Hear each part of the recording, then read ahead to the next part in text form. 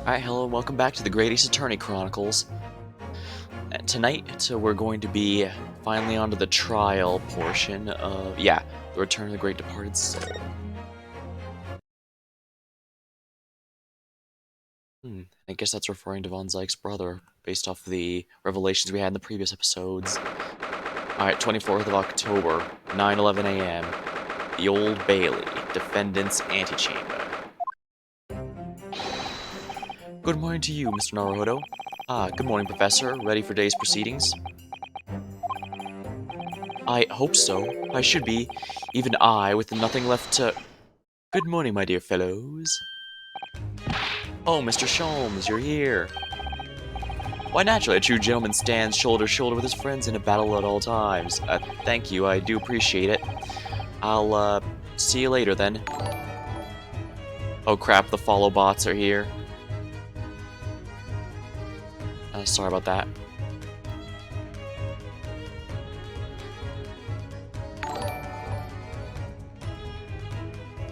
Let's deactivate these here.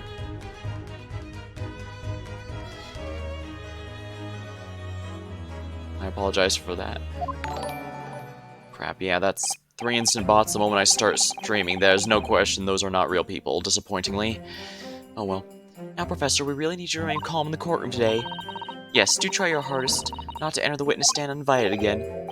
Yes, I will. I realize it was a mistake, but My dear fellows, I must interject. Oh, you're still here, Mr. Sholmes? What's the matter? Surely you've overlooked some praise, have you not? Praise to be cast in my direction. I'm sorry, I don't follow. Must I spell it out? I, the great Sherlock Sholmes, the great detective of worldwide acclamation, arose at some ungodly hour to be here now. First thing in the morning, a miracle, you must agree. Well, if I must agree, then, as you know, my sleep is quite impregnable. Iris had to employ her full gamut of tactics. She pulled the covers off, shook me, poked cheeks, punched me, and kicked me from the bed. And then she poured a boiling cup of her latest experimental blend in my face, and at last I was bestirred. Oh my, Iris has been busy. Iris doesn't have her in her to go that far, she's too nice. I sense the spirit of a little scientist, one who relinquishes the infinite possibilities of blending tea. Hey, I'm the one worthy of praise, you're not Iris, this is my victory. Sorry to cut in. Oh, it's the detective. Inspector Gregson, good morning. Gregson, my dear fellow, why the grim expression of this delightfully early hour? Oh, I don't know, maybe because I've been confronted with a grimmer expression, eh? Oh dear me, are you going to take that insult lying down, Professor? What? I don't know. Poor Professor. Anyway, here's the paperwork you asked for. Paperwork? I took the liberty of requesting it yesterday. I had a feeling it may prove useful. You wouldn't believe the hoops I had to jump through to get this brought out of the archives. It's the professor's autopsy report. The mass murderers who killed 5 members of the aristocracy. He was found guilty in a closed trial 10 years ago now. It was all done under wraps. And he was quickly executed soon after the trial. It's all in here. I don't know what to say. Thank you, Inspector. Yes, much obliged, Gregson. Us lowly lot of the yard are just doing what we can. In the shadow of the great Detective Sholmes, of course. Oh, poor Inspector. Let's see your autopsy report. Condemned prisoner. True name redacted for confidentiality. Death by hang confirmed at midnight, 17th of June. Pseudonym, the Professor.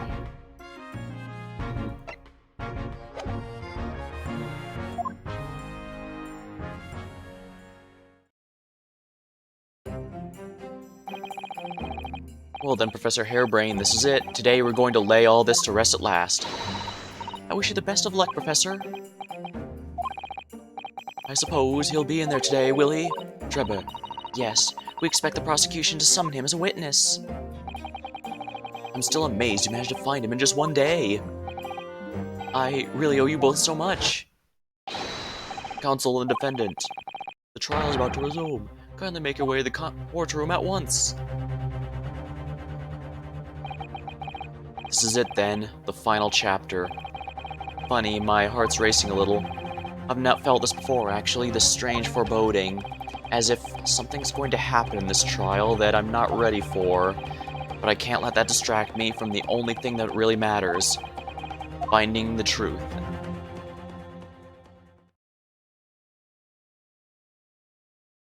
I really do like Sholmes as a character.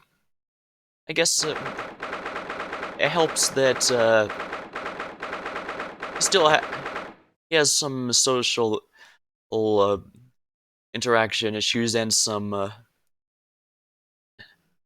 eccentricities as expected, but it is neat that they add him, that he does overthink. He also overthinks things a bit, and we have to help him out to help point him the right way. And the game made it not so subtle that Iris and her father, Dr. Wilson, also did that even before we arrived on scene, and presumably will even after we head back to Japan, whenever that is. So it should be interesting. In the name of Her Majesty the Queen, I hereby declare this court to be in session again. We resume the public hearing of Albert Harebrain, here present, who stands accused of murder. Are the counsels of the prosecution and defense ready to proceed? The prosecution is ready, my lord. The defense is ready, my lord. As promised, Lord Van Zykes has his apprentice with him. His apprentice with memory loss. If I may, Lord Van Zykes. Yes, my lord. There appears to be someone standing at your side. Ah, yes, my apprentice and his assistant. The prosecution believes today's proceedings will see the complexity of this case rise considerably.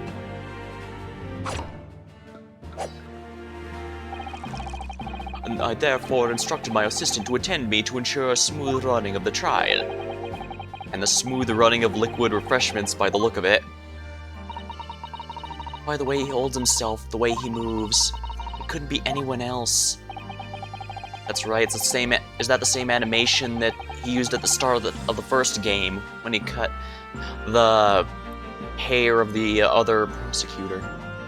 But now he's suffering from amnesia, so there's really nothing we can do at the moment. I know, but this is so very hard. It would appear the prosecution has done a fine job in responding to the demands the court made yesterday. I understand you've successfully secured the engineer who disappeared from the scene of the day in question. Yes, my lord. I intend to call him as a witness shortly. Very good, very good. Now then, ladies and gentlemen of the jury, who have all been chosen at random to represent the will of the people in this courtroom today, are you ready and willing to proceed? Of course. I'm sure we all understand the importance of our civic duty. I do so despise deception and deceit. I find it so very weary. Take a man's life with a conjuring trick. This is against the magician's code, not to mention the law. Any vague scientist should feel the wrath of God, if you ask me. That's an interesting thing for him to say. We have listened to hear what's on both sides of the fence and settle on one. That's it, isn't it? Wasn't like this, Marty. Wasn't like this at all. If all parties are ready to proceed, you may begin, Lord Van Zykes. Before I do, my lord, there is a report I must read to the court. Yesterday, at the Great Exhibition Grounds, the evidence of primary importance in this case, the super high-voltage instantaneous kinesis machine, was installed on the experimenting stage. It was deliberately destroyed in an explosion affected by an unknown person or persons. It was what? An explosion? This is outrage!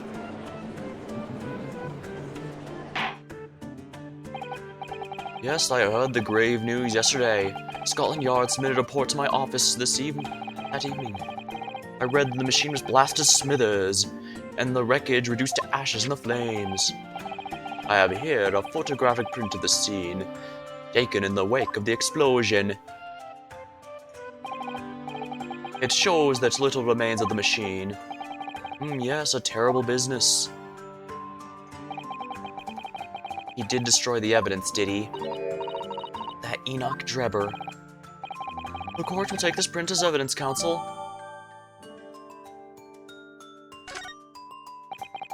Late yesterday afternoon, the prosecution afforded to the machine by the Special Suspension of the Scientific Equipment Act was revoked. However, before a thorough investigation could begin, the invention was obliterated from existence. As such, this will become a very different trial.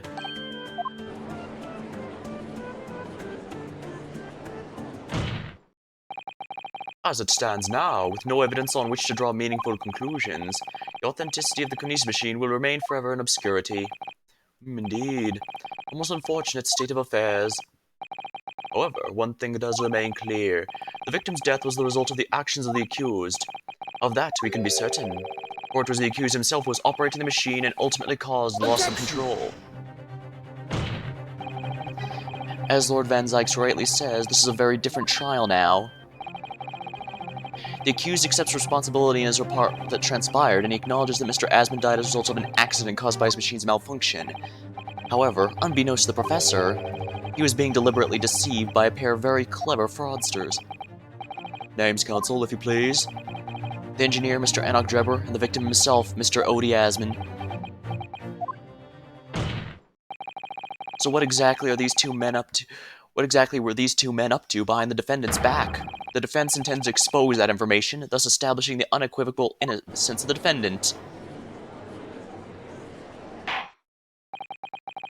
Thank you, counsels. The position of the prosecution and defense have been clearly stated.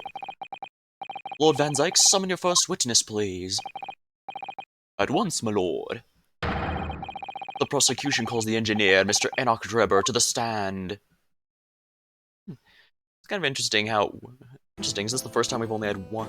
No, we've had a few times where it was only one witness at a time, but usually it's multiple. But I do like that they now have the option to have multiple at a time, based on whatever the writing requires. State your name and occupation for the court. Name, Enoch Drebber. Occupation. Hard to pin down, I would say. The black monocle. I just feel as though I've seen that somewhere before. Oh, too. Exact same feeling myself. Your file indicates that you are currently being investigated in connection with another case. The theft of a Waxwork Model, is it? A most extraordinary sounding business. But that has no bearing on this trial, I assure you. Cleave it from your mind. You're familiar with the public experiment carried out at the Great Exhibition some days ago. The accused super high voltage instantaneous kinesis demonstration. Yes, you could say that. I am aware of it. There was a terrible accident, wasn't there? It was you, Mr. Drebber, who constructed the vast machine into use in the experiment. So our investigations indicate. Can you confirm your involvement? Yes, I constructed it, in precise accordance with the blueprints, but that is all. Then the court would be very interested to hear your thoughts on the machine, I am sure.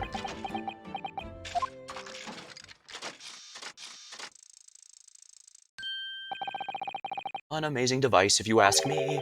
The pinnacle of modern science, making instantaneous kinesis a reality at last. Good gracious.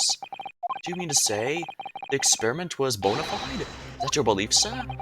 Yes, that is very much my belief. Such a waste that it blew up.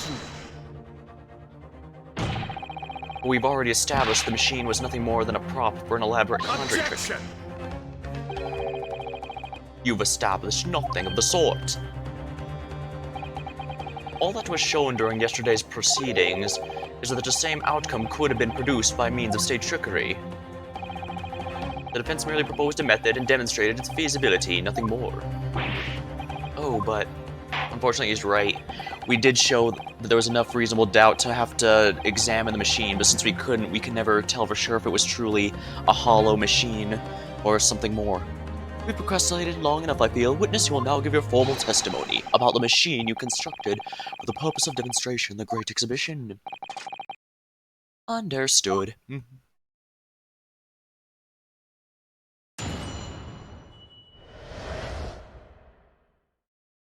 Kinesis machine. I met the young professor approximately 1 year ago through Mr. Asmund's introduction. He provided me with the blueprints and I constructed the machine to his precise specifications. It was no trick. If the whole show was a fraud, it would have required a body double. And tell me, did the victim have a twin? All the spectators saw a birdcage appear over their heads and crash headfirst to Crystal Tower. A terrible accident, I grant you. Perhaps the science of which the machine was built was flawed somehow.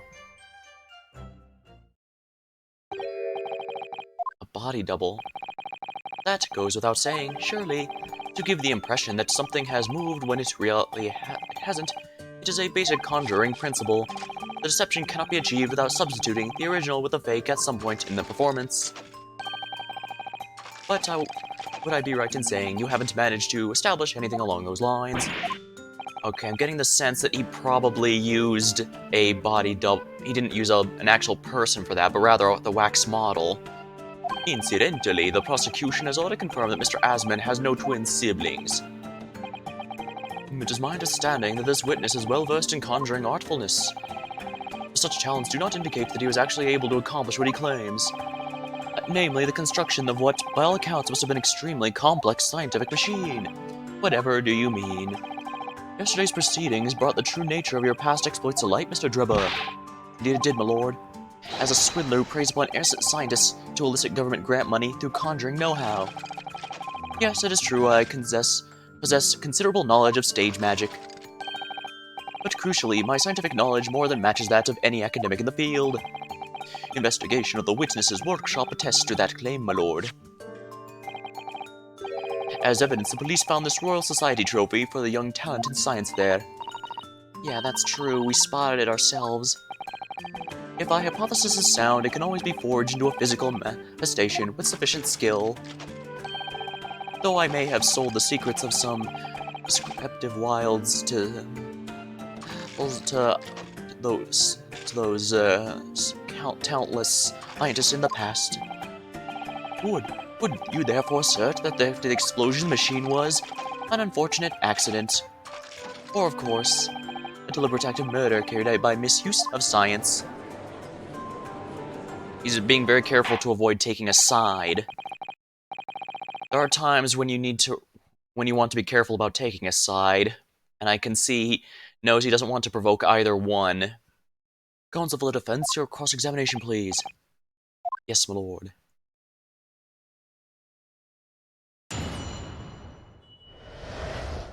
Kinesis machine. I met the young professor approximately 1 year ago through Mr. Asman's introduction. So you were already acquainted with Mr. Asman himself? Oh, not really. By chance I've seen his name mentioned in the papers here and there, that is all. But I had no interest in his private affairs. If he was an unscrupulous investor, it was no concern of mine. As long as people pay their bills, I take up the tools and construct what they ask for. So why did Mr. Asman approach you in particular, then? Who can say? I presume because my name is associated with excellence in engineering. Not to mention excellence in fraud.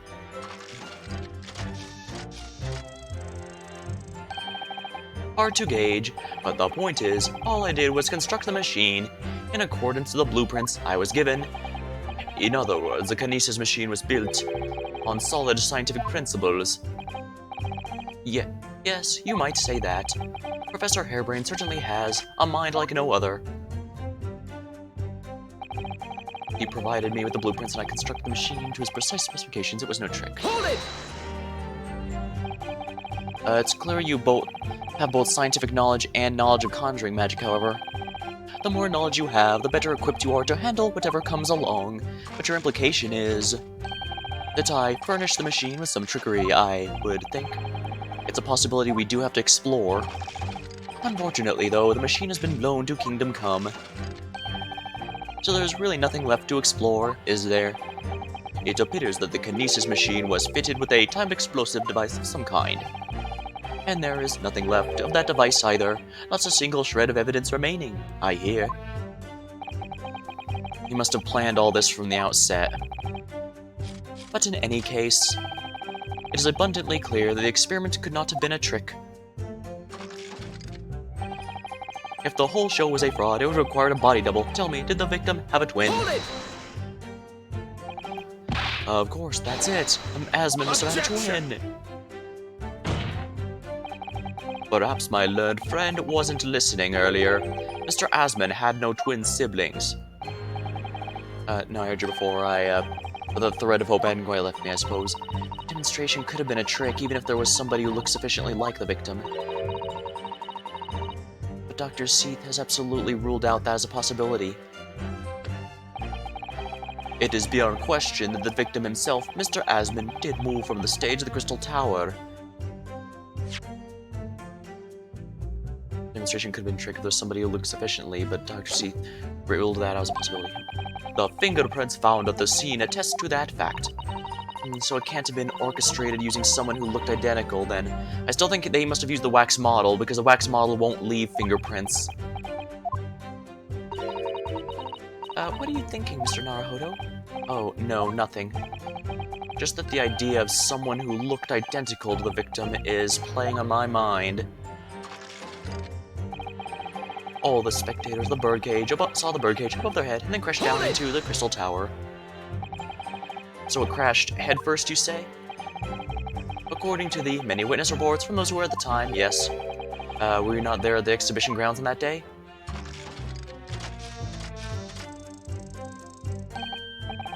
Unlikely. I rarely leave my workshop. Yet another of your unique inventions was found at the scene, however.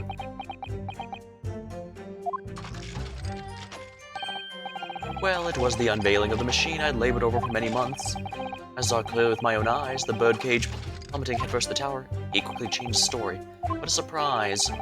I believe the victim's neck was broken from headlong fall, wasn't it? How would you have come by that information? Even an infernal recluse like me reads the newspapers, you know. According to the reports, 2 injuries were apparent on the victim's body. Yes, he'd been stabbed in the chest by a screwdriver believed to belong to the defendant. He had broken vertebrae as a result from the fall from a considerable height. Correct, my learned friend has been doing his research, it seems. Do we know which injury was the fatal one? Sadly not. Forensic science is not yet at the level where such things can be determined.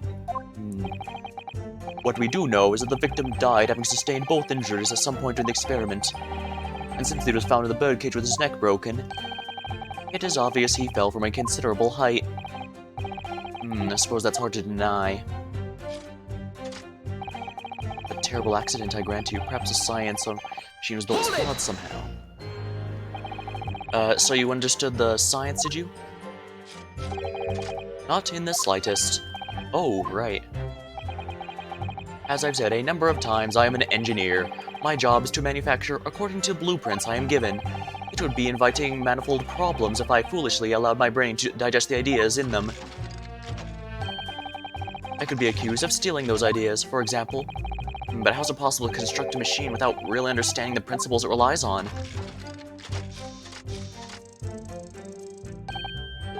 Well, you're practicing law without really understanding the principles it relies on, aren't you? Ooh, burn.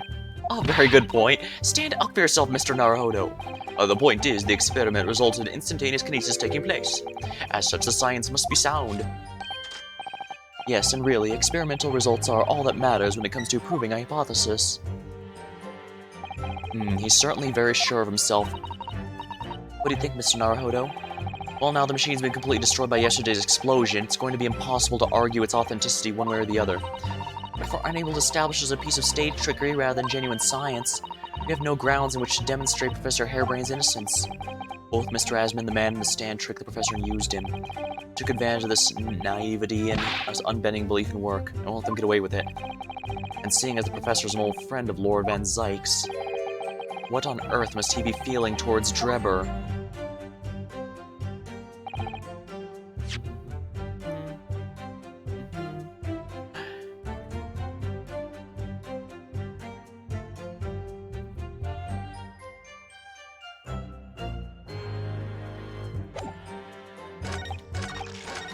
Alright, so I'm seeing 2 obvious ways here. I could try and show him, try and prove that the Waxwork Model he stole was used here, but the thing is, this only says, does he have a twin? And there's no contradiction in that, we know that's for sure. Spectres above the crash head first. I think this might actually be the more promising lead, because as you can see... Yeah, it crashed down, causing damage to its base, meaning it had to land here first. So let's get the bird cage. Show him the bird cage. Objection! Ah, I knew that was the right one to go with. We've examined the bird cage that crashed in the Crystal Tower ourselves. As you can see, The cage, which is a wooden construction, has sustained damage in one particular spot. Following the explosion, it fell some 30 feet in the blast of the crystal tower. That level of damage is to be expected, surely. I agree. The damage itself is entirely understandable. What doesn't make sense is the location of that damage. All the breakages in the wood are at the base of the birdcage, not the top. What are you saying? That's the opposite of where they should be. That's right, my lord. And the birdcage was at the scene was damaged at its base. So we have reports of the birdcage falling headlong into the crystal tower, yet the damage is at the bottom. The only way to reconcile these two facts is to accept there were two bird cages in play that day, which at some point were switched. Switched during what wasn't a scientific experiment at all, but an elaborate piece of stage trickery. Good gracious, explain yourself, witness. Well, if we examine the facts, there's only one logical conclusion we can draw. The damage on the base of the birdcage clearly indicates it crashed tail first the tower. But multiple witness reports claim it fell head first. The birdcage materialized in the sky next to a balloon flying over the stage following a spontaneous explosion. And at an altitude some 60 feet above ground level, which is approximately 18 meters. It then proceeded to fall some 30 feet in the crystal tower in the ensuing deflagration. Witness reports amid such chaos are notoriously unreliable. But the victim's neck was broken. He plummeted 30 feet inside a heavy wooden cage. However he fell, it would be unsurprising to find one or two of his vertebrae crushed.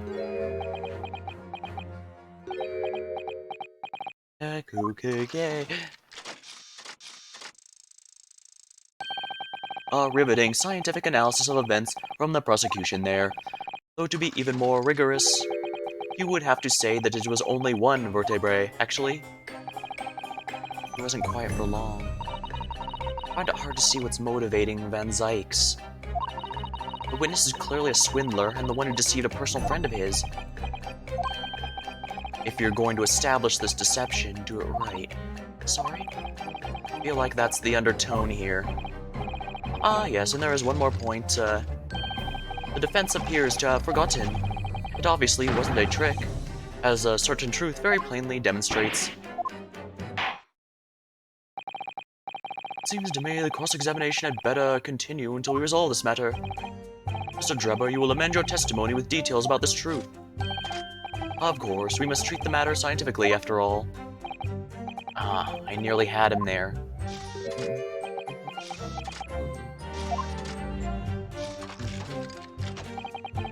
The kinesis clearly took place because there's nowhere else 30 feet high for the birdcage to have fallen from. Hold it! What do you mean by that exactly? Well, before the demonstration began, the victim was alive on stage in front of the audience. Yeah, there were a lot of witnesses who saw Mr. Asma on the experimentation stage, that's for sure. And the victim's neck was broken as a result of impact following a fall. Logically, therefore, the victim must have fallen from somewhere. The balloon that exploded was at an altitude of 60 feet. The point of impact of the tower was 30 feet up. The difference of 30 feet is therefore the total distance the birdcage fell. And there is no other location from which this cage would have fallen that distance if it didn't drop out of the sky. Ergo, the victim himself must have been beamed from the stage in the sky above the crystal tower. A trick on scientific analysis. Dear me, every time I hear it explained, it sounds increasingly plausible. Oh yes, it's all very well thought out. Certainly all the spectators that day saw it. Birdcage plummeting 30 feet through the air, I mean. Irritatingly, yes.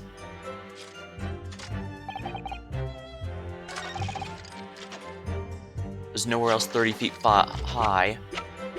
Actually, the metal floor has been blown open.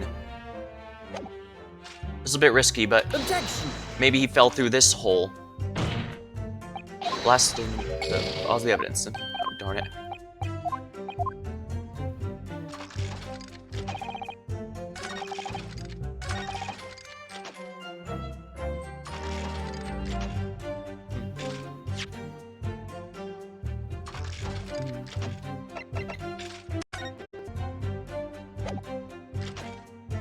yeah, falling from the stage to the ground there is about, let's use the magnifying glass to measure it. Yeah, that looks, yeah, it looks like it could be about 30 feet, but what am I supposed to present to prove that?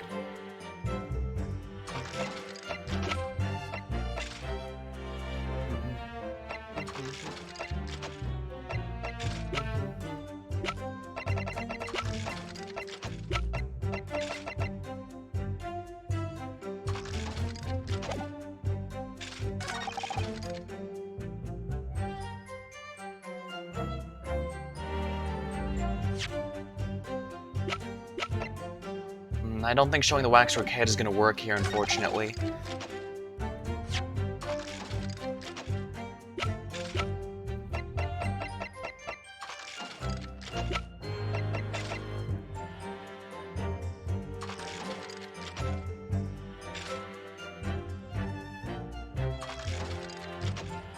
But does anything say it was on the third... do I have anything that says that the thing was 30 feet high? Experiment sketch diagram. I think this is it, but I'm gonna get a penalty, I think, because this isn't specific enough, I don't think. Let me try and figure this out. Can't be getting too many penalties this early.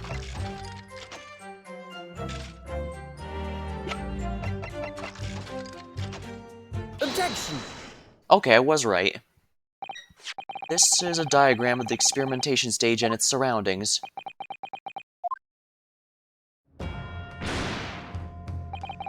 Now, we know that somehow the birdcage appeared in midair before falling down the crystal tower. A fall of about 30 feet, or 9 meters. However, if you examine the diagram carefully, you'll see that there is one other possible location which the birdcage could have fallen. The same distance of 30 feet. No. Yeah, he knows where I'm going with this. I do like that they've made an effort to have, just make it clear Von Zyke is kind of following along with us for most of this.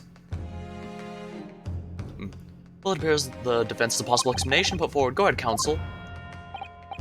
Yes, my lord. Of course. You will indicate the place to which you are referring on the same diagram. The alternative location which the birdcage could possibly have fallen the requisite 30 feet. Take that! The place I'm referring to is here. But that's where the birdcage should have been to begin with. Which is exactly the point, my lord. Yes, the birdcage was on the machine and the stage. But what we must also consider is the height of the stage itself. Go on, counsel. It turns out the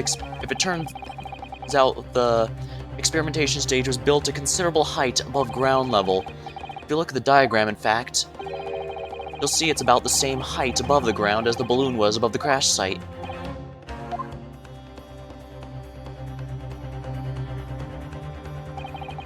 When the experiment got underway, the machine and the birdcage were engulfed in steam.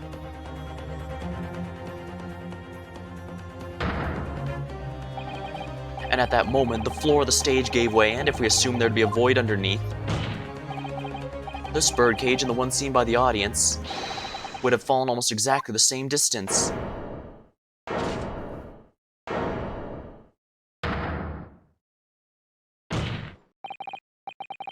Once again, my lord, all this points to the fact that there was not one birdcage, but two. Objection! My learned friend has no evidence the stage has such a contrivance in the design. Someone is responsible for the criminal destruction of the kinesis machine itself, that's true. However, the stage still stands. And take a moment to look at the photographic print of the scene following yesterday's explosion. Oh goodness, the metal grill that formed the floor of the machine is undone. Yes, most likely blown open by the force of the explosion that destroyed the rest of the machine. The defense calls the space below the stage to be investigated immediately.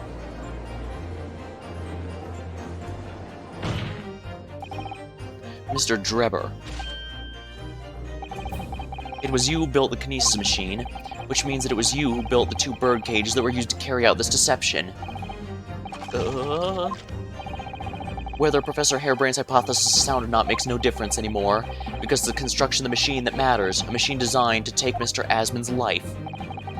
and lay the blame firmly on the professor's door, something could only have been carried out by you, Mr. Enoch Drebber. Ooh-ah. Objection!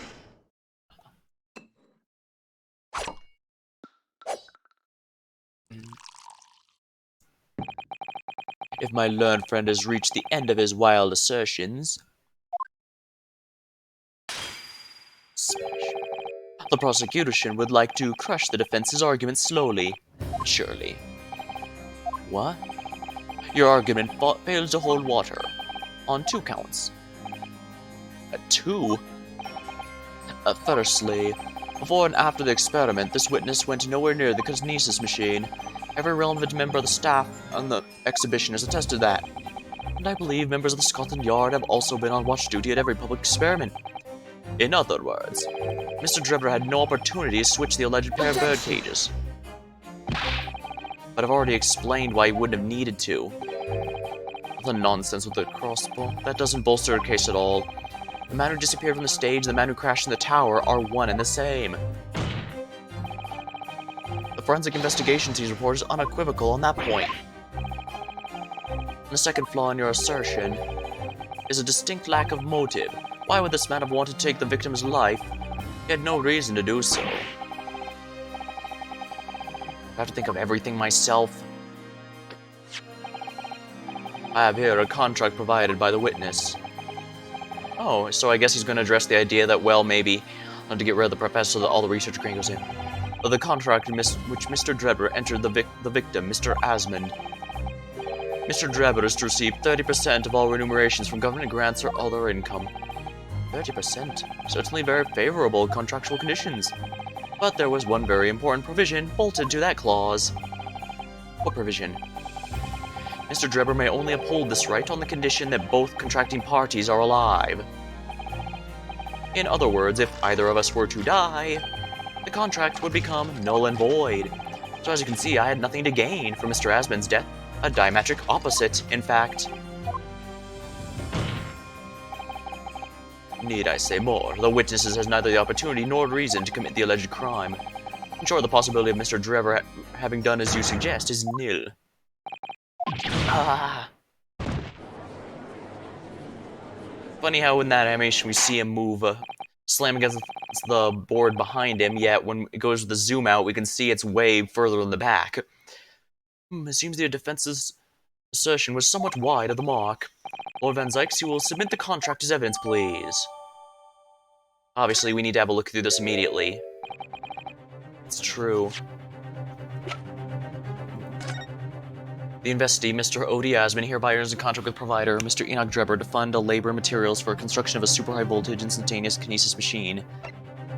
Drebber is to receive 30% of all remunerations from the grants or income. Member Drebber may only uphold this right on the condition that both contracting parties are alive.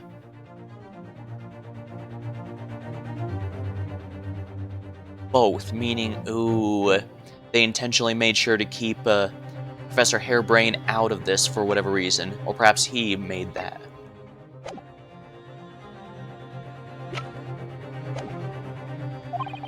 And that's true. If Drebber had no opportunity to switch the bird cage into the stage and run the Crystal Tower, he couldn't have done it. And in any case, I have no idea what his motive might have been.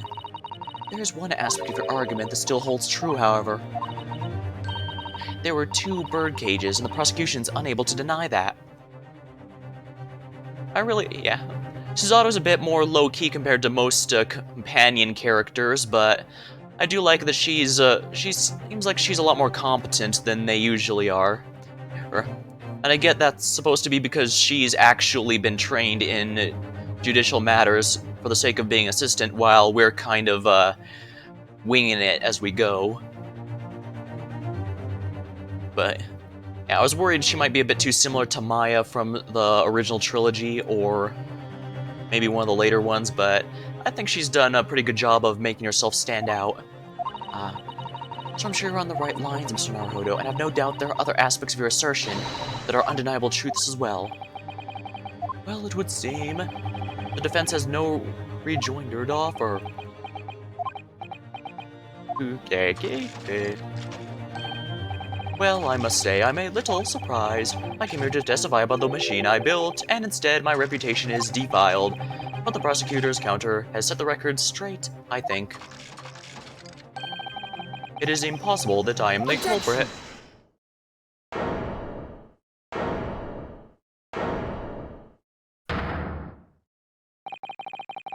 At the beginning of this trial, we believed that there was only one birdcage, yet we know now there must have been two. In other words, there was more to the demonstration than we realized at first. I think it's abundantly clear. The same applies to the culprit. Get to the point. The stage demonstration was constructed and set up in its entirely by you, Mr. Dribber. Therefore, it's inconceivable that you had no hand in the events that transpired. So if the circumstances mean that it's impossible you could have carried out the crime yourself, it points to the fact that someone else was involved. Someone else? Counsel, are you suggesting? Yes, my lord. Mr. Dribber had an accomplice. An accomplice now? Well then, I presume you're prepared for what's to come. Now that you're accusing not only the witness, but someone else of most serious of crimes. If these accusations try to be false, then make no mistake. The prosecution will demand an equally serious punishment for slander. Well, counsel, do you intend to pursue this course and formally accuse another party of involvement in this matter? What do I do here? At the moment, this is a little more than a hunch on my part. I don't know for sure if Dribber had an accomplice or if he really is the culprit here. One way or another, though, I have to make my position clear, as a lawyer. So what's my stance going to be? Did Dribber have an accomplice, or not?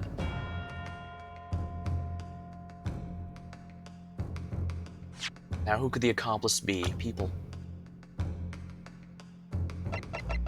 Now, the first thing that comes to mind is that him and Odie Asman were in the same boat trying to do something, but their deal went awry or something.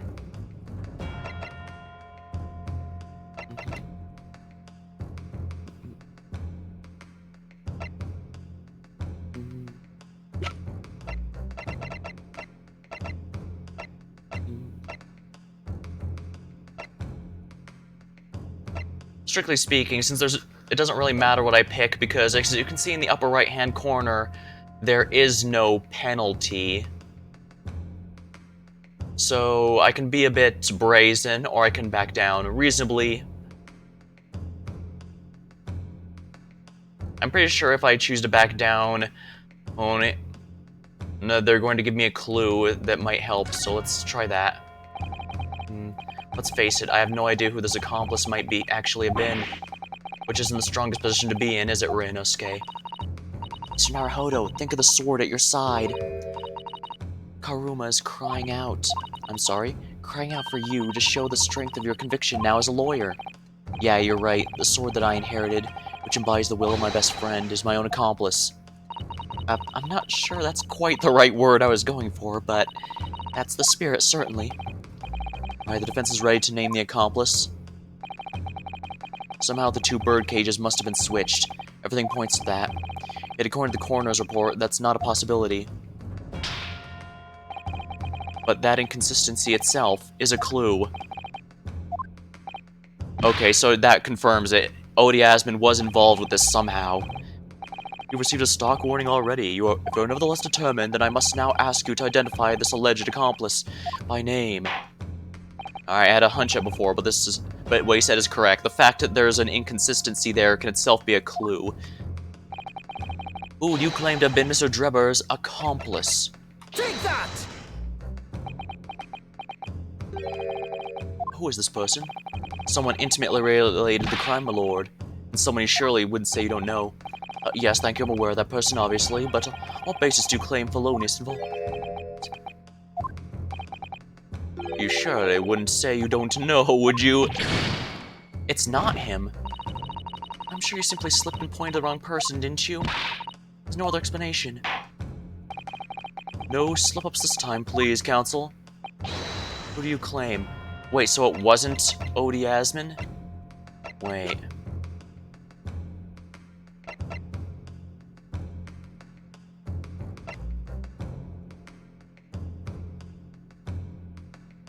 Right.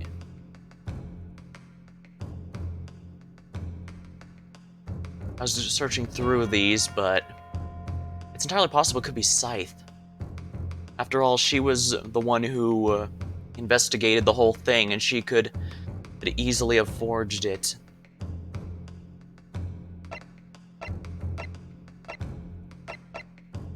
Could she be his older sister the whole time?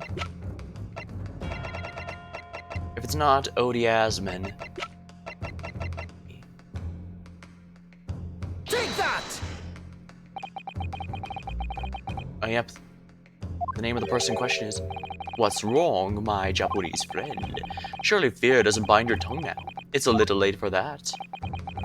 Of course I'm afraid. After all, naming her in this capacity is definitely going to make waves. A lot of waves. I could very well even turn every single person in this courtroom against me. I'm sure it'll be alright, Mr. Naruhodo. Thank you, Miss Susato. I can't believe I figured that entirely because I accidentally hovered the mouse over her while searching through the list. But yeah, if there's... The person... I didn't think about that until... Well, I was forced to. Dang! The enemy always appears larger than life, but you'll appear exactly the same to the enemy. Alright, then here goes. You've kept us waiting long enough. Your answer, Counsel. Now. The person who colluded with Mr. Drebber in order to carry out this wicked crime. Scotland Yard's coroner. Dr. Courtney Scythe. What the blazes are you talking about, Dr. Scythe? The head of the forensic investigation team and the coroner who conducted the autopsy on the victim?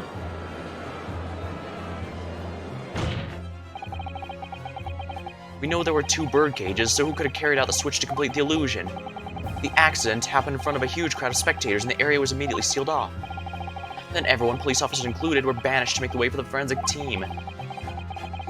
When else could the switch have occurred? It can only have been in that team's presence. Ooh, his reaction means I'm onto something. It is essential the court determines exactly what happened following the incident. The defense demands Dr. Scythe be summoned to the witness stand immediately.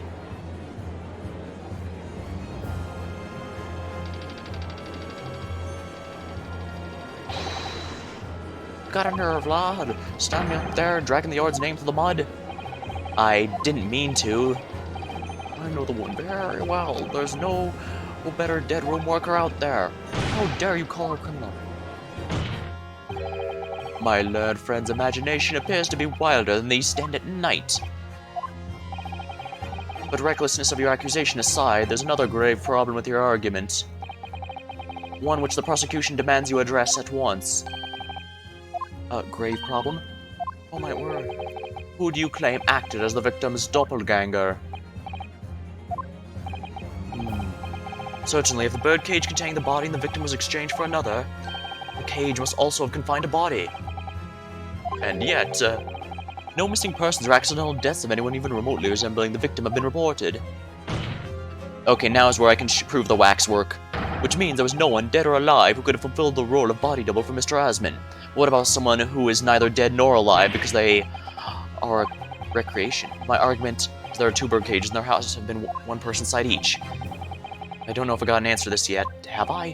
What can I do to reveal about this body double stunt? It was achieved. Present evidence. Very well. The defense will address my learned friend's concerns by presenting evidence that reveals the true nature of Mr. Asman's body double. Oh, good gracious. I could probably have called Madame Two Spells as just someone who could prove it, since she's good at handling stuff. I hope this isn't filibustering, counsel. The court is expecting name. If you think you have relevant evidence, present it now. The body double and the birdcage were hiding inside the balloon that was floating above the stage, which means that any witnesses would only have seen them from 60 feet away. So who was it that appeared out of the explosion, 18 meters above the spectators? Aha! Exactly, this explains why he had to perform that thievery. The body double inside the speck and birdcage was... Take that! The waxwork head. We know that the victim, Mr. Asman, was in the birdcage that was situated in the kinesis machine on the stage, and therefore he couldn't have been inside the second birdcage. Instead, that contains something else. What's been described as a body double, which is what fell from the sky and crashed in the crystal tower. Yes, counsel, according to your somewhat elaborate version of events. And that body double inside the second birdcage was, in fact... Is that alright, Mr. Naruhodo? You're ready for this. Just steel yourself, and come out with it. Thank you, Miss Susato.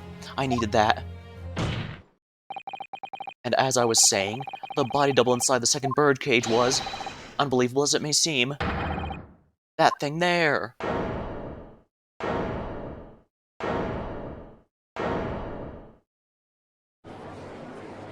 The Waxwork body double. Objection!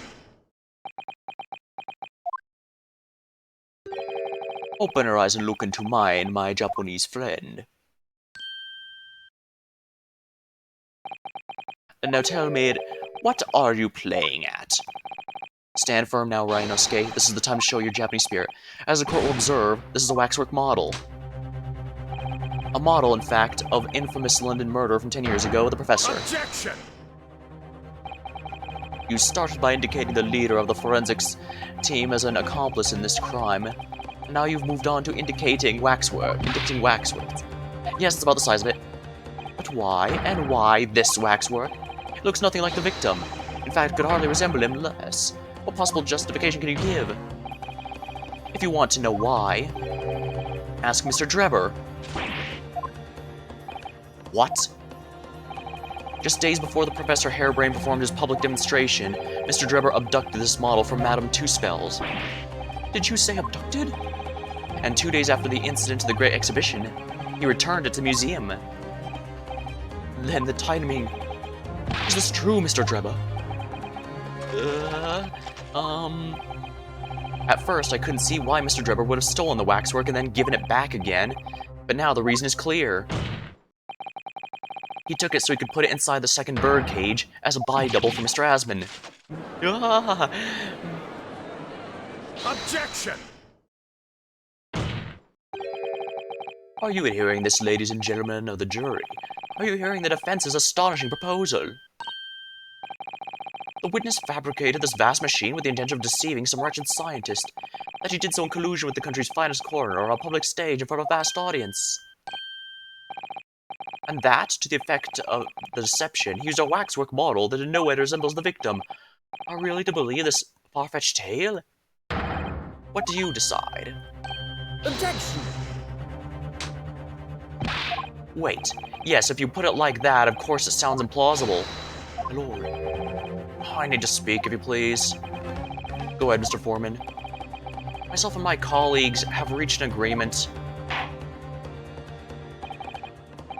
Very good in that case. Ladies and gentlemen of the jury, you will state your leanings for the court to hear now. Guilty! Guilty!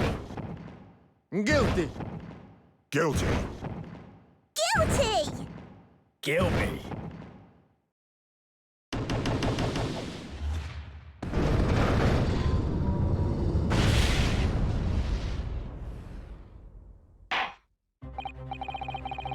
So as to come out by the foreman, the jury's reached consensus. I knew that was going to happen. We shall get through this, Mr. Naruhodo, as we always do. And uncover some new truths along the way, I'm quite sure. Yes, I agree. I'm going to have to appeal to the jurors as usual and see if I can persuade them to change their minds. The defense will now embark on a summation examination. Are you and your fellows ready to proceed, Mr. Foreman? We are, my lord. Very well, in that case, I ask you now to state clearly for all present to hear the grounds on which each of you has decided the defendant's guilty of the crime in which he's charged. Judicial findings. The jurors' contentions. I've known the woman for years. She'd never be an accomplice to anything. It's utter nonsense to think those two would ever be conniving with one another. Oh dear, this is most troubling. But surely the Waxwork man stole has nothing to do with the coroner, is it?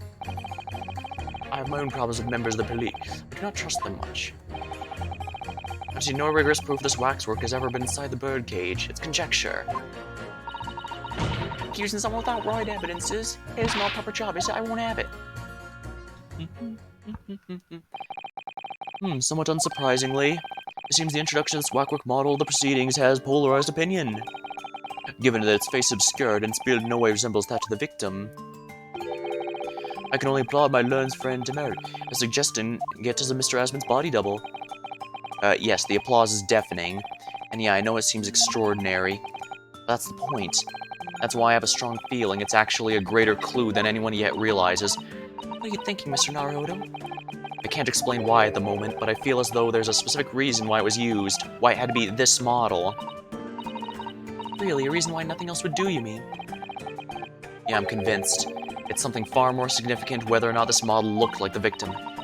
Well, if that's the case, we must prevent the trial from ending prematurely at all costs. Yes, agreed. I have to find a way out of this. If you are ready, Counsel, you may proceed with the Summation Examination.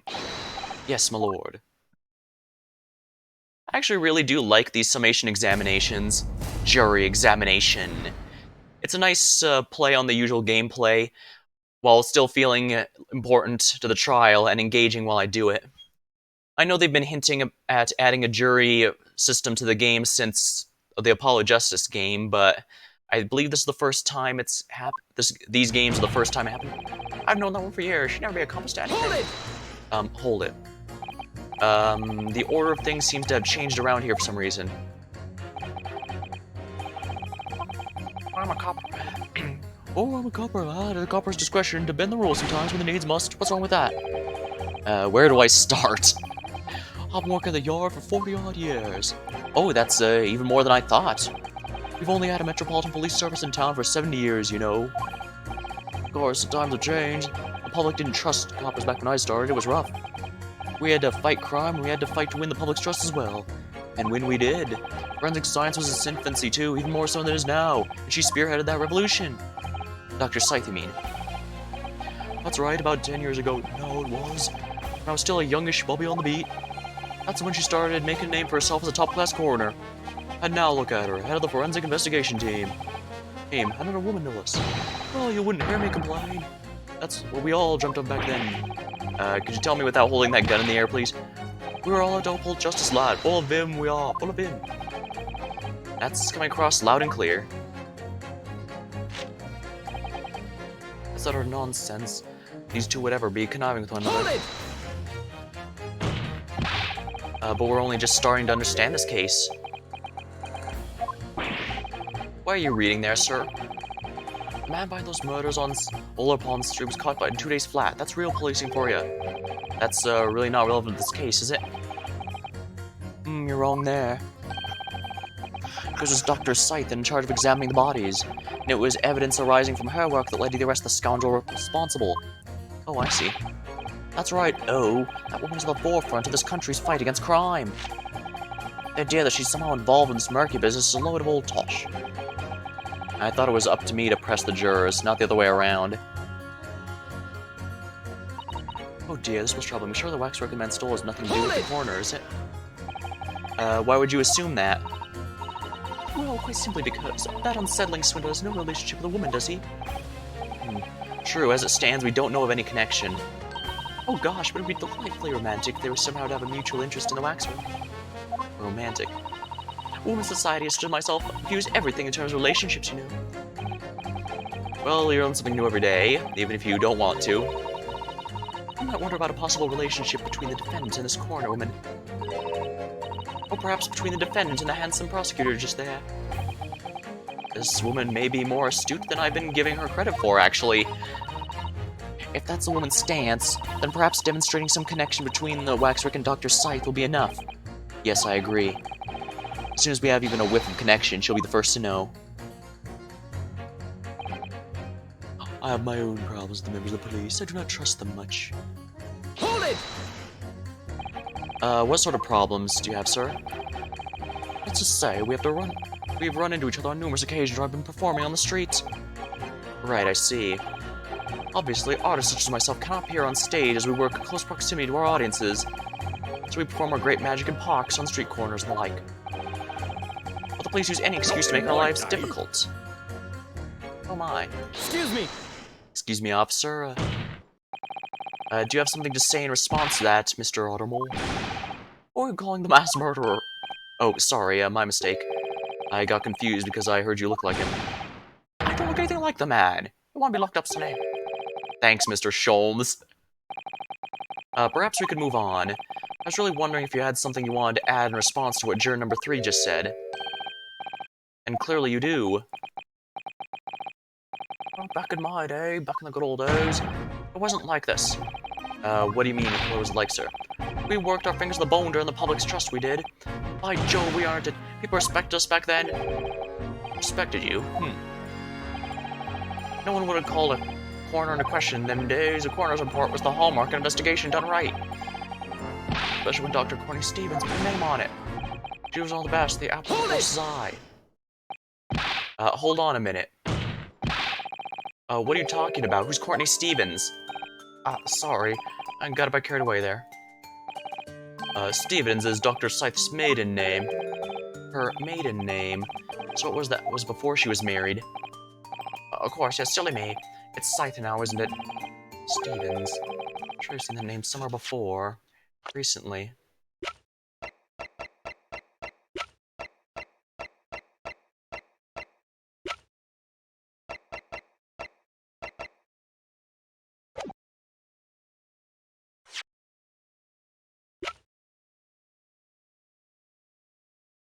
Let's check here.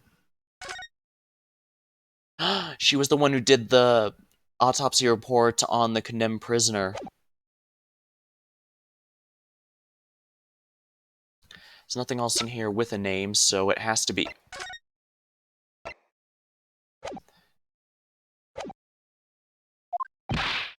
Anyway, the point is, those were the great days of policing, not like now. I'm sorry to interrupt, sir, but do you think you could change your statement to include a name? Well, yes, I don't see why not. She was Courtney Stevens back when I knew of her, a legendary coroner even then.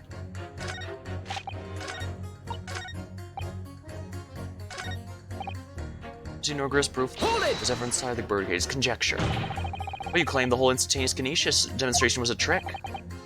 That I did, but there's more than one way to pull a rabbit out of a hat, isn't there? I'm sorry. I grant you, given this cage appeared from amidst an explosion, there'd have been no need to use a real person. If a waxwork had been used, the culprit could at least have had the decency to make it look like the victim. I'm not sure exactly how much criminals are governed by decency. Well, the point is, if you're going to make a claim about that waxwork being inside the birdcage, you need to give us some evidence. Without that, it's just not science. I suppose we should expect nothing less than a logical argument from a fellow of the Royal Society. Perhaps that means his mind can be changed if we manage to present suitable evidence. Evidence that Professor Waxwork was inside that birdcage. Can I produce that or not? Well, I can state quite categorically, sir, we have no such evidence at the present time. Not much was abundantly clear before the brassy proclamation, I assure you. And you can count on the fact I shan't be changing my leaning. Oh dear, that proclamation was even brassier than yours, Mr. Naruto. If only we had some evidence, things might be different, though. Accusing someone without witnesses. Well, I've got to ask, why have you brought that corn to court with you? Arnold called. He's been growing back on the farm. Picked him off on my way to town. He's a proper nibbler, he is. Yeah, the nibbling seems to be taking quite a while. Maybe we could wait till after the trial? Ooh, I don't like the sound of that. You need kernels at times like these. Whenever I have something big to decide, the kernels always point me in the right direction, see? Oh, you're talking about your cob of corn. Nibble, nibble, guilty. Nibble, nibble, not guilty. Out. Guilty, bobble. Not guilty, out.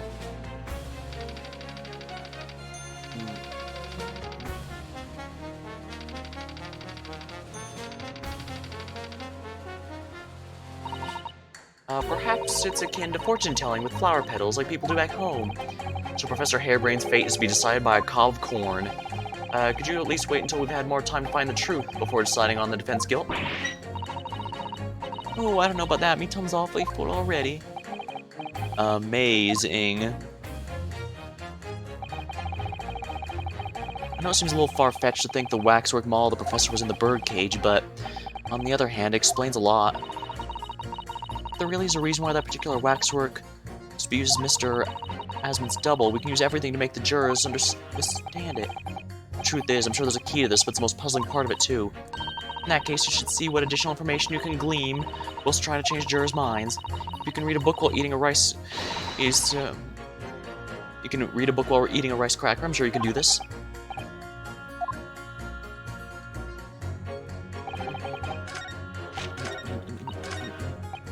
Hold it!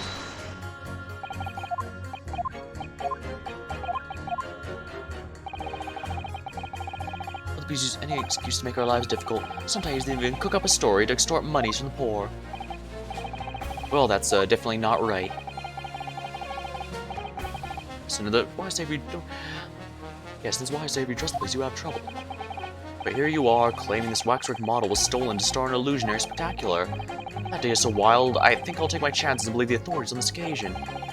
So this is how the public at large views Scotland Yard, is it? Our own police force in Tokyo is not even 20 years old yet, is it? Perhaps we should view what's happening here in London as a measure of what may happen at home. Yeah, like a Scotland Yard stick. I wonder how policemen feel listening to the way this juror speaks about the force. I'm sure he'd have a word or two to say in response. Hold it! Oh yeah, we do have evidence. We have the piece of the crystal tower that was in the... Actually, I have something I'd like you to see, sir. Oh. I must warn you that I firmly believe it's only wise to trust men in white coats. I mean, aren't you wearing a black one right now? So given your jet black outfit, I don't mind admitting to a sense of trepidation here. So you don't trust anyone in black? Looking in the mirror must be very trying. Yeah, he pointed out precisely what I did. I do have some evidence that proves a waxwork was inside that birdcage, namely, a piece of broken glass. What's that? Piece of glass? Oh, it's unusually thick for glass. Yes, it's a piece of broken glass we found inside the jacket on the waxwork. As you say, it's not ordinary glass, though. It's very thick, clearly made for extra strength. Much like the special glass developed for the construction of the Crystal Tower. The Crystal Tower... Holy smoke! Exactly. The centerpiece of the Great Exhibition, where the very incident we're talking about took place. On the day in question, the birdcage fell from above and smashed through a window of special glass. From whence a small piece originated? Is that it? Precisely. So, what do you say? Now the clear evidence supports the assertion that's been placed before you. Well, as I said, I only trust men in white coats as a rule. However, when the reasoning is sound, it's fair to say color shouldn't come into it. In light of what you showed me here, yes, I feel obliged to change my position on the matter. In that case, juror number 4, you will amend your statement now, please. The presence of the glass leaves me a little doubt the waxwork was indeed inside the birdcage.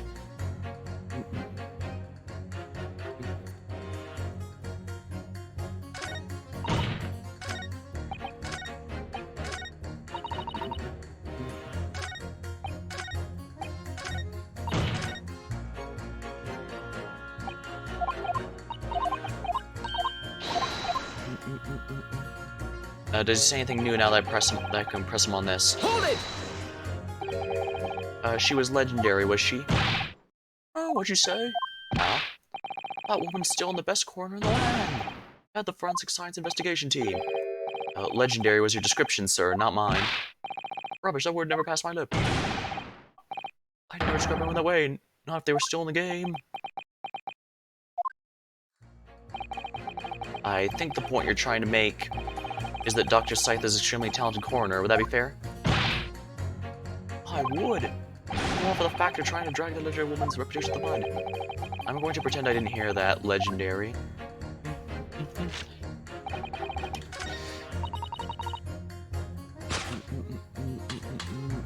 Objection! Oh, how is that not connected? Those two statements are fundamentally at odds with one another. Well, Mr. Foreman? There's to be a new Sherlock Holmes adventure published 6 months, by the looks. My lord, the foreman of the jury isn't listening. Is that so? Well, I shall have to reserve myself a copy of the local news case. Miss Susato, no one's listening to what I'm saying. Perhaps that would be a good opportunity to have a rethink then, Mr. Naruto. Fear not, my learned friend. I heard every sorry word. Sounds like I'm on the wrong track here. I better think again.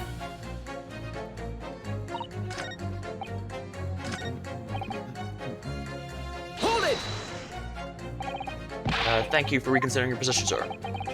Your words are misplaced, boy. My opinion is governed by logic and science and nothing else. Yes, science is where you should direct your words of gratitude.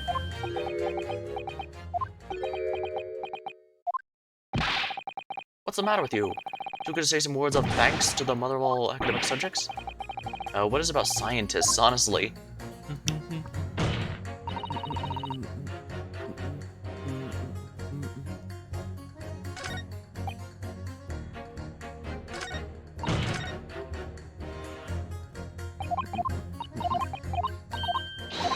I can't be experimenting with this too much.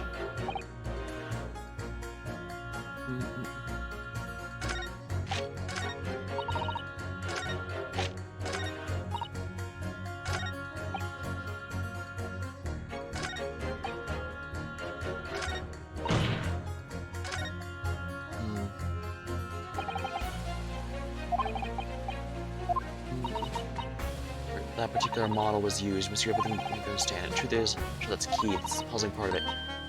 I can see what additional ratio you can glean.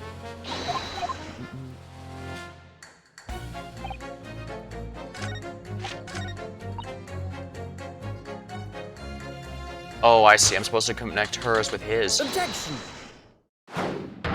Those two statements clearly contradict each other. Good gracious. Whose statements do you refer, counsel?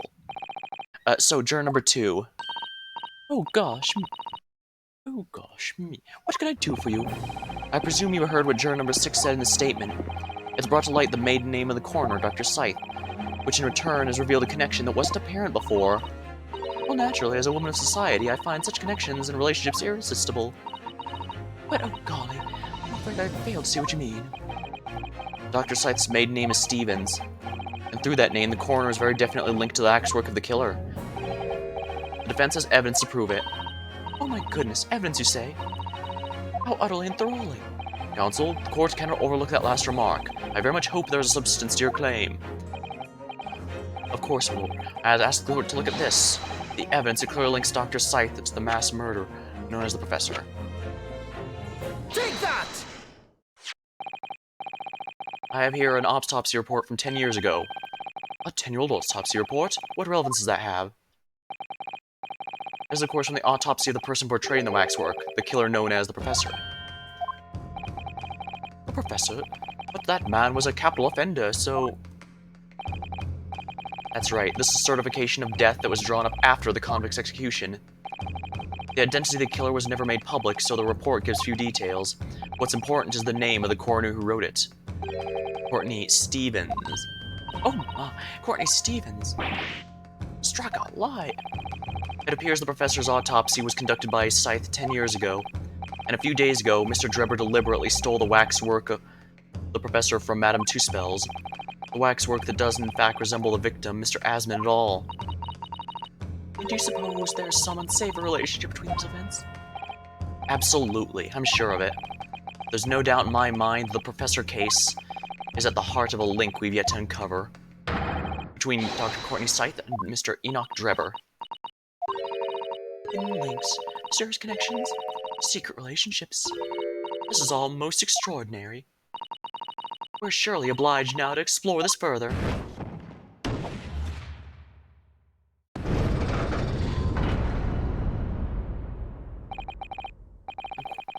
Quite right, we can't. This trial come to an end now. Not while this cloud of suspicion hanging over the yard's best coroner. It wasn't like this in my day, but we're here to uphold justice in the end.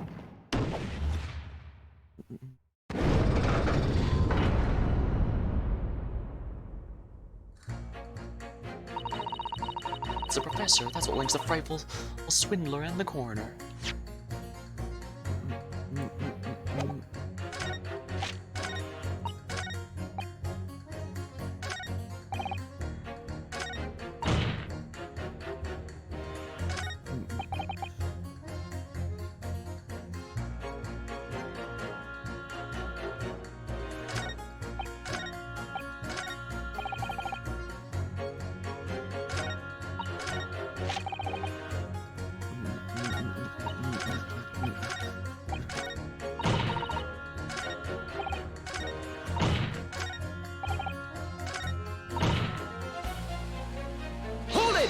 What does this one say again?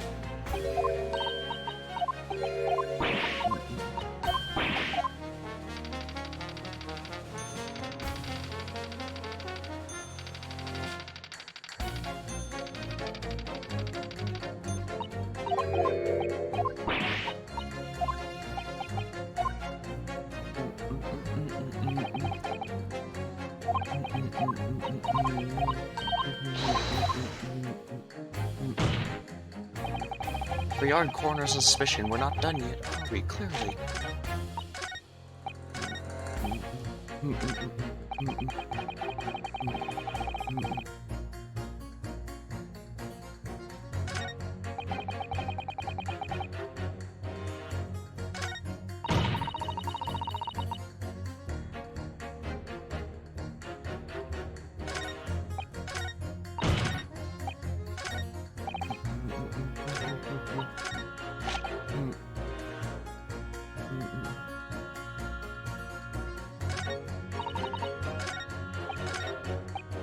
The fact he changed this means I have to use it, but the question is who do I put against?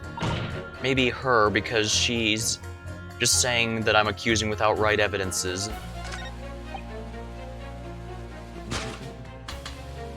Objection! Alright. These two statements clearly contradict each other.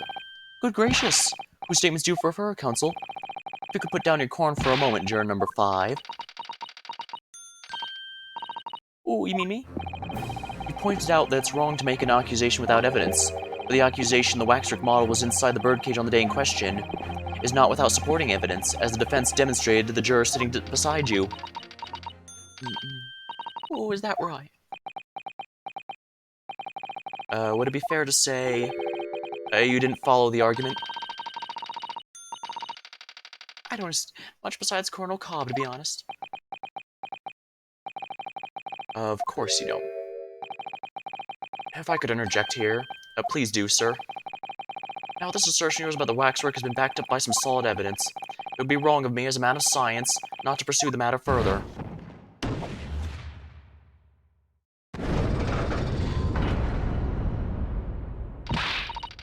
Oh, well, me too then.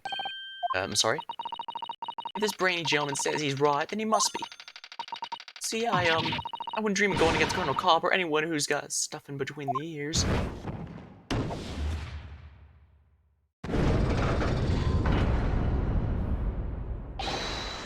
Success, if you can call it that. Thank you, counsel, that will do. As a result of the summation examination, the jury's overall leaning has changed. 2 jurors call guilty against 4 who call not guilty. Accordingly, the court has failed to reach a consensus this time, and the trial must continue. We did it. Oh, well done, Mr. Naruhodo. Another wonderful victory.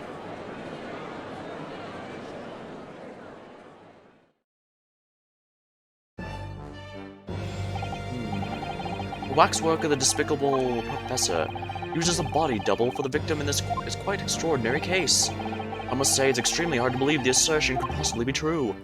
However, it would appear that it does at least warrant further investigation. It's a Waxworker, the professor that links Mr. Drebber and Dr. Scythe, and I'm convinced that there's a special significance to that link. I don't know what your open approval, but I really don't. The truth, sir, by using evidence and testimony. If the court is to delve deeper into the alleged involvement of the Waxwork of this case, then the prosecution calls for the owner of the model to be summoned as a witness. The owner? Madame Tuspels. I really thought that Von Zykes would object to this whole line of inquiry.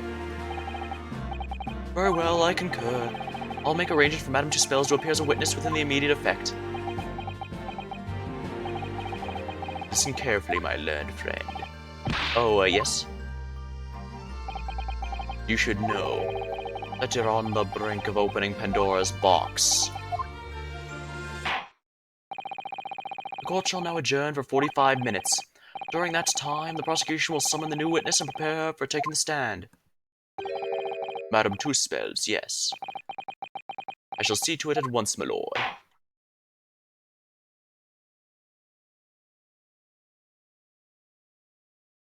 To be continued.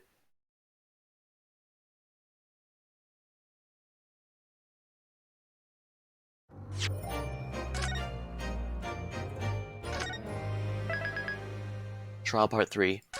I'm going to continue in a moment, but I'm going to grab a drink of water so that I can keep hydrated here. Vian is a lot of talking.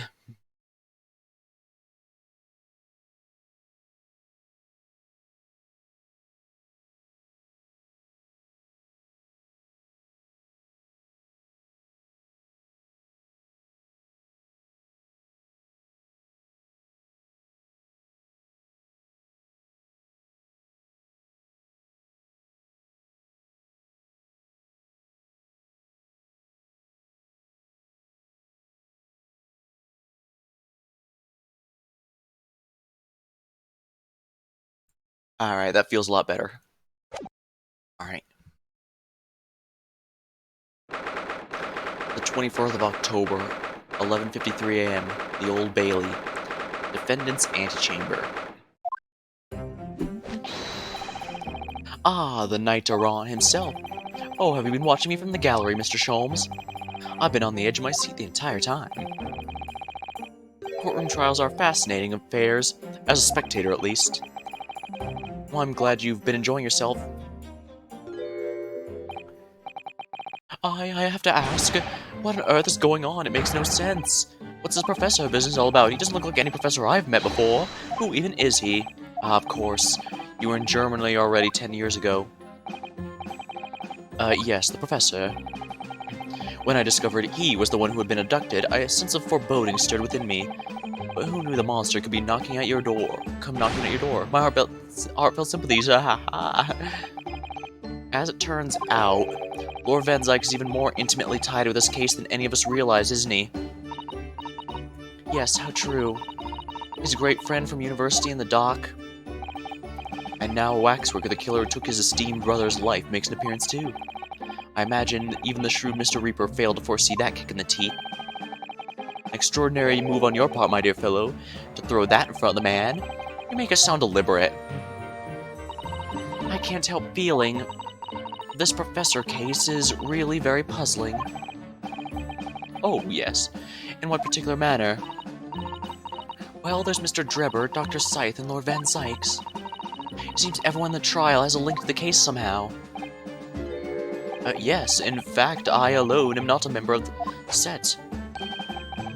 Though that leaves me as an empty set, all alone with no intersection to any other.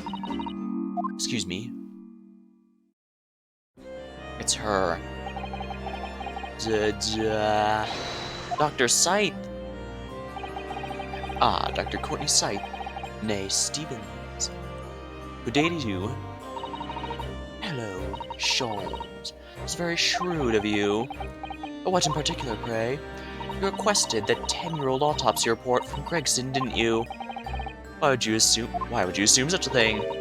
Because Gregson told me. To think it's been 10 years. 10 years in the laboratory, wielding my scalpel. I smell of nothing but corpses and disinfectant. A policeman on the jury had a lot to say about you as it happens, Dr. Scythe, and I've accused you of being complicit in what happened. I'm hoping you'll take the stand and tell the truth about what really happened.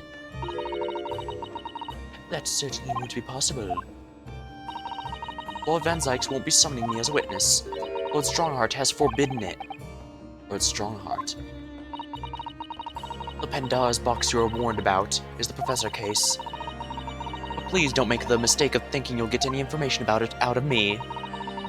But attempting to hide from the truth, that's cowardice. I've always fought crime in a way I see fit.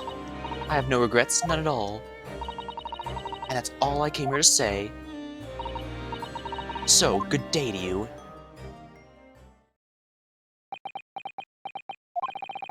She mentioned it too, this Pandora's box.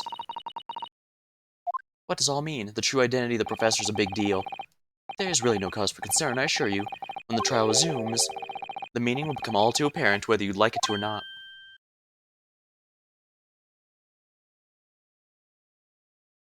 What? Now then, I believe it's almost time. I must make my way back to the public gallery. The edge of my seat awaits. I think maybe you're enjoying yourself a little too much. Ah, yes, one warning before I go. If, in the course of the trial this afternoon, you perceive even a shadow of doubt to the truth, don't let it out of your sight. Pursue it like a dog with a bone. To the bitter end, you understand. Do not falter, whatever may come to pass. Alright, I understand. Thank you. Good, I shall make myself scarce then. I purchased a bar of caramel earlier. Sholmes caramel. So I shall be gnawing on that as you gnaw away the truth. What did that warning from Mr. Sholmes really mean, I wonder?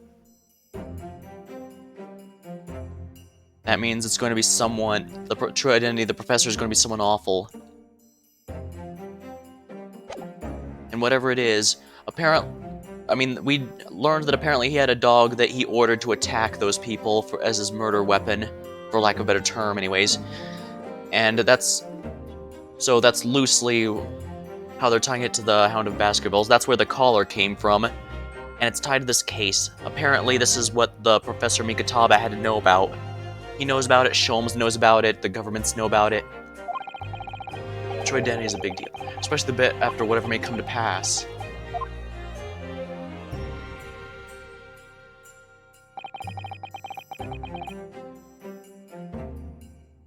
It's time for the final chapter, then.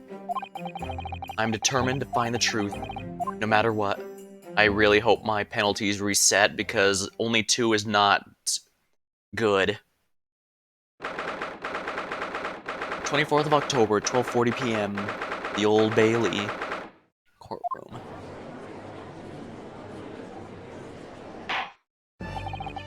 In the name of Her Majesty the Queen, I hereby reconvene the proceedings of this court. Counsel for the defense and prosecution, are you ready to be able to continue? The prosecution is ready, my lord. Yes, my lord. The defense is also ready. As the court is aware, the case under scrutiny began with a damaging incident to the Great Exhibition, yet we now find ourselves embroiled in the details of a convicted felon. Convicted felon who was sent to the gallows over a decade ago. This trial has certainly defied all expectation, as seems to be the fate of all trials in which this Japanese man is involved, my lord. So then, let us begin our exploration of the defense's assertion that the waxwork is cardinally involved in this matter. Lord Van Zykes? Hello? Are we still awaiting the arrival of Madame Two-Spells? Not at all. She is in the antechamber as we speak and ready to be summoned. Very well, bring the witness. Perform the summoning ritual. At once, my lord. Bailiff, show Madame Two-Spells to the stand. Things are about to become a lot more intense. If Trevor's responsible, and I'm sure he is, it means he must have had an accomplice in Dr. Sight. And what connects the pair of them is the waxwork. Yes, the model, the professor. That's the key to the link between these otherwise unrelated individuals. It's a tenuous link, admittedly, but the present is all we have to go on.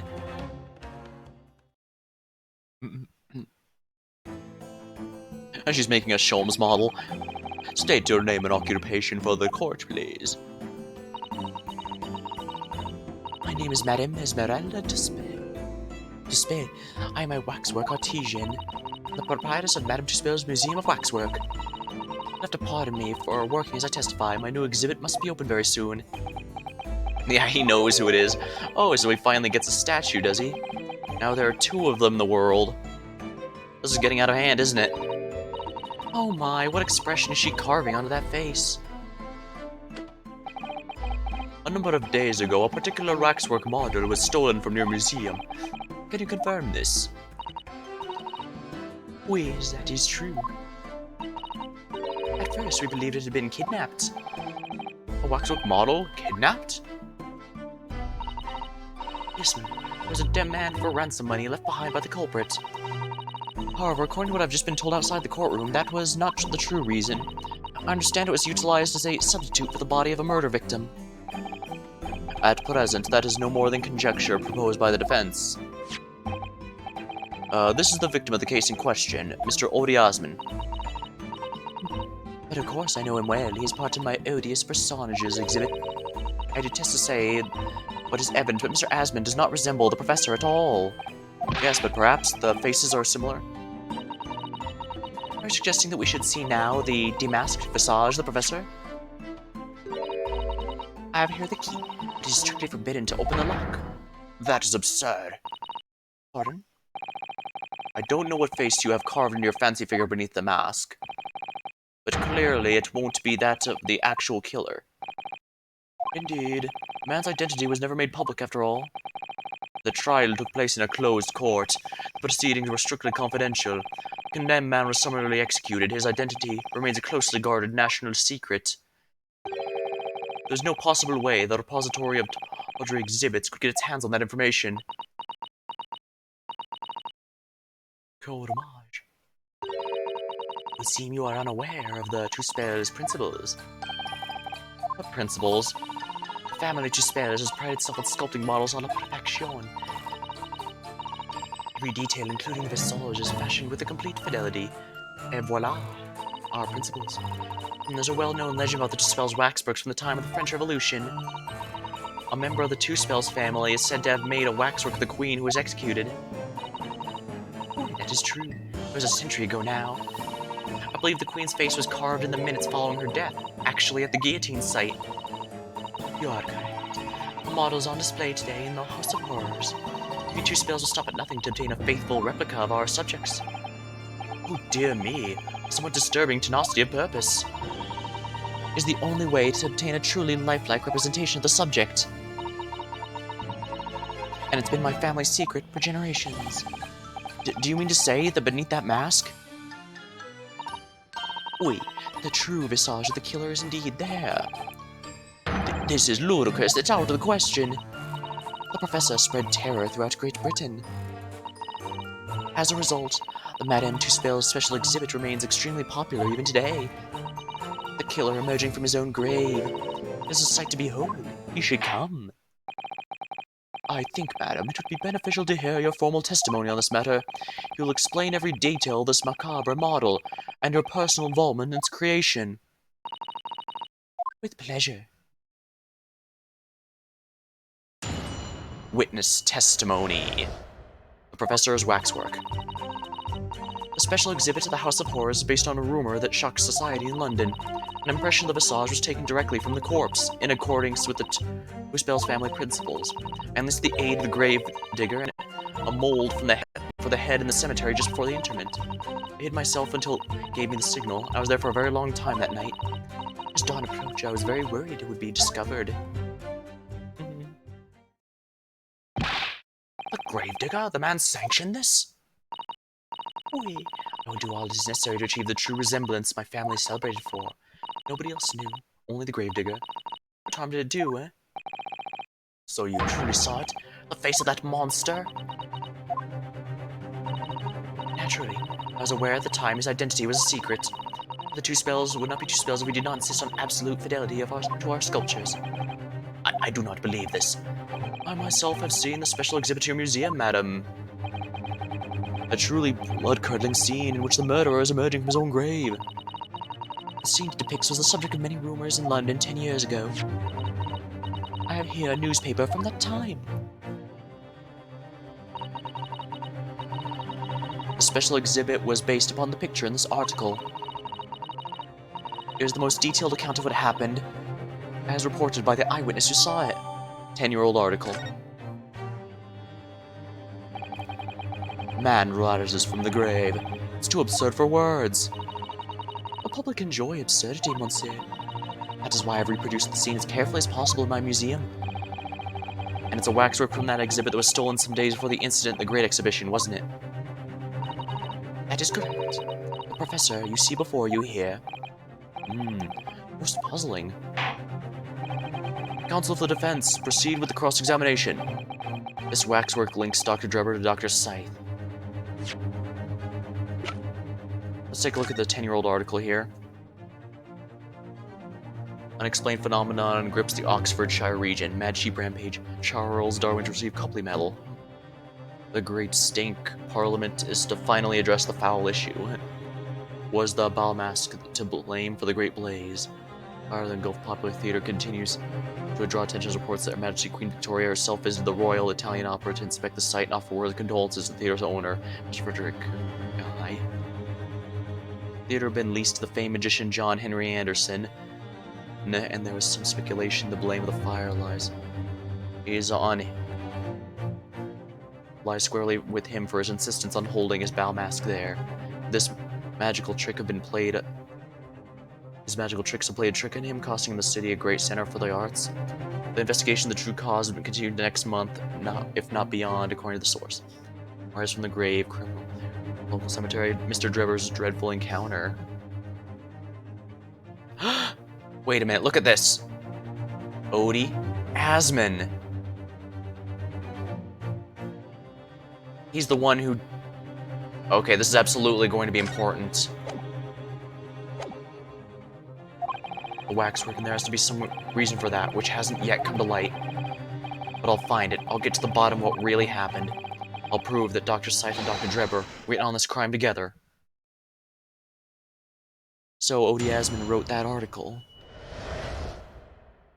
The Professor Waxwork.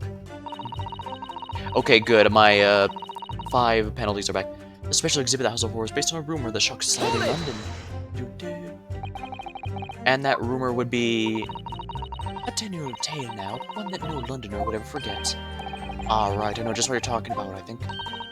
Of course, it couldn't be anything else. Yes, the story will never disappear. The tale of the condemned killer rising from the dead. That is the central attraction of my House of Horrors. The rumor was whispered all over the city. It was like this. It was in Lowgate Cemetery behind the prison, in the dead of night after the execution of the killer. The entire professor slid back the stone slab covering his tomb and emerged from his grave. A young man who witnessed this felt a scream welling up inside of him. An instant later, he heard an ear-splitting gunshot from over his shoulder. The bullet struck the emerging corpse, and he fell motionless once more. The scream finally found its way from the mouth of the young witness, who turned and ran for his life.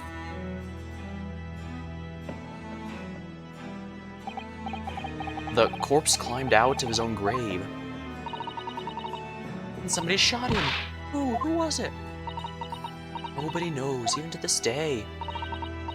Remember, it was just a rumor. Perhaps nothing more than a ghost story, really. To the good people of London, they love stories like this.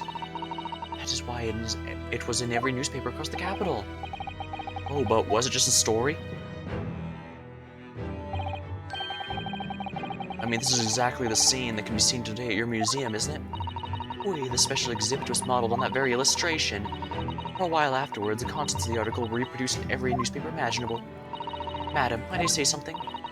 Please, go ahead, mademoiselle. When something is described as a rumor, it doesn't necessarily mean that it's entirely made up. I believe that often rumors contain elements of the truth. I see people from the East can be just as astute as people of here. Can we be sure, for instance, the professor's execution was successful? It is not possible for the dead to come back to life. I'm sorry. 10 years ago, I was there in Lowgate Cemetery. After the criminal known as the professor was killed by hanging, I took a wax impression of his visage from the corpse just before it was interred. So I can assure you, the man was dead. I see. It would certainly appear the condemned man suffered from the intended fate.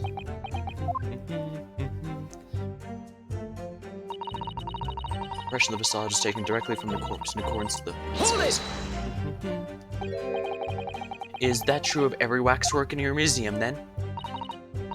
It is, assuming the subject is dead, of course. Live subjects have to cooperate in a similar way. I have letters from imprisoned criminals all the time, you know. What sort of letters? When my time comes, please make a waxwork of me. Something like that. No. My museum is famous ones here. To be made into a waxwork is an honor. For some criminals, a symbol of status, even. Because nothing says hardened criminal better than wax. Well, I suppose that would be hard, I guess. Well, then again, they're not that hard. I mean, they have to be able to be moved around and such. And it's thanks to that one killer in particular that my museum has gained such popularity in London.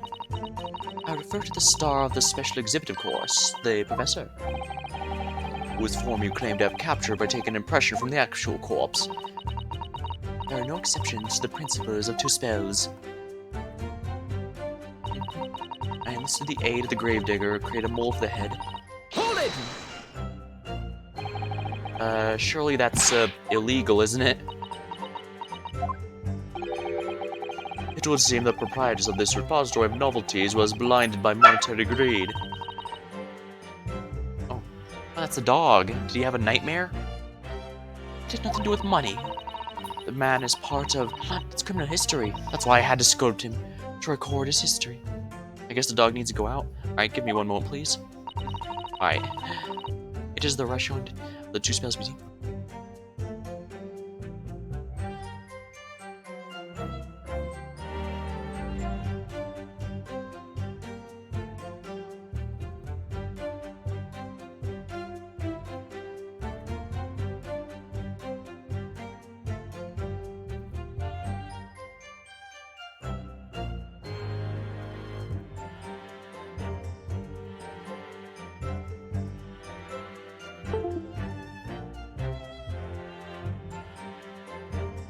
I'll need to let the dogs back in.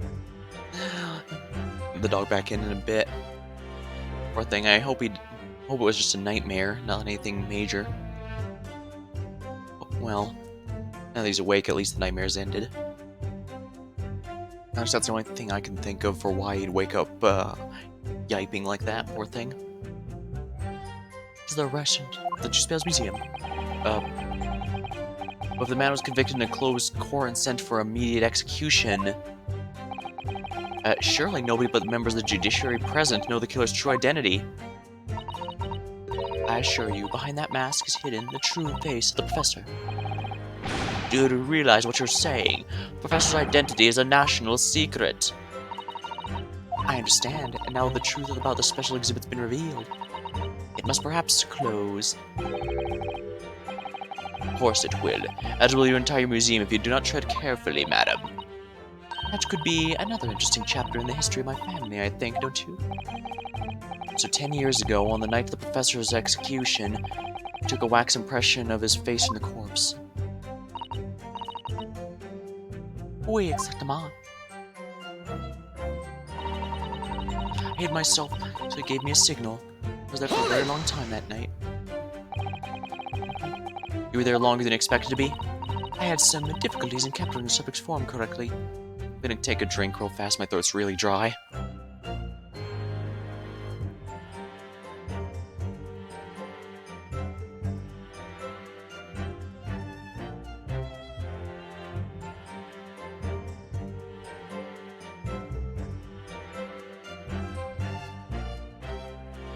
Alright, I got a full bottle of water, so this should last the entire stream.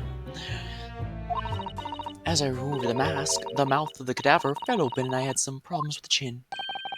Dare I ask? The man had been dead for a short while already, you see. Oh, the dog needs to be let back in. Give me just a moment, please.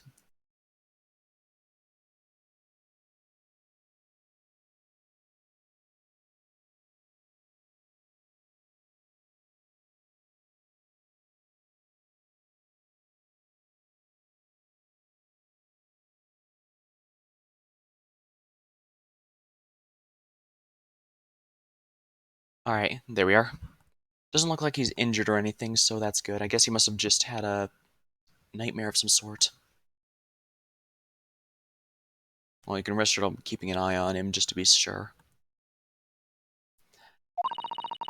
Alright, his muscles were relaxing and consequently his chin would not align itself correctly.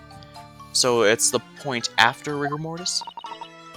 Oh dear, what a horrible thought. Under normal circumstances, I would have an assistant with me. However, that night I was alone, and as a consequence, I missed my preferred window of time. What do you mean? When I take the impression of the visage of a cadaver, I always wait until 3 hours after death. Why 3 hours? Is that amount of time significant? It's because of Rigor Mortis. Rigor Mortis? It's a name given to a phenomenon that occurs to recently deceased bodies. As a rule, 3 hours post-death, the muscles in the body begin to stiffen. By approximately 10 hours post-death, the entire body is rigid and inflexible, and from that point on, the muscles slowly start to revert to the relaxed state. The effect is often used to estimate the time of death when a body is discovered. Well, that was an education, if a slightly scary one. As Mademoiselle says, Rigor Mortis commences 3 hours after death, and it starts in the jaw. I see. So that's why you waited. For that time, the mouth falls open, and it's very difficult to do my work. It's getting hard for me to do my work with all this talk of corpses. Wonder about that information in the courts. Just heard from Madame Spells. I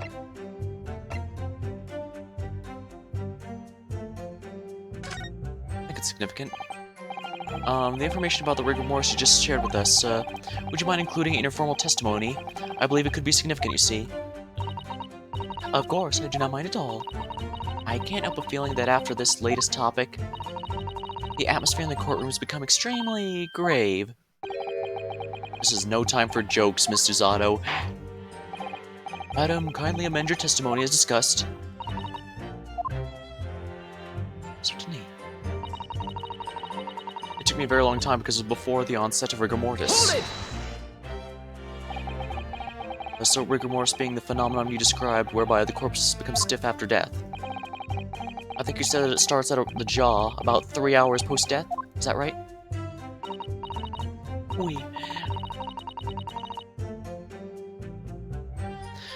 Of course, the exact duration depends a little on the season. I didn't realize a waxwork artisan would be so well-versed in the subject. No. That is only elementary knowledge in the field of legal medicine. Well, I had no idea about it, but maybe I won't admit to my ignorance about forensic science. I could ask my father to give you a very simple primer if you like. I think corpses should be your domain. I'm, not good with them. Oh dear, I'll do my very best. As dawn approached, I was very worried I could have discovered it. Alright, so you say the dawn was approaching. Oh, what was the time of day then? Approximately. Well, I couldn't say. But when I left the cemetery with my utensils and wax, the morning light was becoming visible. The execution took place on the 17th of June, which had the earliest sunrise of that year. Indeed it did. First light would have been around 4:40 in the morning.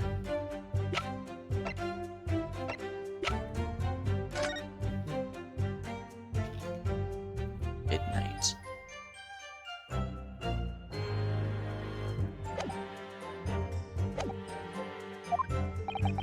So that really is early. The fact is, I had very little time, so I finished my work in a half hour. It was necessary to complete the impression and bury the body before daybreak. If somebody had discovered me there, it would have been a catastrophe. So I had to hurry. Is it me, or does Mr. Sholmes seem to be taking shape more quickly now, too? You certainly appear to go extraordinary lengths for your work, madam. I wonder, is what she just said particularly significant? Madam, those details about how long it took you to complete the sculpture and the early sunrise. Could you include them in your testimony? They may be significant. Of course, if you'd like me to. You're quite right, Mr. Naruhodo.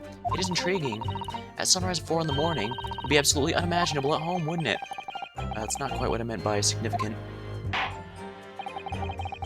Kindly amend your formal testimony, then, madam. With pleasure, my lord. I hurried to finish my work in the half hour before sunrise, left as soon as the corpse was interred. It took a very long time because before the onset of Rigor Mortis. It was the aid of the gravedigger.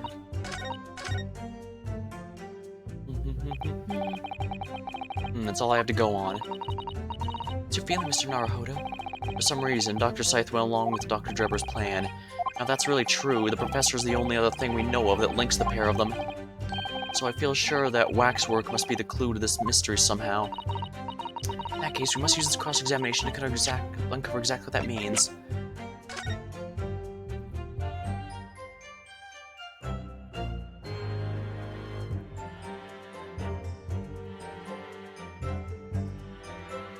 It doesn't seem to give a time.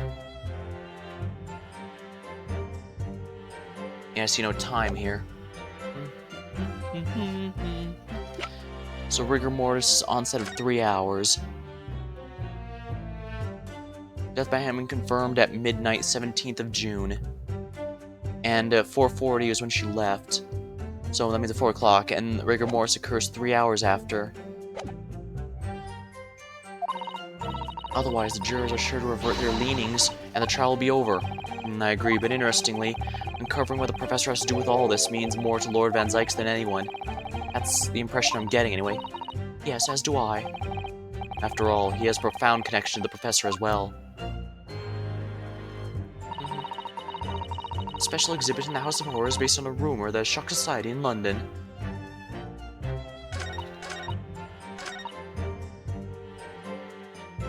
Before the onset of Rigor Mortis. Finish my work in the half hour before sunrise. Hold it! Do you have a reason to believe you might have been discovered once the sun came up or something? I had paid the gravedigger money to keep my little secret, of course.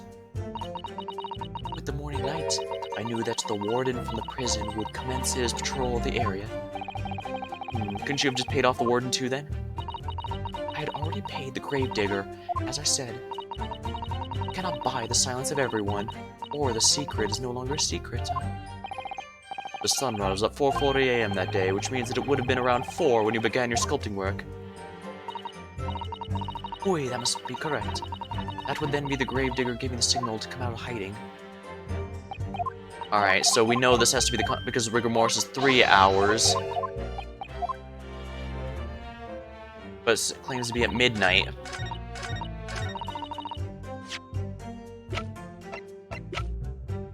Objection! Oh, come on. This directly says it was at midnight. Defense would have to object to the last statement, my lord. And I would have to overrule your objection, counsel. The defense would have to accept the penalty given. Glad to hear it. And you would also have to think again.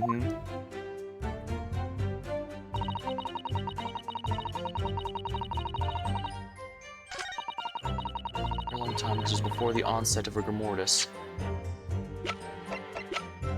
Objection! Alright, I was on the right track, I just applied to the wrong one. Madam to spells. I have here the autopsy report that was filed 10 years ago now. It confirms the death of the professor following his execution at the gallows.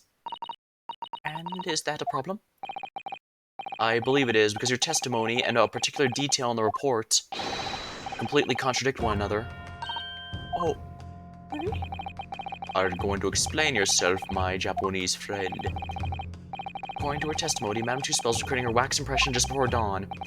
At that time, Rigor Mortis had not yet set in. Am I correct so far, madam? You are, yes. As I said, the stiffening of the jaw is the first sign of Rigor Mortis, 2 or 3 hours after death. The man's chin was limp, and he cannot have been dead for a very long time. But on the other hand, if you look at Dr. Scythe's report, it quite clearly states the following. Death by hang confirmed at midnight, 7th of June. No. If the professor indeed died on midnight that day, then by the time you were sculpting his face, Rigor Mortis should have already set in. Oh yes, you are right. The chin, it would have been completely stiff. In other words, this report is wrong. No coroner makes mistakes when recording the time of death. The idea is absurd. In that case, there's only one possible conclusion. The execution didn't actually take place at the stated time. Impossible! Order! Counsel, this is beyond folly. Not only do you indict the officer of the report, but Dr. Scythe, but you also implicate members of the staff of Barclay Prison where the execution took place. By heck! Extraordinary! Objection! My learned friend appears to have overlooked one crucial detail. What fact? The professor died that night, without question. He did, of course he did. When I moved the man's limp jaw with my own hands, there was no... Yes, the professor died that night. But what if he didn't die at the gallows? Didn't he die? Are you insane? What exactly are you suggesting did happen that night? It's almost impossible to believe, but to explain the link between Dr. Scythe, the professor, and one other person of interest. I have evidence that will explain exactly what I'm suggesting happened that night. Counsel, present the evidence at once. The evidence that allegedly explains what really happened on the night of the professor's execution.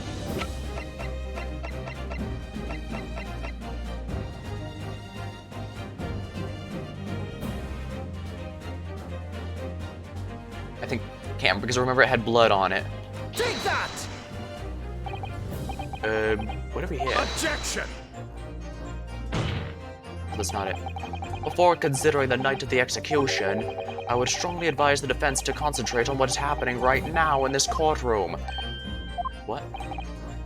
Wait, the next time you present such a nonsensical article, counsel, you may find tonight the night of your own execution. Great, I'm so looking forward to trying again now. I won't let anyone execute Mr. Naruhodo. Not tonight. Maybe tomorrow, though. Counsel, present evidence once. Explains what happened the night of the professor's execution.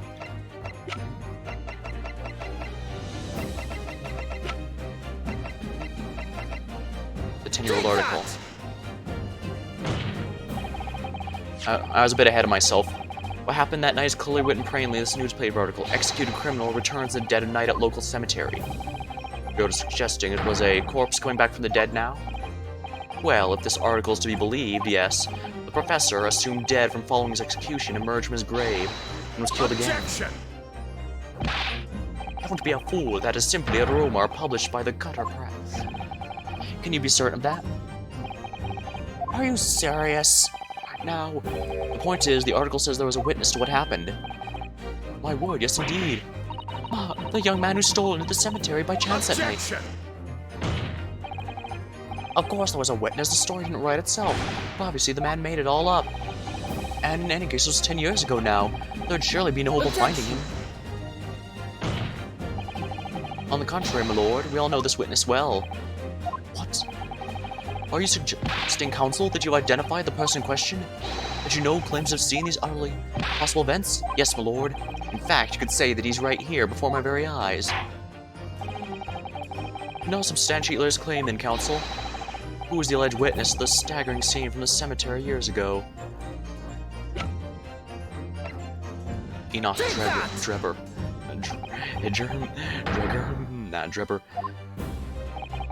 Drebber? The previous witness? The special exhibit in the House of Horrors at Madame Tuspel's Museum of Waxwork recreates a decade-old scene in great detail. A condemned criminal emerging from the grave, and beside the tomb, the young man with a lantern stumbling upon the terrifying sight. And that young man is the 10-year younger Mr. Enoch Drebber.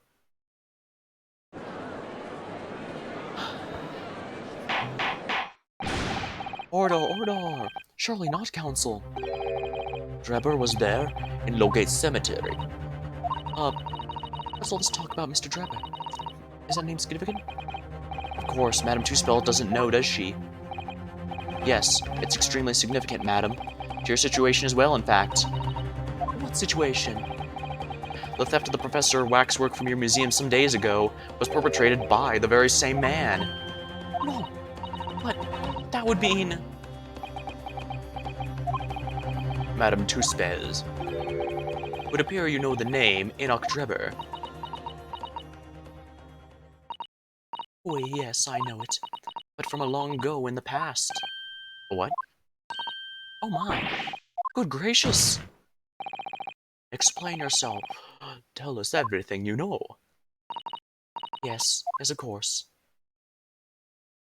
To the next witness testimony. The story of the young man and the terrible sight he witnessed in the cemetery 10 years ago was published in every single newspaper in London and throughout Great Britain.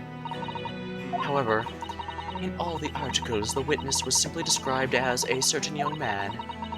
No details were published about his identity. His name was never revealed. That is, apart from when one newspaper, the Daily Circus, it's the paper from which comes the article I've already shown the court. You're saying that his full name was only publicized in that particular article? Goodness me, yes, there it is. The university student who experienced this shocking event is Mr. Enoch Drebber, a disciple of science at the University of London, and a resident of its student dorms. Unbelievable. When I read the article, I went to speak with the man. His discovery of the condemned criminal coming back to life in the cemetery in the dead of night would make a perfect exhibit for my House of Horrors, whether it was the truth or not. I see, so you went to see Mr. Drebber in order to sculpt the waxwork of the man, did you? Exactement. He was studying science at the University of London in those days. He was just a poor student. We paid him £5 a model for the waxwork. Oh my.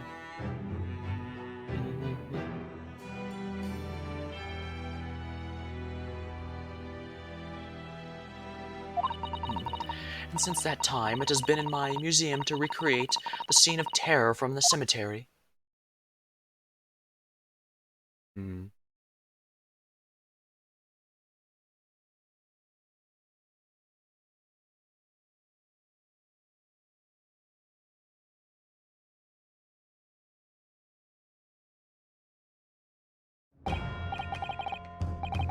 So, 10 years ago, a young man appeared to the public about extraordinary events he'd witnessed. A criminal had been put to death, re-emerging from his grave in the middle of the night. But the public treated this claim as nothing more than an amusing anecdote that was soon forgotten. 10 years later, the same man steals a waxwork model of the executed criminal, ostensibly to use as a body double for a victim in the case we're discussing here today, even though the waxwork build is a poor match for the victim, and his face is obscured by a mask. The question is, why would he do such a thing? Which brings us 3 days ago, when the birdcage crashed in the Crystal Tower. If the birdcage in fact contained not the body of Dr. Asmund, but of the same waxwork, the coroner from the Scotland Yard investigated Dr. Scythe would have to have noticed immediately. And yet, she submitted this autopsy report for the victim, which the court has seen earlier. Why? Because the waxwork was of that professor, is that what you're saying? Dr. Scythe put her name to a document confirming the death of a condemned criminal who was still alive. A criminal whose apparent resurrection was witnessed by Mr. Drebber.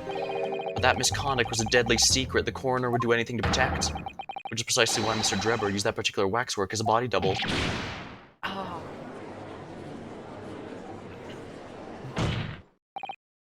Lord, this court must summon Dr. Scythe to the stand. The defense is determined to find out exactly how the coroner and Mr. Drebber are connected.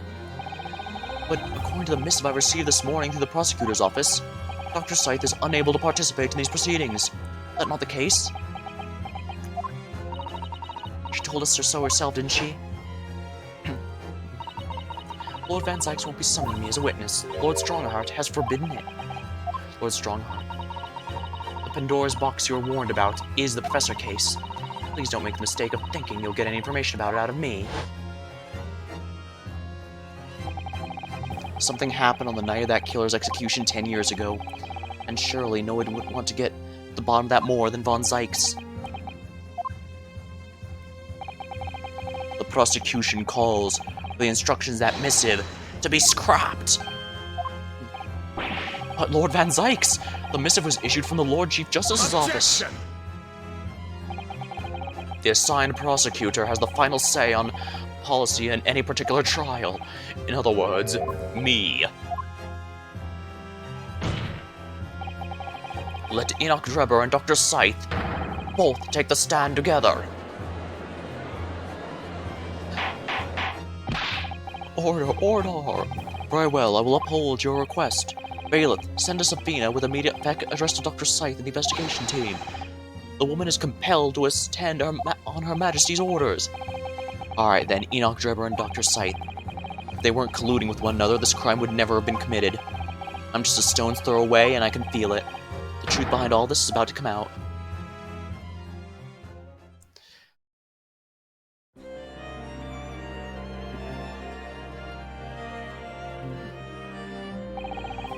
Thank you for your attendance at such short notice, Dr. Scythe. I'm disappointed in you, Lord Van Zykes. You completely betrayed the agreed policy of both Scotland Yard and the prosecutor's office. Betrayal is not in my nature, as long as the truth isn't compromised. If it is, if there's even a hint of wrongdoing, no matter who it concerns or disgruntles, I will pursue the matter to the bitter end, as would any prosecutor worth his salt. Mr. Drebber, you took the victim's life by means of a machine you constructed in your workshop. And Dr. Scythe, as the investigating coroner, you were the first on the scene to examine the victim's body. It is the belief of the defense that you collaborated with each other and were both complicit in this crime. And where is your evidence? At present, we have no definitive evidence, but we do have a very significant clue. What are you talking about? I'm talking, of course, about the waxwork. The killer known as the Professor, who was sentenced to death 10 years ago. You don't need to tell me. I witnessed the man's execution with my own eyes, as officially pronounced him dead. And that remains to be seen. Is that so? According to the newspaper reports from the time, on the night following the execution, the killer came back to life. Don't waste my time. The sole witness to that mysterious event was you, Mr. Drebber, wasn't it? If what you saw in the graveyard that night 10 years ago wasn't some chilling fiction but reality, it would make you privy to a great secret of Dr. Scythe's. A secret so profound it would compel the coroner to agree to collaborate in your evil scheme, in fact. Mr. Drebber, tell the court. Tell everyone the truth of what you saw that night in Lowgate Cemetery. So he was the student who saw it. You can see the resemblance, actually, can't you? With the Madame Two Spells, I mean. Surely he's not going to claim that that's really what he saw, especially not after all those years. He was a research student at the University of London, was he? A bit too clever for his own good, if you ask me.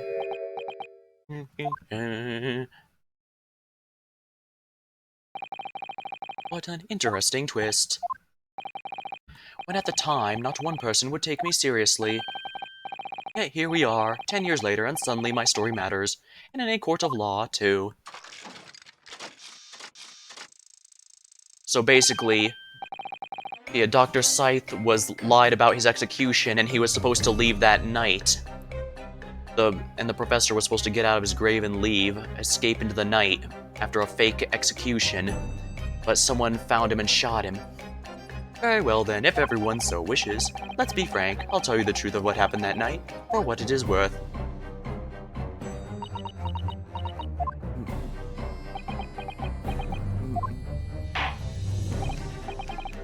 So, oh, Mr. Drebber, your testimony, if you please, about the events of the night 10 years ago. You will tell the court exactly what you stumbled across in Lowgate Cemetery. Yes, of course, as you wish. Witness testimony. The cemetery 10 years earlier. The reason I was in Lowgate Cemetery at all 10 years ago was a pot of moonlighting, shall we say. Yes, the illustration in the newspaper article was based on what I witnessed that night. But thinking back now, I realized that I never actually saw the professor. Soon afterwards, I was visited by a young woman who sculpted a model of me from wax. Then I gave up on my dream of becoming a scientist, and it was all because of that newspaper article. Wait a minute, you're claiming you didn't actually see the professor now? Of course, you'd have to have a screw loose if you believed a corpse could actually come back from the dead. So you're saying this article not worth the paper it's printed on? I think that would describe it perfectly, yes. So the details in the article aren't true. It nullifies your argument why the two would be working together. So he's discrediting himself to cripple my argument. Tell me, witness. You claim to have been in the cemetery on some auxiliary business. Can you elaborate? That's right, grave robbing, to be precise. As you know, Lowgate Cemetery is the rear of a prison. So among students of the university, it had a reputation for being haunted by the ghosts of condemned convicts. Grave robbing, you say? Yes, exhuming fresh corpses to sell is reasonably lucrative. Of course, I never laid a finger on any valuables buried with the dead. So you were one of the so-called resurrectionists, particularly unpleasant scourge on society. Actually, my fellows and I went by another name. The repurposers. That is quite beyond the pale. Who would invite divine retribution, sir? Yes, well, I think I suffered retribution enough. The Daily Circus eventually unearthed my name and put it to print. It caused me a great many headaches. In the end, I had to leave the university. That is the only paper with the bad grace to identify me unambiguously, I might add. Seem. Out of interest, who drew the illustration for this article? Ah, yes, that was the reporter who exposed me. He sketched that right in front of me as I described the scene.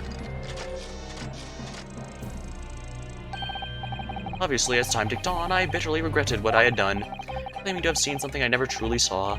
Foolish, very foolish. Well, counsel for the defense, you may proceed to the cross-examination now. I'm gonna grab a drink real quick. Give me just a moment, please.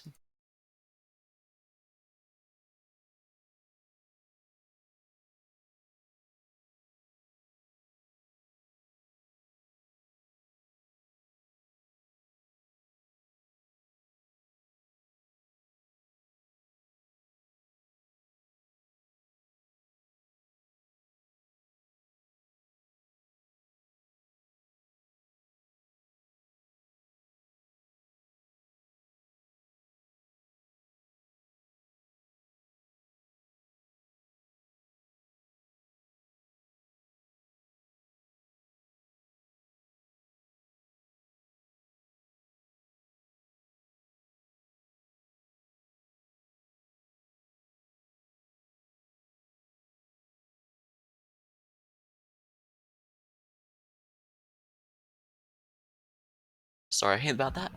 I was a bit more thirsty than expected. By that I mean my throat was really dry. Ooh. Well, counsel for the defense, you may proceed to the cross-examination now. At once, my lord. Now, this is definitely heating up. I'm hoping I can complete it tonight. Well, actually, I probably should. We're getting to the end now.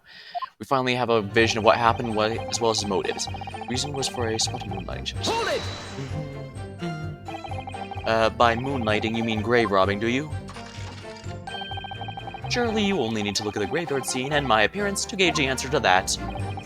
The lantern and the spade. But who on earth would want to bury it by a dead body? Any major hospital. Hospital? In order to better understand the human body, the study of anatomy is crucial to medical science.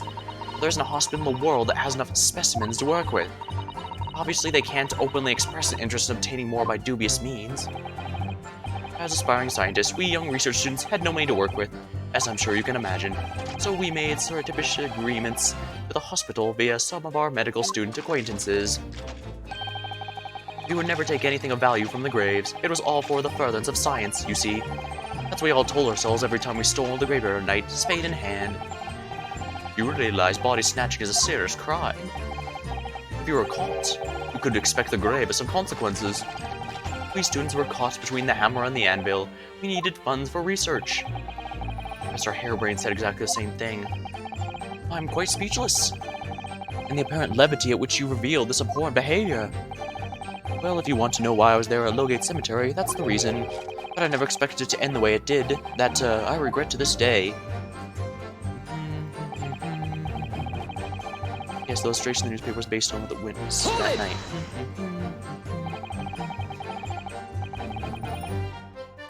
The strange happenings at Lowgate Cemetery, which you now deny.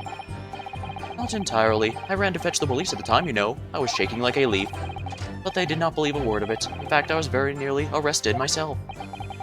So you went to the papers instead? I started big, with the London News, but unsurprisingly, they didn't want to know either. In the end, though, it was reporters from the gossip rags, the gutter press, that came to get my story, and it spread like a plague to the capital, as gossip-hungry Londoners leapt up the tale. The story was in every single paper at the time, with the exception of some broadsheets. And yet only 2 or 3 of them actually interviewed me personally. Most of the accounts turned out to be very interpretive ghost stories. What about the article in Daily Circus? That particular journalist found me at my dormitory. I don't know how, but he discovered my name. So I recounted to him exactly what had happened that night. And from your description, he drew this illustration? Precisely, that is how I learned the condemned man was the infamous professor. Because the reporter told me so. I had no idea myself, you see. Newspaper reporters are wont to snoop around matters that don't concern them. So the scene portrayed in the illustration is accurate, then? Well... Thinking back now, I realize I never actually saw the professor at all, though. What are you talking about? I think I explained already, didn't I? The Lowgate Cemetery is at the rear of Barclay Prison, so it was renowned among the students at the university for being haunted by the ghosts of condemned convicts. For some absurd reason, I was scared of the graveyard at night, and as a result, only too willing to believe that nonsense about the dead coming back to life. But you said you actually saw it. I said what I had seen in my mind's eye. After all, resurrection is impossible, isn't it? You'd have to be unhinged to think otherwise. Unless, of course, you have some evidence that proves I encountered the professor that night. I don't know, is there any material evidence that could show you really did see the professor? If we have anything at all, Mr. Naruhodo, I know I need to present it against that irritatingly backtracking statement of his. The point is, that night was a pivotal moment in my life. Soon afterwards, I was visited by a young woman who scolded all my remarks. Hold it! So that one young woman being Madame Tuspels, of course. Precisely. I must say I didn't expect to run into her again like this 10 years later. As I have explained, I went by the name published in the article and found the man. Yes, the article in Daily Circus, I think you said. I was a poor student with barely a penny to my name at the time. And the young lady put £5 in front of me. So you'd readily consented to having a waxwork of yourself made and gave permission for it to be put in display. I did. I should sell what little I had to sell, I concluded. Ah, oui, I remember now. I purchased something else from you that day.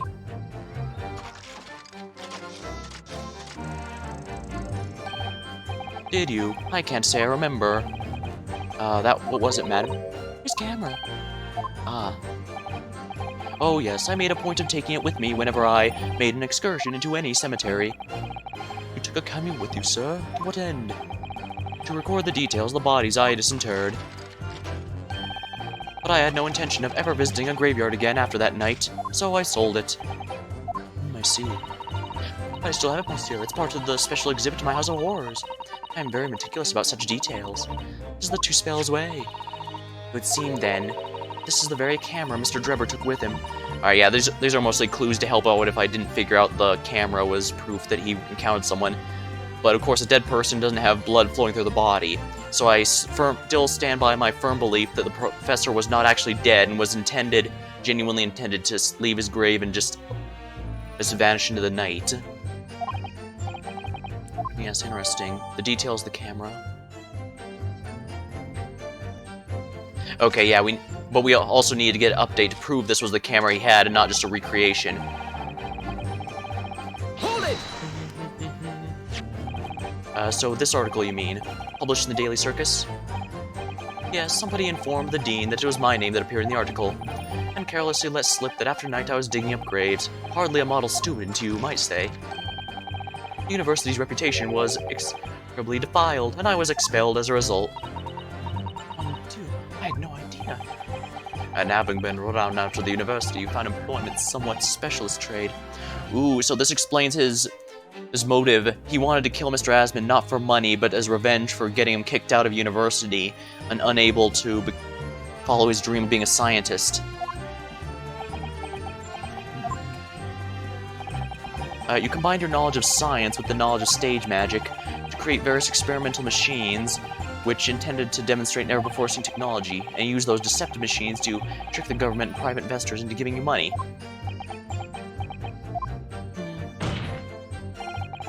Professor Albert Hairbrain was just your latest victim, wasn't he? Whatever are you talking about? I have no recollection of doing anything of the sort.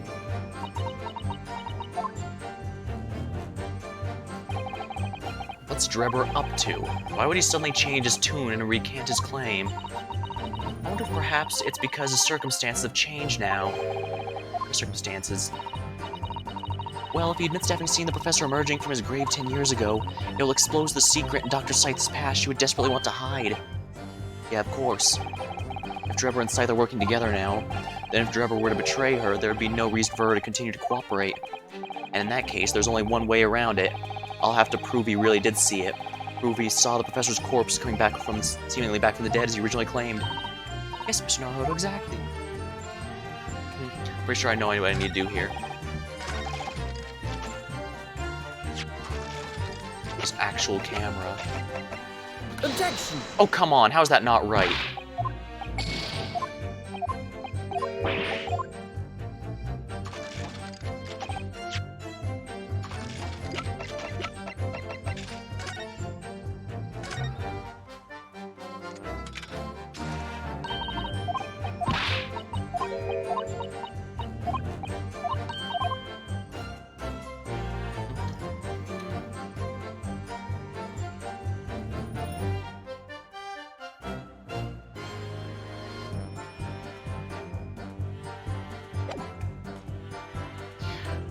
Pretty sure the actual camera has to be right.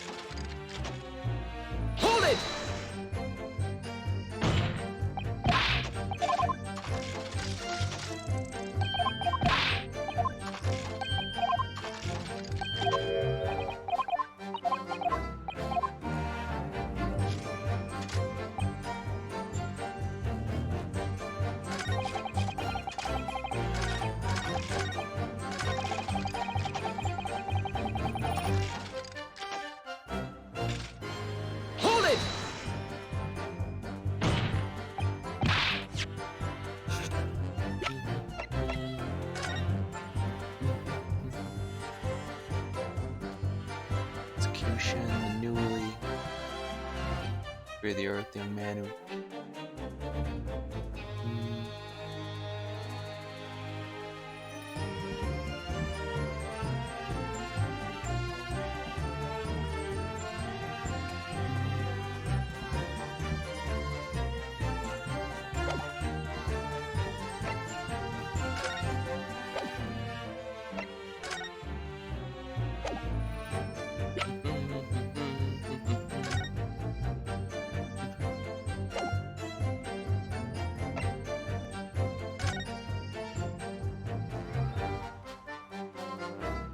Sure why the scientist thing is here.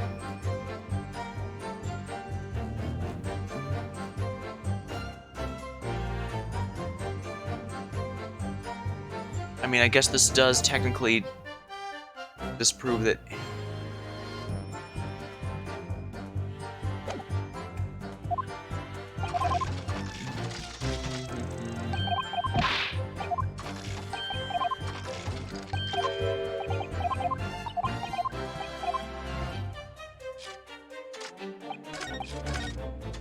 See.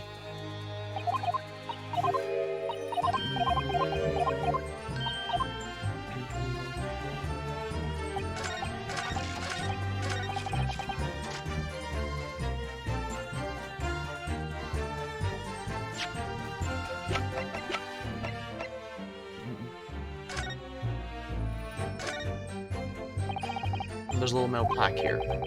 Fostering talent for those future scientific discoveries. Seems rather wrong, doesn't it? I guess we can use this to prove he's... I guess this is it? Objection! Nope, it's not it. Fortunately, I think I'm about to lose.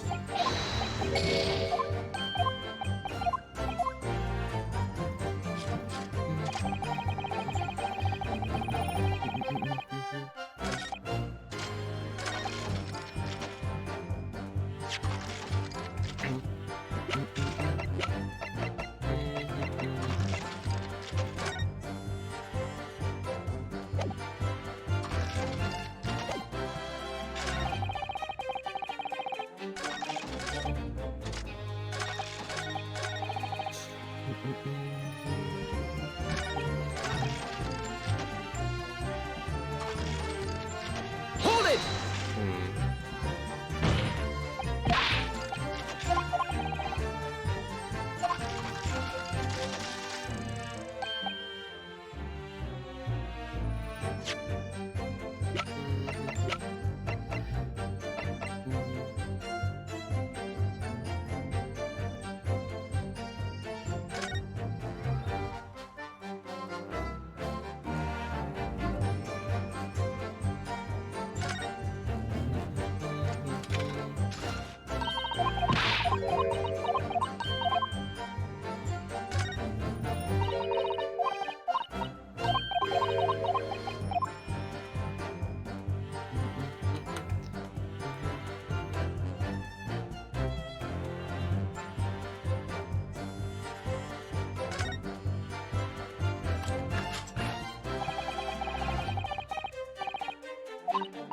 That's what the graphic plate goes. Yeah, that's right. It's incredible to think it's the actual camera Mr. Drebber used that night. Mr. Only never imagined a piece of evidence would be on display in Madame Two Spells.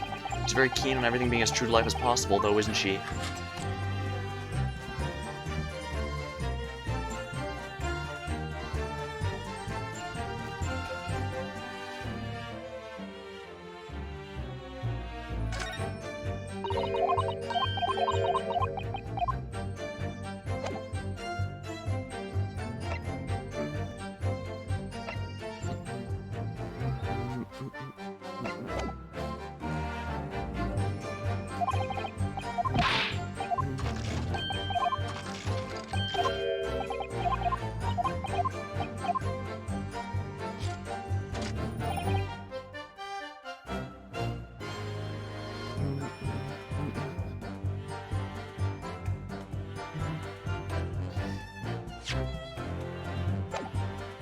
I don't think I'm going to be getting this one.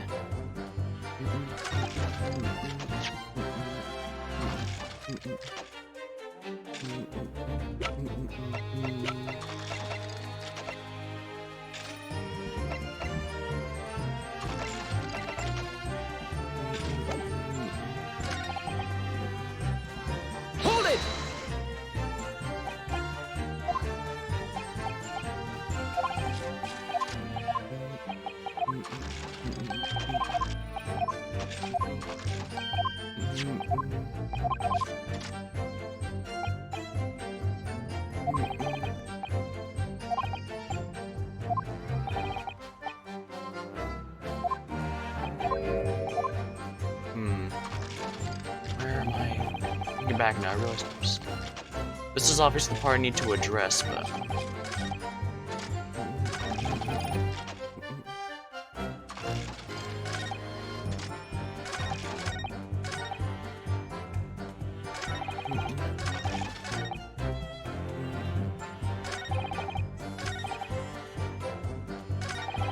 Hold it!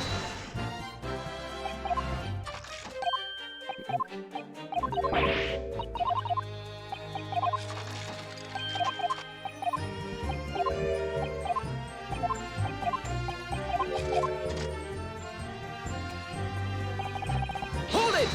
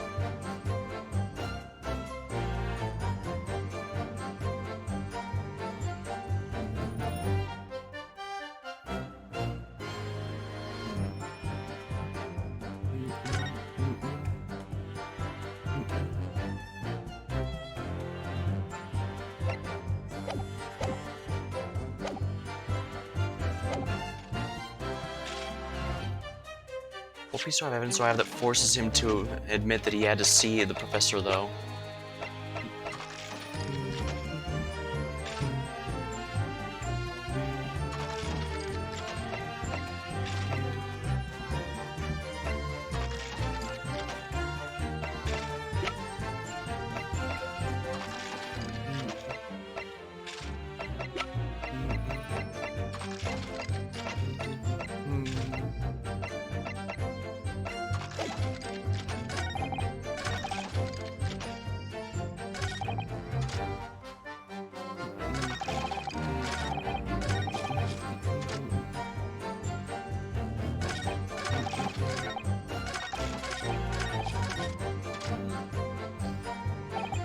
That's it.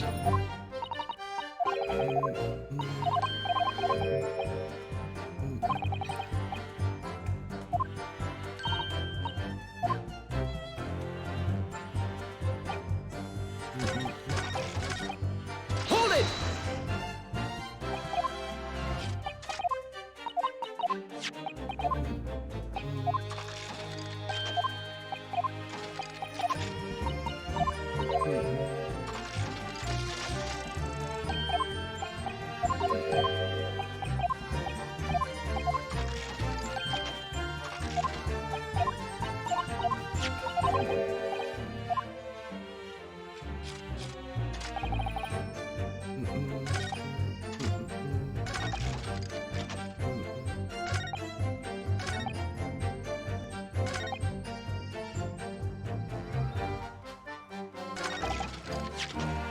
Alright, so we need something that proves he did see it. But what?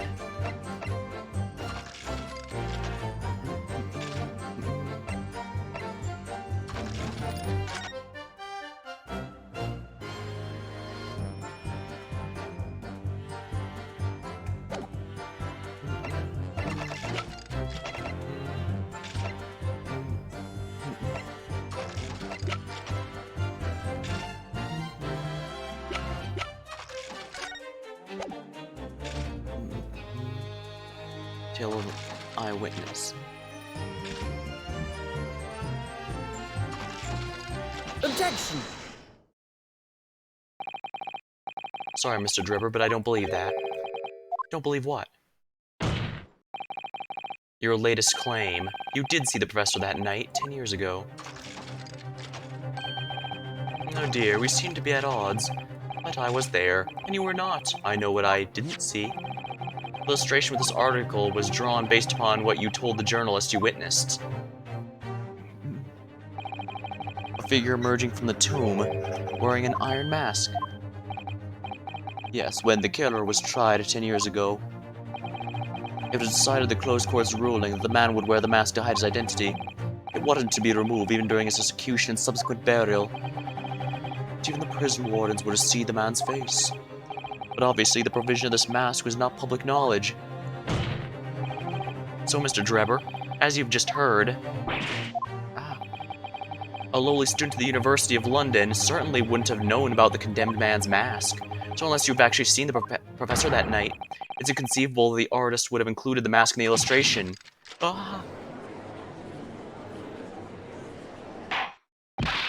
Order, order. Well, Mr. Drebber?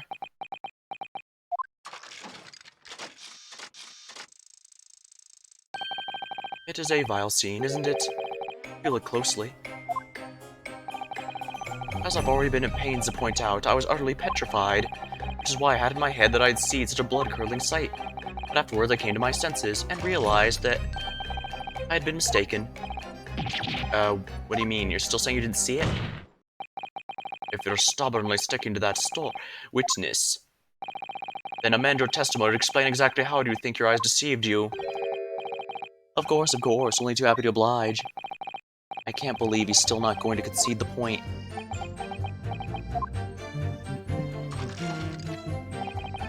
What I in fact witnessed was a fellow grave robber at work. Hold it! A fellow grave robber? What are you talking about? Yes, well, I wasn't the only one busy at the cemetery at night, you know. Other body snatchers were at work. Of course, when I saw one emerging from the hole he had dug, my heart nearly stopped. So that's a terrifying sight I actually saw, you see. You're claiming it was just another student on equally insalubrious business as yourself. Many of the medical students would wear metal masks to protect them from bacteria during dissections. Clearly the fellow was using such a mask to protect his anonymity. Objection! But there's more to the story, isn't there? The article goes on to say, in the next second a gunshot rang out suddenly from behind, and the bullet pierced the resurrected man's chest, whose breath stilled once more. You might assume that the section discovered the miscreant's works, perhaps, and fired upon one of them. If a grave digger had shot someone at the cemetery, I think that might have been a rather big news, my lord. Ah, yes, well, I can only assume it was embellishment bolted on later by the reporter. Excuse me! Excuse me, madam. Madam, two spells. Don't take it out on Mr. Sholmes. Oh, pardon. I was lost in my thoughts. Would it be fair to say that Mr. Drebber's last remark was significant to you in some way? I thought it was a little strange, that's all. How Monsieur Drebber could claim this now. If you don't mind me saying, madam, what are you talking about? What are you talking about? Well, when I met you 10 years ago at your university dormitory, you recounted to me your adventures in the cemetery, no? Including the gunshot. Stop. You might want to watch your tongue, you know. Objection! Have a care, Drebber. That's no way to speak to a lady. Please, madam, two spells. Carry on. Of course. According to what Monsieur Drebber told me at the time, he did hear a gunshot from behind him and the bullet hit the condemned man. I said nothing of the sort. Oh, no, you were very explicit about the details, about the mask the figure was wearing, and the blood that spattered over you when he was shot. Enough. Shut up, woman, you're making this all up. That will do. Mr. Drebber? Yes? You refute the account given by Madame Two Spells? I have no recollection of ever saying those things. Oh, come on, do you really expect us to believe you? Control yourself, counsel. I will not permit baseless accusations in my courtroom. Right. Under the circumstances, I think it best you supplement your testimony with that statement to clarify your position on the witness. Very well. I'll press him on this, but I'm pretty sure I have to present what I need. There was no gunshot behind me at all, nor any splattering blood. Yet Madame Tuspels has testified that you told her about both these details. Not true, I said nothing of the sort. 10 years have passed. Without material evidence to the contrary, you have no grounds on which to question the witness's word. In other words, he's telling me to try and find some evidence if I can. Madame Tuspels, yes? What exactly did Mr. Drebber say about the blood that apparently splattered on him? Oh, this is what he told me. All of a sudden, he heard a very loud gunshot from behind his back. The bullet hit the figure, which is emerging from the tomb in the middle of the chest. In his heart. One dreadful sight after another. And since Monsieur Drebber was at the time facing towards a condemned man, the blood sprayed from the wound and splattered on his body. That is what he told me. So not an experience you'd ever forget, is it? Precisely, and I didn't forget it, because, as I've already said, it never happened in the first place. He's clearly lying. Only had some evidence to prove it. We can't let him win, Mr. Naruhodo. So we mustn't overlook a single detail, no matter how small.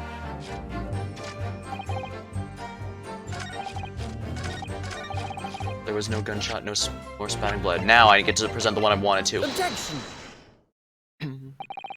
Mr. Drebber, do you remember this camera?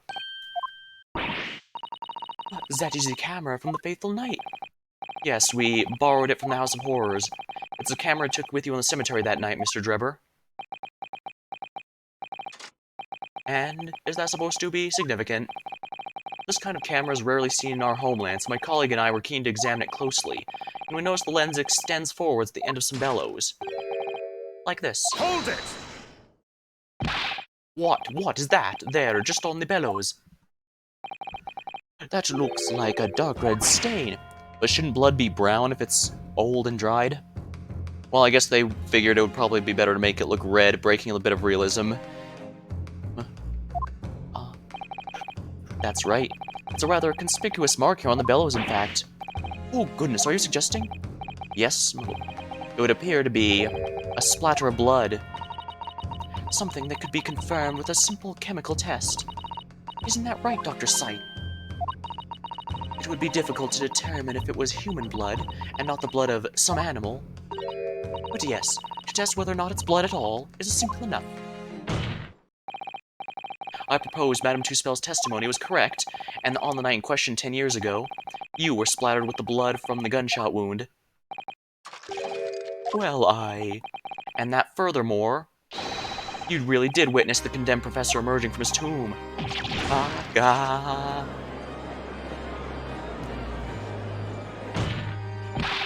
There's simply no way you could have forgotten such a traumatic experience. In other words, the only explanation is that you're trying to hide the fact you saw the professor that night. But why? Why would he want to do that? Well, not for his own gain, it would seem. For who could benefit? Mr. Drebber is obviously lying in order to protect somebody. Oh my goodness, he's shielding someone. Yes, my lord, and it's someone who doesn't want the truth about the professors coming back to life to be exposed. Well, counsel, who is it then? Who is this witness trying to protect by lying about what he saw that night? Courtney's... Take that! The obvious answer is Dr. Sight. Sight? Whatever do you mean? What do you mean? Imagine if the convict who'd been sentenced to death was not in fact killed at all. Imagine if that was to come to light. What are you insinuating? And imagine if the convict in question was the country's most hated mass murderer. If it was the professor, that would be an unprecedented scandal. This is beyond a joke. Need I point out the dead cannot come back to life? What you're suggesting would mean that the execution never actually happened. Yes, that's exactly what it would mean. Once a man is sent to the gallows, he hangs. No one could escape, not in Great Britain. But the fact is, there was a witness to the fact the man did, in fact, escape his hanging. If that were true, counsel, the implications of his conduct would not stop at the supervising coroner. It would taint the honor of the entire judiciary, from the ground up. And it's exactly because of those monumental repercussions, Dr. Scythe would consent to any demand made of her by someone who threatened to expose the secret, even if that meant being complicit in a crime. You mean? I mean, Dr. Scythe wasn't collaborating with Mr. Drebber's doctor's scheme. She was coerced in collaborating in order to protect her decade-old secret. She switched the dead body of Mr. Asman. In order to do that, she switched the dead body of Mr. Asman with the Waxwork Model and fabricated the autopsy report. Oh.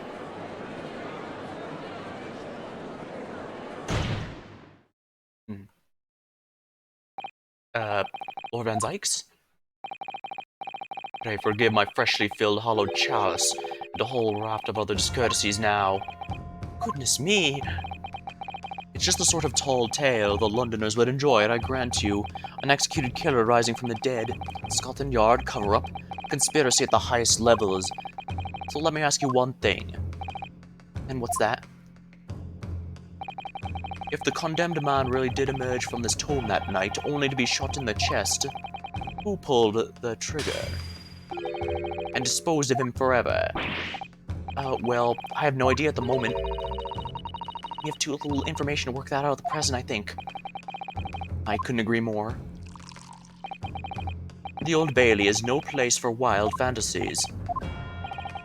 And have you considered this, my learned friend? Considered what? Do you realize just what dangerous endeavor it would be to coerce this woman into such criminal activity? It's tantamount to declaring war on the entire British police force and judiciary. Quite hard to imagine any sum of money being offered for research that could warrant it. To rely on some stage deception when so much is at stake would be madness.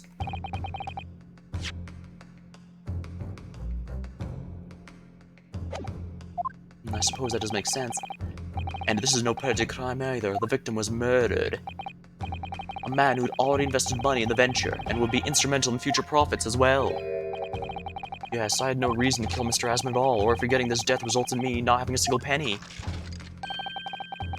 The court is already aware of the contract between myself and the victim, no? There is the contract, it is very true.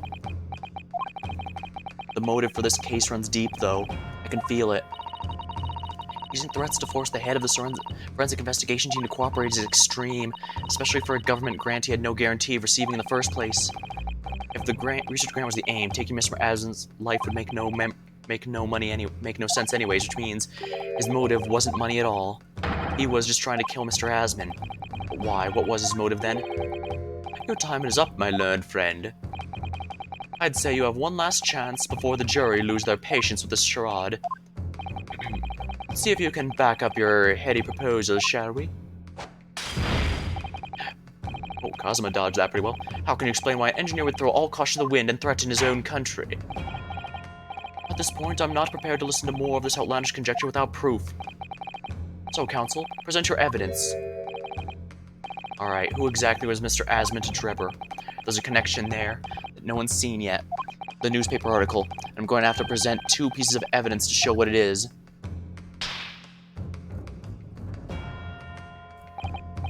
Yes, my lord. The evidence of established motives and explain why the victim wanted the victim dead is right here. Take that! It's this newspaper article, my lord. That was written 10 years ago. And every detail has been examined already. What can it possibly tell us? That drivel should never have been written. It's typical gutter press nonsense. It means nothing. Yes, on its own, it isn't particularly significant. However, when considered alongside another piece of evidence...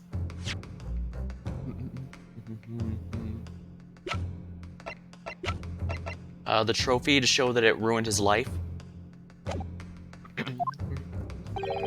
It will completely explain your motive for wanting Mr. Asman dead. What other evidence? Alright, counsel, you'll present your supplementary evidence without delay.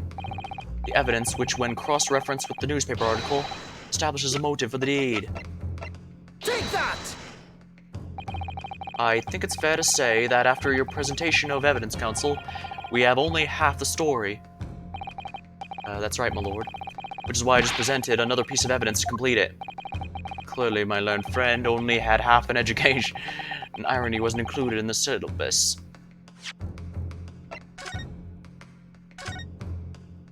Alright, we have to go from here because I messed up.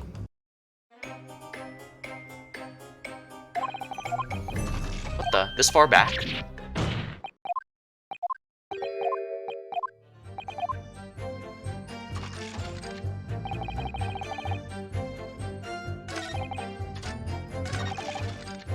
Hold it!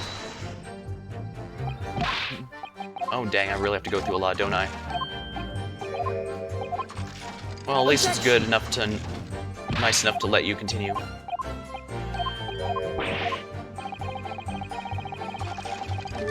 Strange. Excuse me.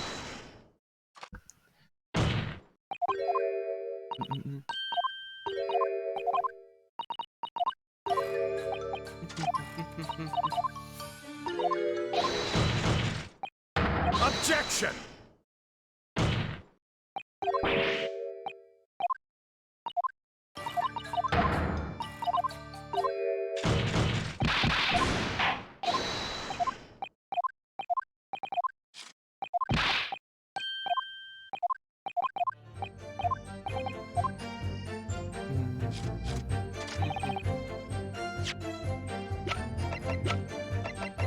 Objection! Alright, we'll just get back to where we were before. Hold it!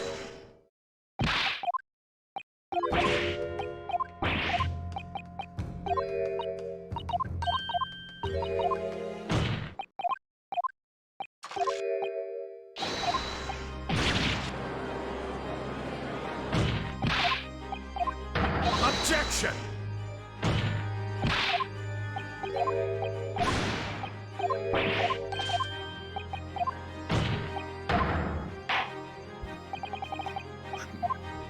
How's with it then? Who's the witness trying to protect? Take that!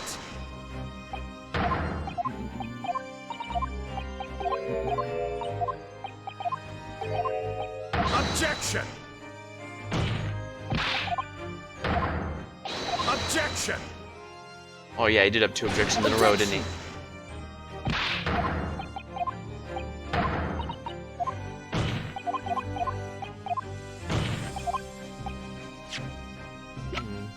So what do we have to combine with this?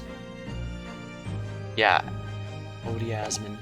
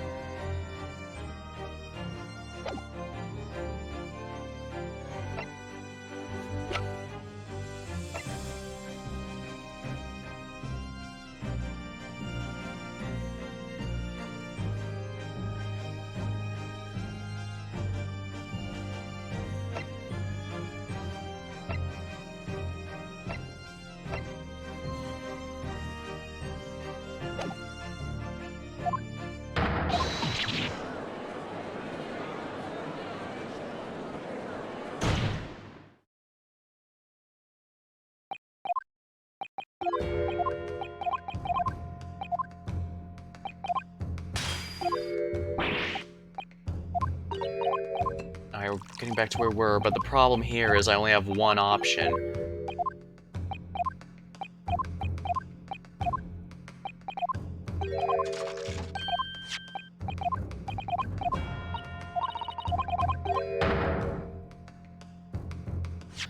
Money had nothing to do with it. What motive wasn't money at all. He just wanted to kill Mr. Asman.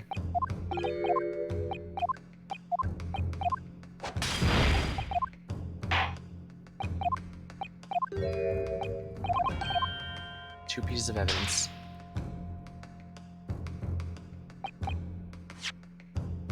Alright, there's a connection that no one's seen yet. And I'm gonna have to present two pieces of evidence to show what it is. So I know one's the newspaper, but what's the other one?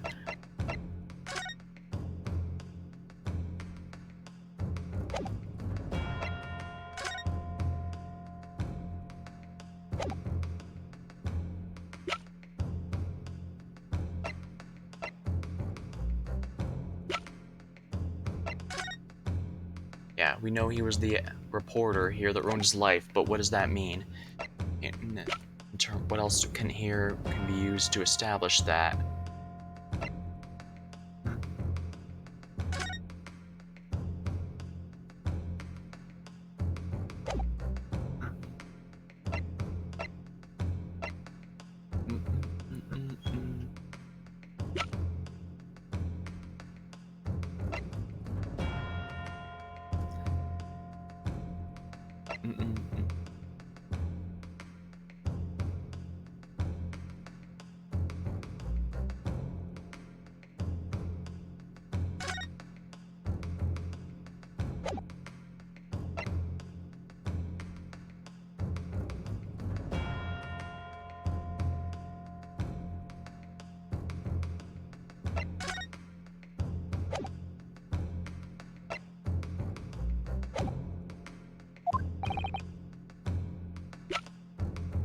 Take that!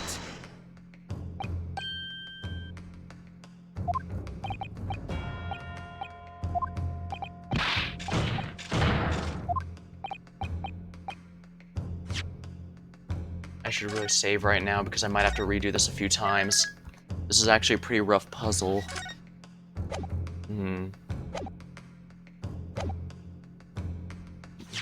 Let's go through the evidence again.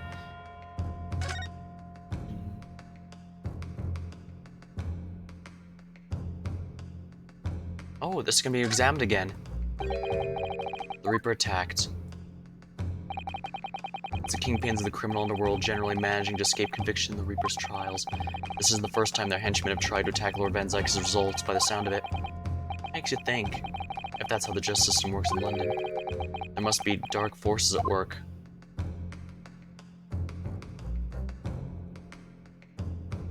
And that was just new flavor text, nothing substantial.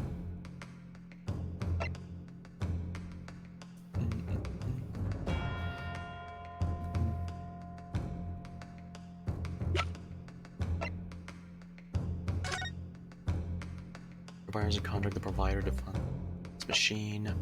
Has received 30%, may uphold this condition. Oh, I see. I have to show him this to show the, I don't know how I didn't realize that.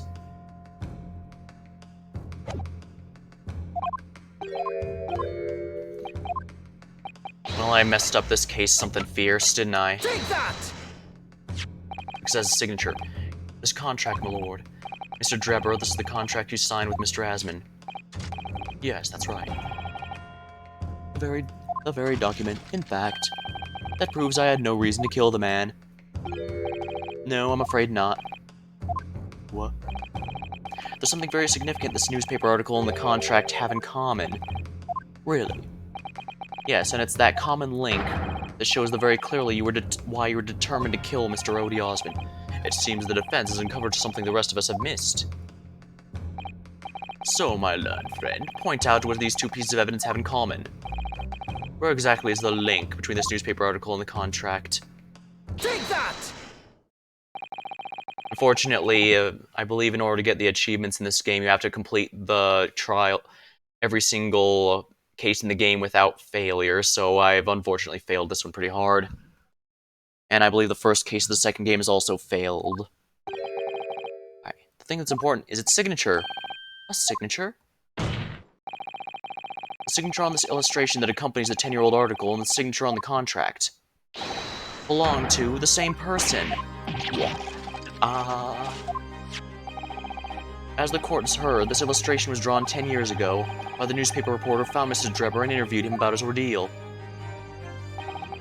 And if you look closely, the reporter's signature is seen in the bottom right corner of the drawing. And if you look at these contracts here, which was signed between the witness and the victim last year, you can clearly see Mr. Asman's signature at the bottom. Let me see now. Oh goodness, yes, they're identical! In short, the journalist who drew the illustration and wrote the article published about Mr. Drebber 10 years ago was the victim of this case, Mr. Rody Asman.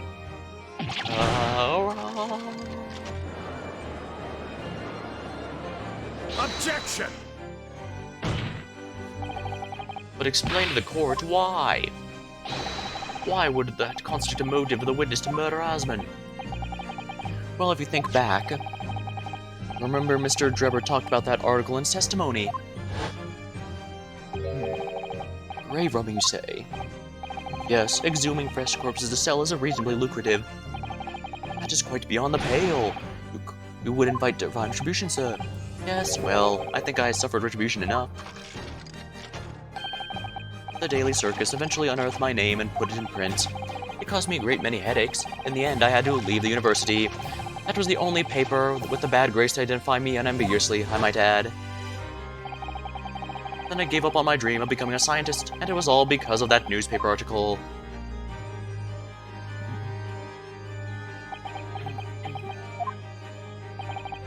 At the time, you were a student at the University of London who dreamt of becoming a scientist. However, a single newspaper article changed your entire life. So Mr. Asman used to be a newspaper journalist, did he? He did, my lord. In fact, it's a widely held belief that Asman managed to position himself at the heart of his criminal network, thanks to the many dubious connections he made during his time as a reporter. So you had to give up on your dream and leave the university. You lost everything. Eventually you found yourself working in the field of science, but only in the shadows. And all because of that article, written by Mr. Asman. Enough.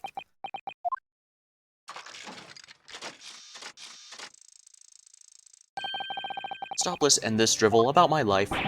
What? Explain yourself, Mr. Drebber.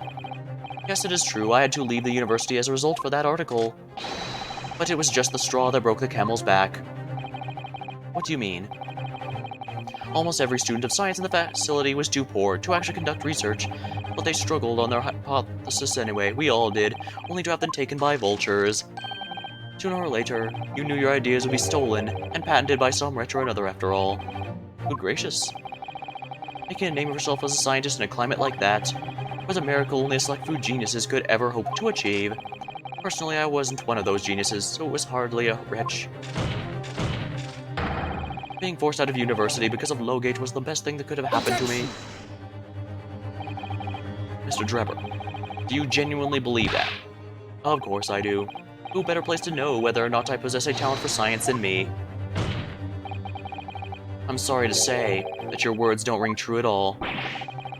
How dare you? And I have evidence to prove it. How are you in a position to say anything about me? I don't know you from Adam. Fine, if you think you have evidence, go ahead, show it. What could you possibly have to disprove the idea that I was happy to leave university because I lacked talent? Take that! Do you remember this, Mr. Drebber? We found it at your workshop. Is that a Royal Society trophy for excellence in science? What exactly is this trophy, Counsel? It's the greatest honor that can be bestowed upon a young scientist, my lord. There is no hierarchy. It recognizes emerging talent and promises a bright future. Good gracious. Your prospects for the future were excellent, weren't they, Mr. Drebber? Because even then, you were a genius in your field. But you lost everything. You had no more future, your talents would go to waste. All as a result of this one newspaper article.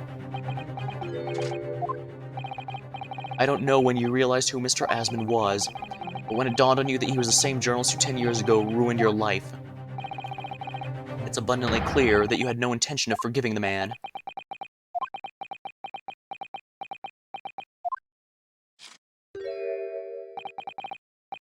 But the truth is, finally, is he gonna fold? Maybe not.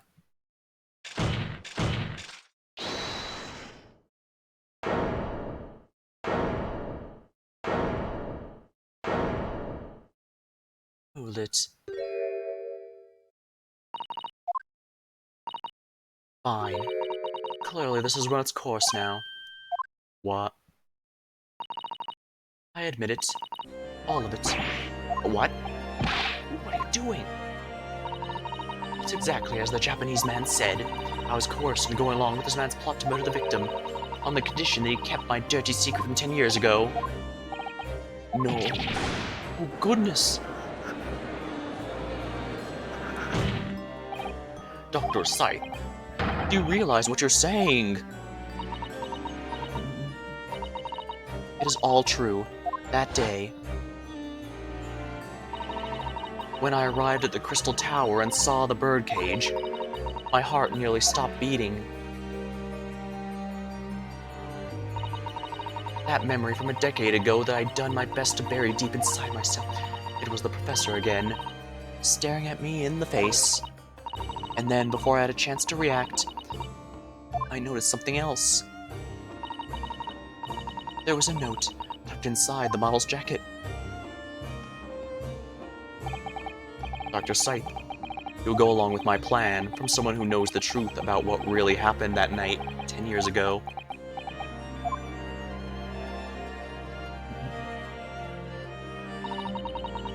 All the instructions were there in the note.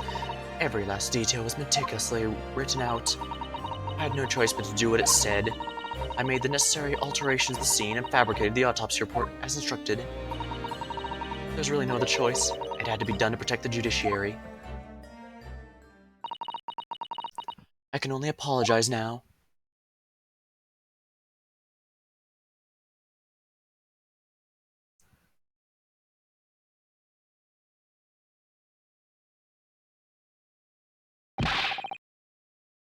Why on earth would you buckle now? Well, there's no point trying to hide it anymore, is there? I would have done anything to stop it coming out, even collaborate to murder. The great lie about that execution 10 years ago has been exposed. Whatever happens, I'm finished. So then, Mr. Drebber, what do you say to that? Your accomplice has admitted to everything. Surely it goes without saying. You admit your part in it too, then? I admit nothing. At all. Wait, what? Have you forgotten the kinesis machine was ripped to shreds by an explosion? Short of me admitting to a crime, there is no possible way for you to prove I did anything wrong. Oh no!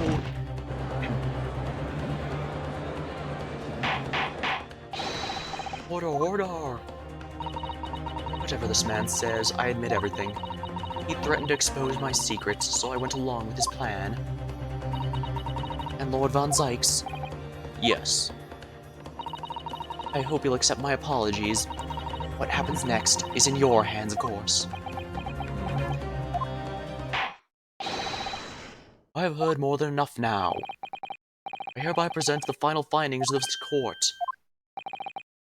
This trial is not the proper forum in which to pursue the alleged wrongdoings of Mr. Drebber. The defendant is Professor Albert Harebrain. Very true. It had slipped my mind. Isn't he one of your closest friends? As the court has heard, Dr. Scythe has admitted to the allegations brought by the defense, thereby absolving the defendant of any possible guilt. You mean...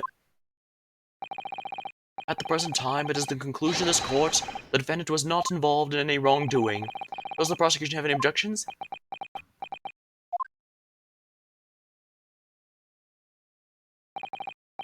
None, my lord. Oh, congratulations, Mr. Naruhodo.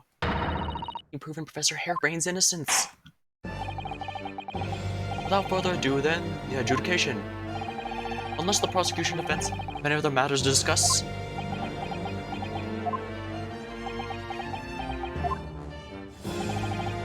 I don't know. This doesn't feel quite right. Why did Dr. Scythe suddenly admit to it like that? Is everything alright, Mr. Naruhodo? Like you said before, the way the trial's set to end now, the judge will certainly deliver a verdict of not guilty. But is that really what we want? What the defense should be pursuing for now is further testimony. Objection! The defense objects to the trial ending at this time, my lord. I beg your pardon? We demand one final testimony. What? You do realize I'm about to adjudicate in favor of your client, I presume? What are you playing at now, my Japanese friend? Why would you want to obstruct the conclusion of the trial at this point? No defense lawyer in his right mind would do that. Mr. Naruhodo, what are you thinking? The truth, the whole truth, and a way to bring it all out into the open. Right. The whole reason we had so many regrets with the...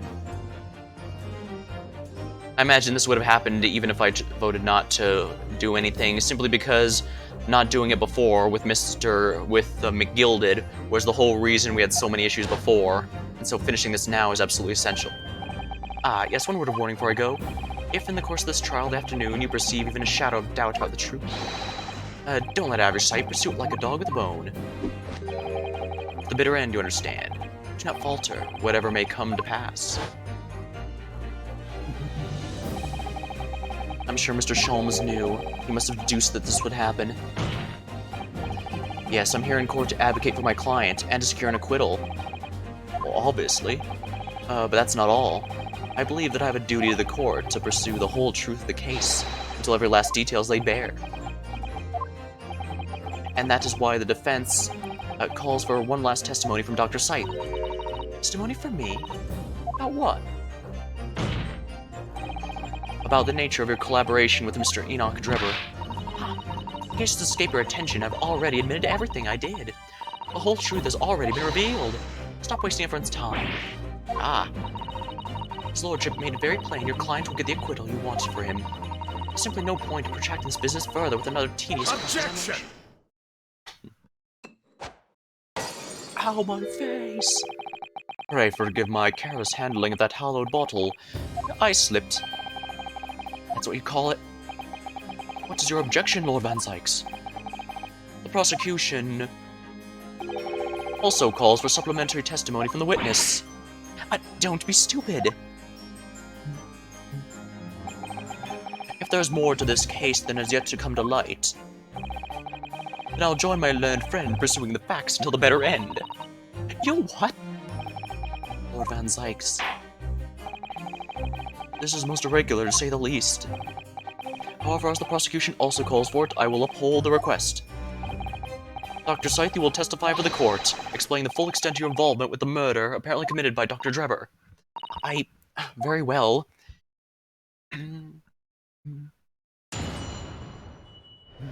I see, she's trying to go down in a way that only she goes down and her people working with her won't. It all began the scene when I saw the waxwork and the note tucked into its pocket.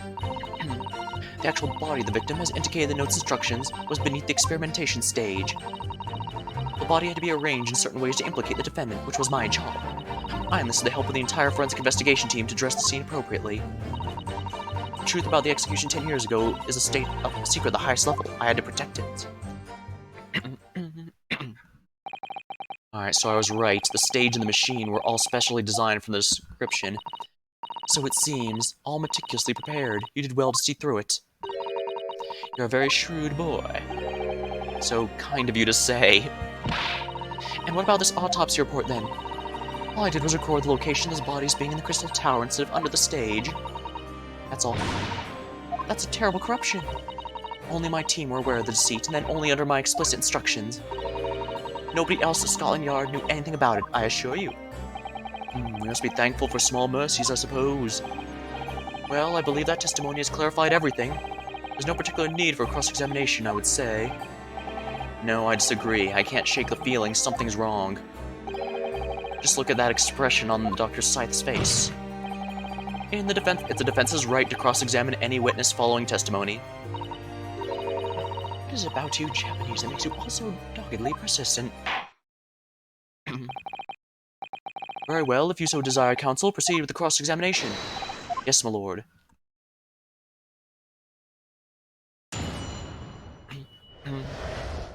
The waxwork plot. It all began the scene when I saw the waxwork in the note tucked inside of its jacket. From what you described before, it sounds like the note was anonymous. Did you have any idea who's behind it? There are very few people in the know about what really happened 10 years ago to start with. But anyway, I've never heard of this engineer, so no, I had no idea. Yet despite not knowing who was behind the plan, you went along with it? I had no choice. Protecting the professor's secret was my only concern. But the horse has bolted now, and the stable door will never shut again. Scotland Yard's reputation will be immeasurably damaged as a result of all this. Yes, thank you, Lord Benzikes. I'm well aware of that. As far as I understand it, what you found in the birdcage was the Waxwork Model. Where, then, was the victim's body? The actual body of the victim, as indicated in those instructions, was beneath the experimentation stage. So you knew about the special construction of the stage used to carry out the trick, then? It was quite obvious what had happened with the victim and the waxwork. And you switched the two over, did you? In other words, you recorded the victim's body as having been discovered in the Crystal Tower, and the waxwork? I wrapped it and sent it by carriage to the specified address at the specified time. And why were you given such directions? Presumably so it could be recovered by Drebber and returned to Madame Tuspel's. I see, and then you put the birdcage back in the experimentation stage. Yes, although someone obviously made a mistake about which cage should go where. I thought I'd made it perfectly clear to the team, but still. I suppose you were focused on the victim's body, that being more important detail.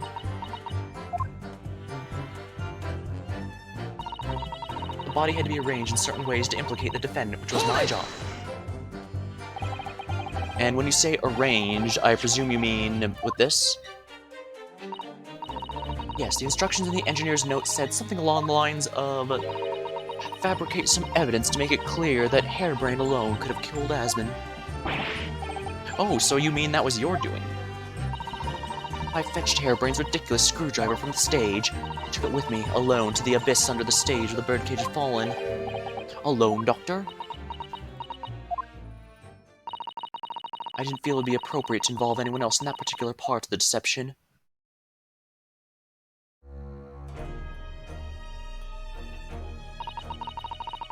There was a void under the stage where I found the birdcage lying in the dirt.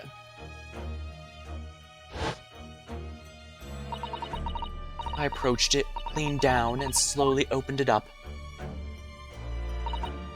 Then, I took the screwdriver in both hands and plunged it to the man's chest.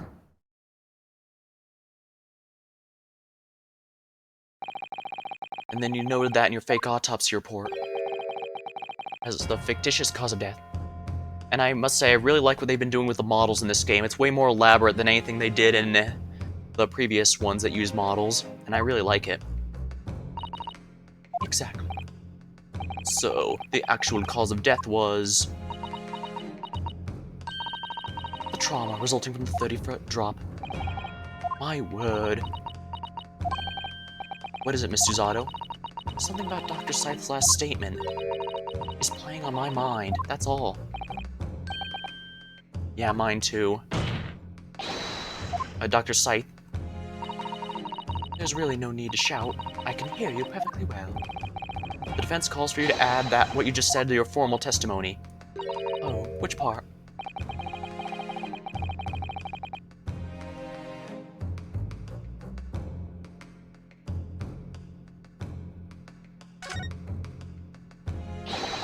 The real cause of death being the fall of 30 feet, that part. Fine, if that's what you want. Just stop yelling, please. Prosecution concurs. Very well, you will supplement your testimony now, witness. If you wish, my lord. Actual cause of death was the neck trauma suffered from fall. This is to help the entire forensics to address the scene appropriately. Hold it! I imagine I could switch between these two now. Alright, so you're quite sure of that? It was a result of the broken neck? Yes, as professional, that was more than apparent. You'd never know just by looking at the photograph of the victim, though, would you? No, that's very true. Well, obviously not. It's precisely why coroners are needed to determine the actual facts. Yeah, assuming they can be trusted.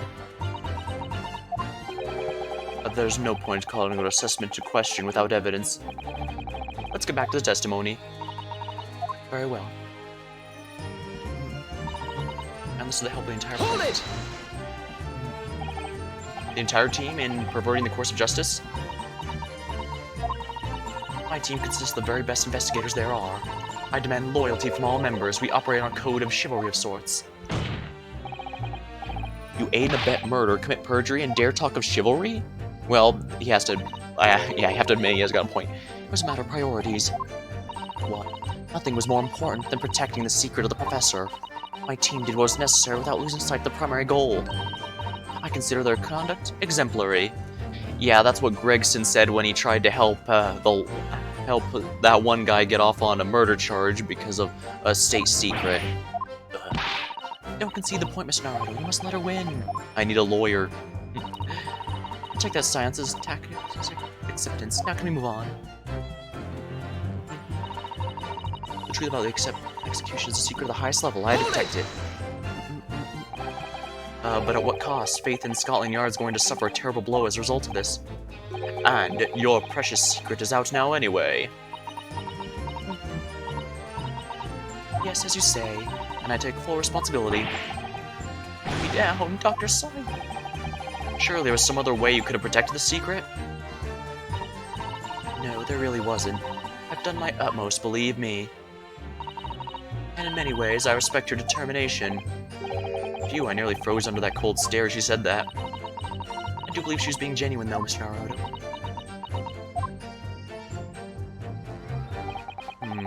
So that's her story. She's admitted everything and revealed her full involvement in the crime. But I wonder if there could really be much more to it. Well, I don't know, but I just have a feeling. Do you, Mr. Naruto? Truth is, I find it strange, too. How these two are reacting this completely opposite ways, I mean. Yeah, exactly. For some reason, I feel sure they're still trying to hide something.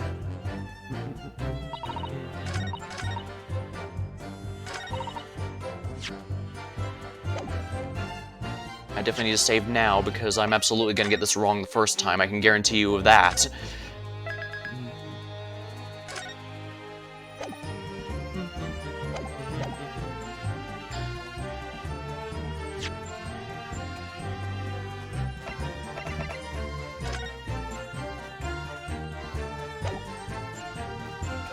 Objection! Yeah, that's not right.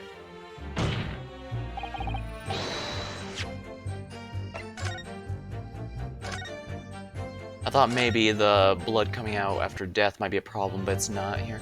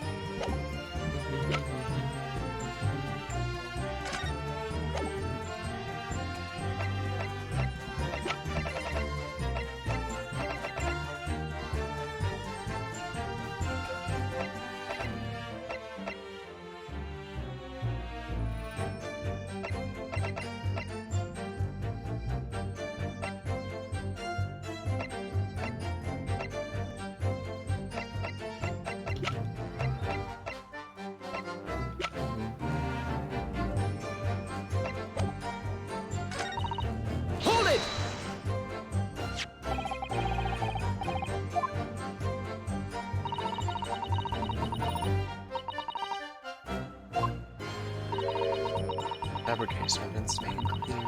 Hairbrain alone could have killed Asmund.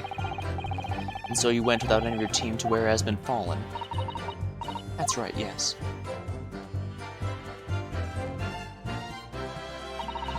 I leaned down over the birdcage and opened it up. Then I took the screwdriver in both hands and plunged in the man's chest.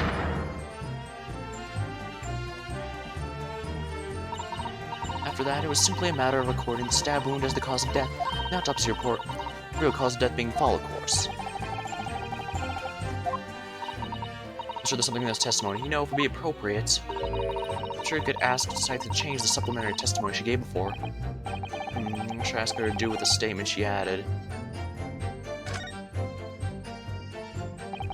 Dr. Scythe, what you said before about what you did to the victim's body, I believe that may be significant. Could you please change your supplementary statement to explain that instead?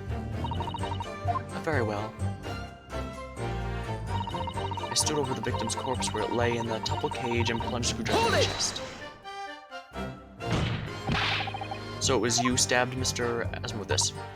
Yes, far easier than dissection, I assure you. No precision required.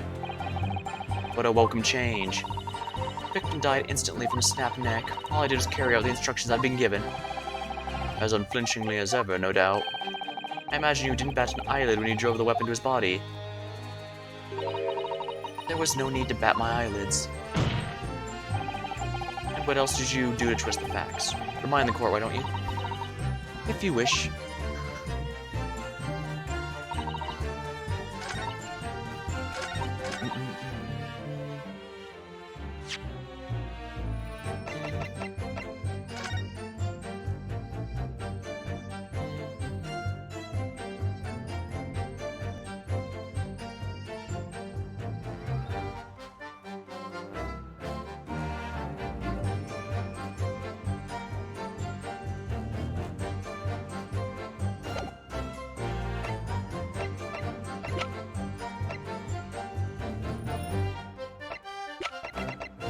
I'm feeling a bit stuck here.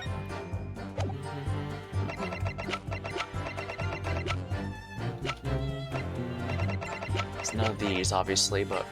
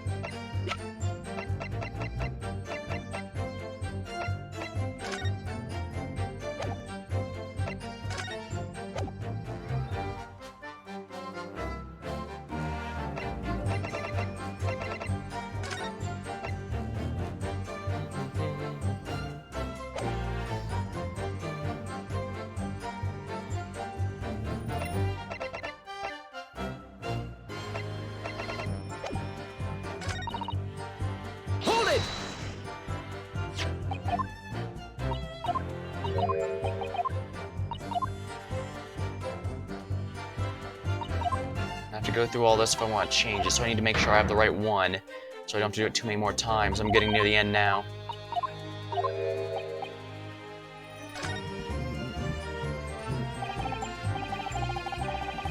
What you said before about the real cause of death, I believe that may be significant, so could you please change your supplementary statement to explain that instead? Very well.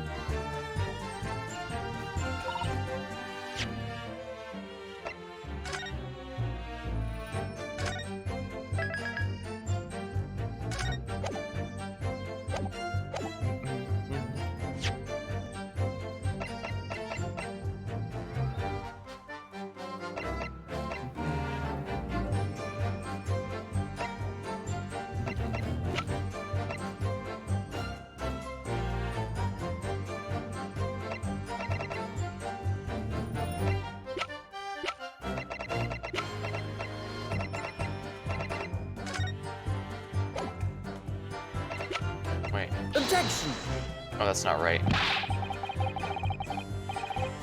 Sure, something about last statement seems odd, doesn't it?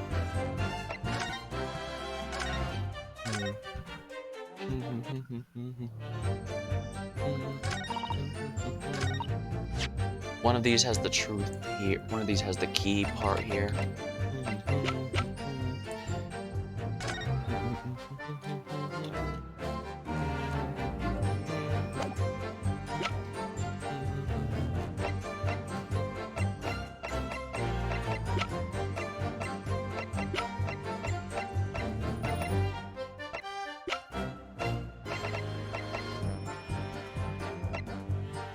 Objection! Oops. Sure, this thing's odd, doesn't it? No, let's load this up here. Fortunately, only having one trial left is a bit annoying to work with. I probably should have.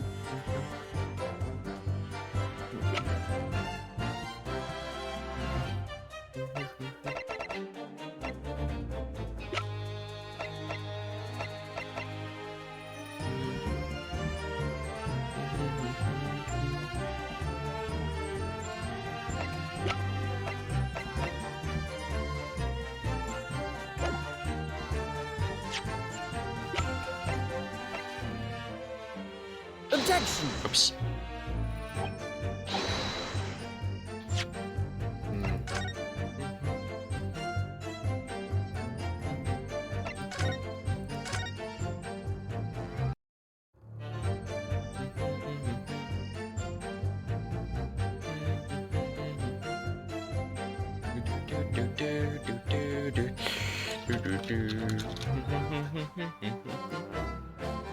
Let's see here. The actual cause of death.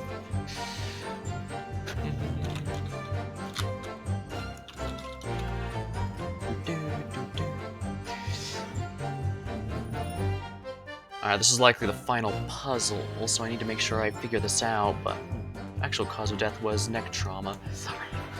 Aw.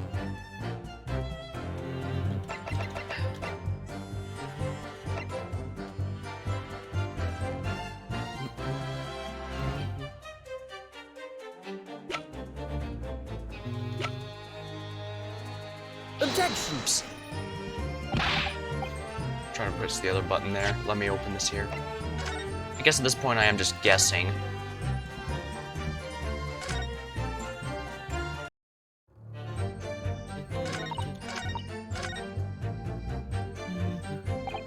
So that's her story.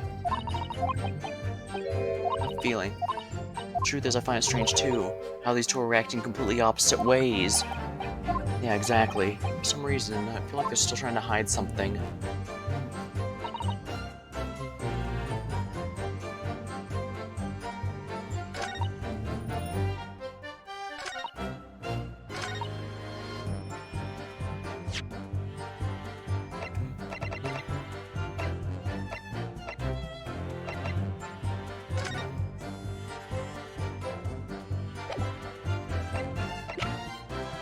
What is the problem here I'm unsure about?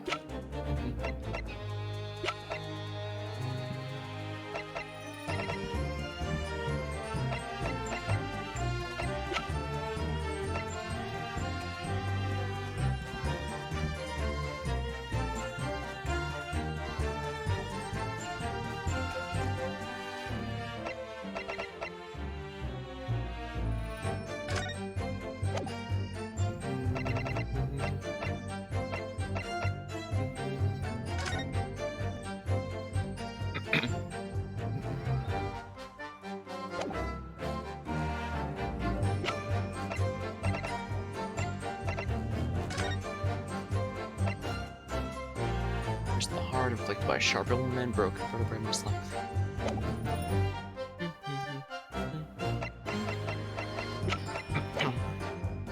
Hold it!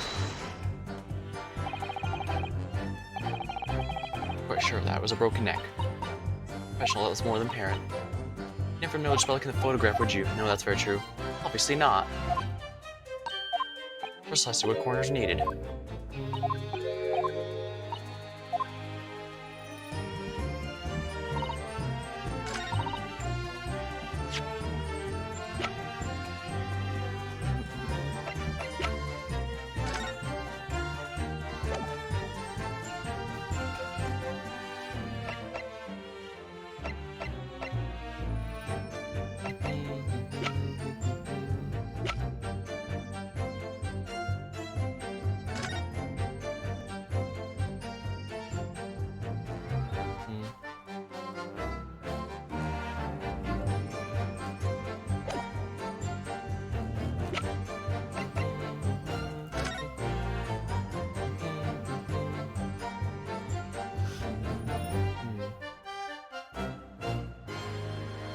There's something I'm missing here. Something very obvious, I think. But what?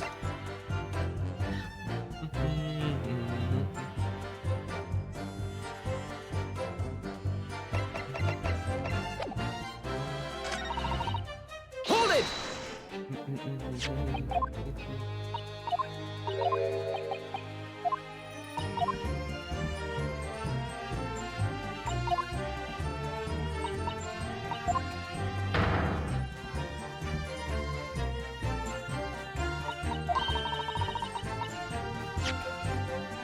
Alright. So he went in without any of your team to where it has been fallen. Yes. I leaned over the birdcage and opened it up, then I took a screwdriver in both hands and plunged the man's chest.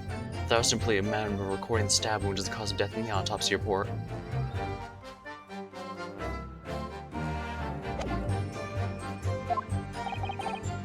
I'm sure there's something here in this testimony.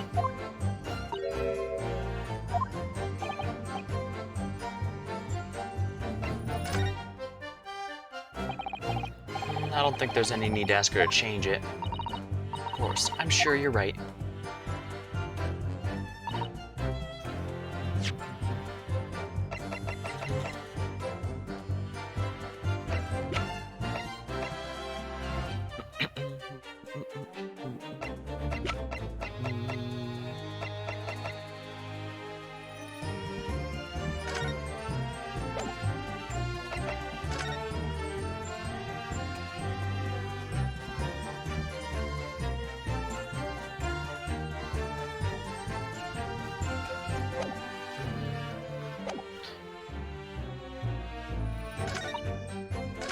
One of these two is the key here, but I'm not sure which one. Need to focus. Which one is which? The actual cause of death was the neck trauma suffered from a 30-foot fall.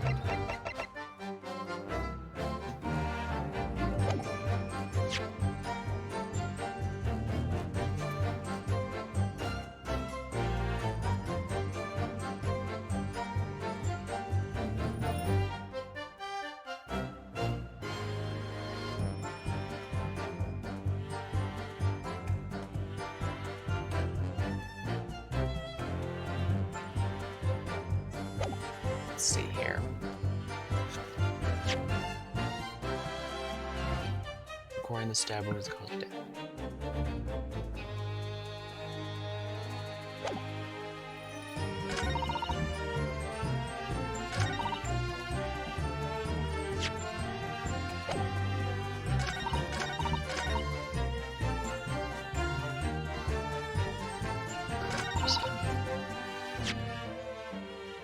Actual cause of death.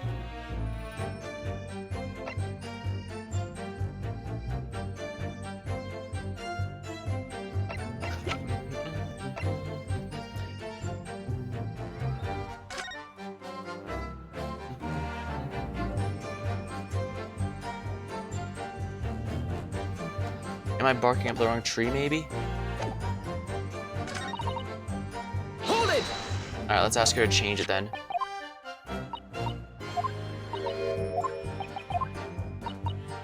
This one doesn't seem to be working out, so let's try the other one.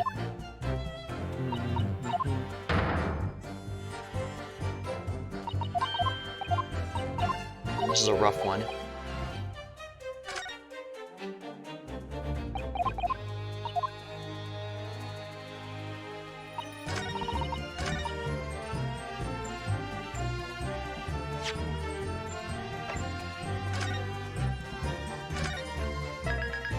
Yeah, this is gonna be a bit annoying.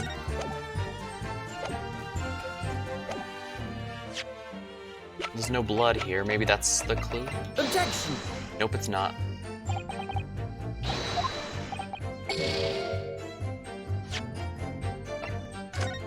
Yeah, I figured that was what's happening.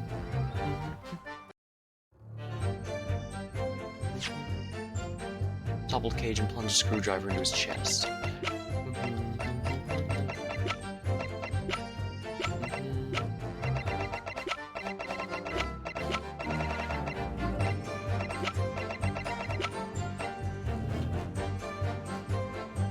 Screwdriver into his chest.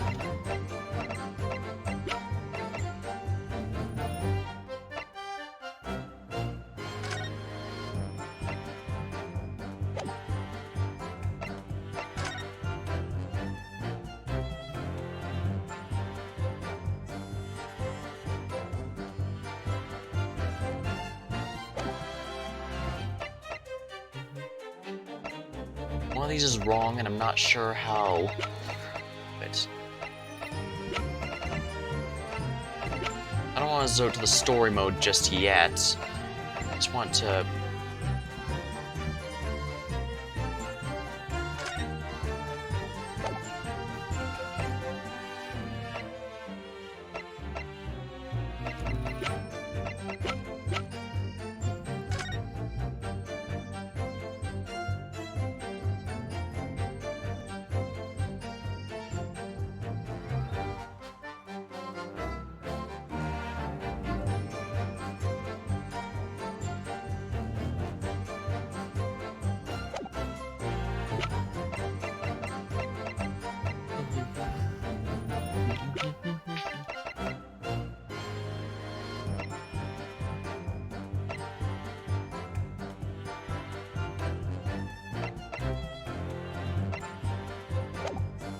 Hold it!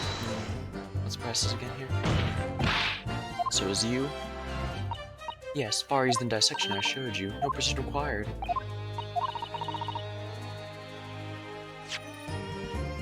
Victim died instantly from a snapped neck.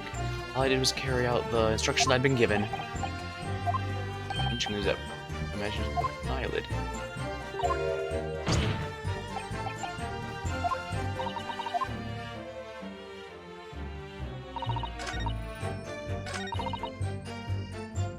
Hold it!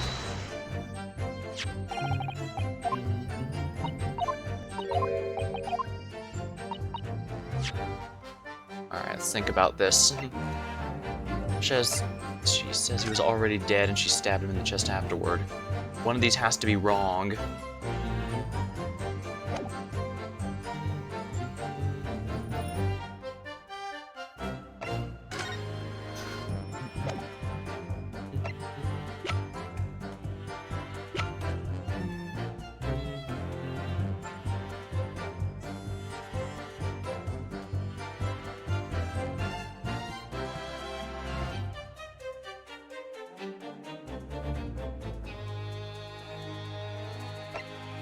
To handle. Let's see here.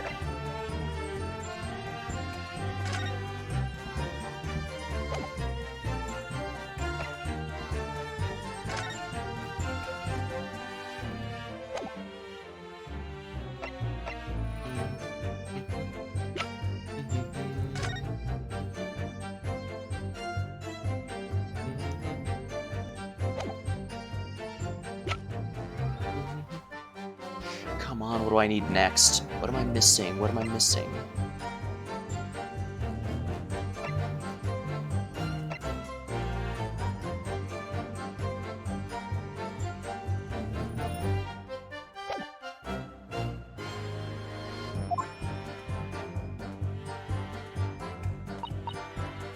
I leaned over the bird cage and opened it up.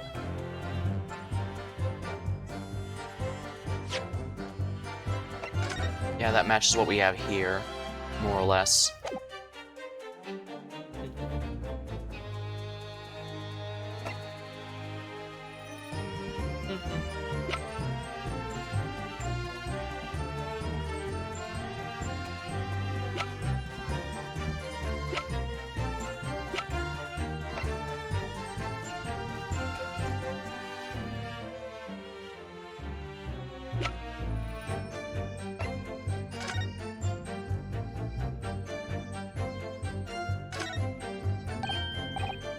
look here. Oh yes, the wood's cracked at the bottom. Yeah, from the height, the building was flying down the crystal tower. Leave the man tragically dead.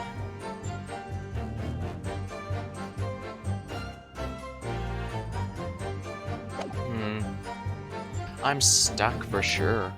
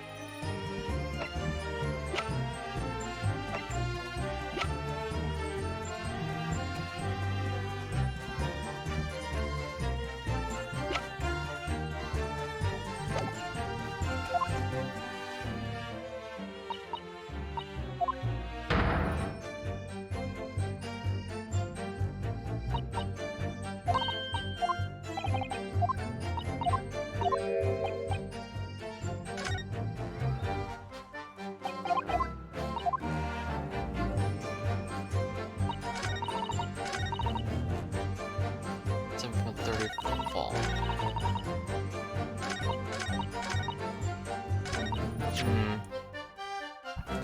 I don't want to waste so much time when I'm already so far in. I don't mind admitting it beat me here, but Auto report the victim history. Impact of a violent fall. The vertebrae most likely resulting after a sudden impact from a considerable height.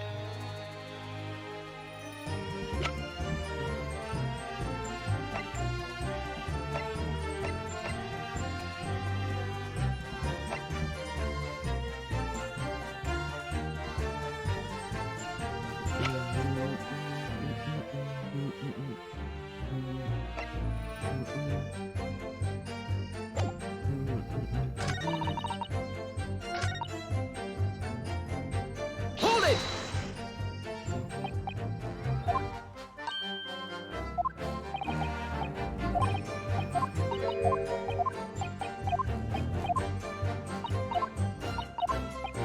I'm getting really exhausted. I'm not sure how I can solve the puzzle here, but this is the final one, and I do want to get the end of the case here.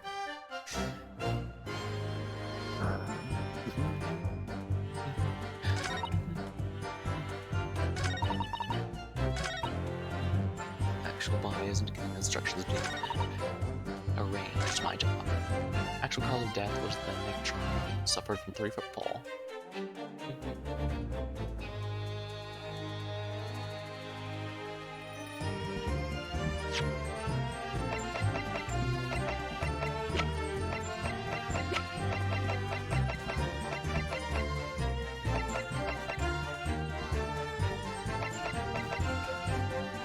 Objection! Oh crap, that's not it.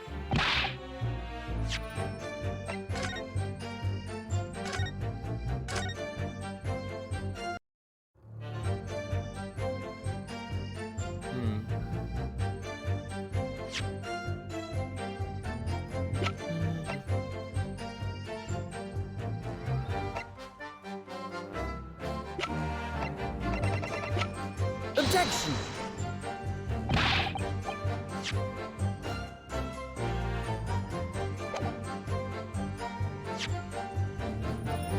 Let's see the game over screen, actually, since we... This is still the guilty. Alright, thank you, counsel, that will do. Oh, but my lord, wait. The defense still has the process of establishing its argument. No further analysis is necessary, I feel. As such, I'll be relinquishing the final decision to the members of the jury.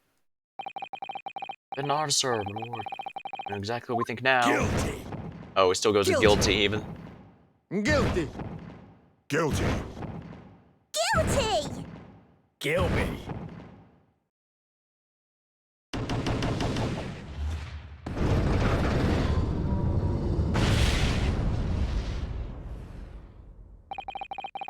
Draw by her brain in accordance with the finding. Court, I pronounce you guilty.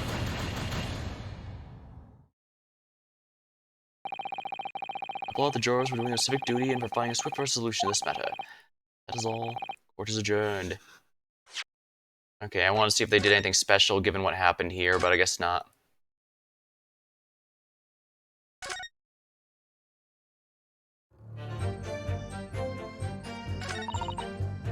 Hold it! I feel like we're still missing some evidence, but there's nothing else I can have.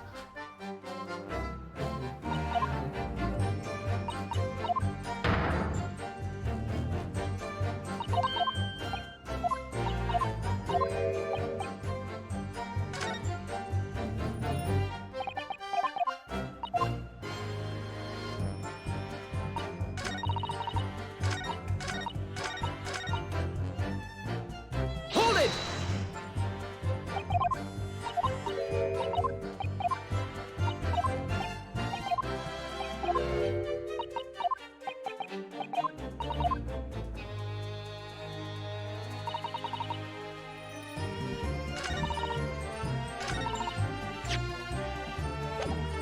Alright, let's go ahead and save now.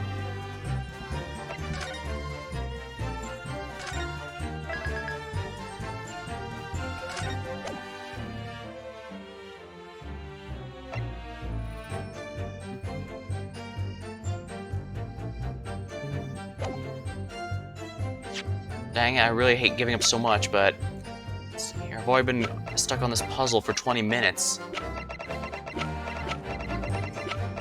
Maybe I'm getting burned out, I don't know.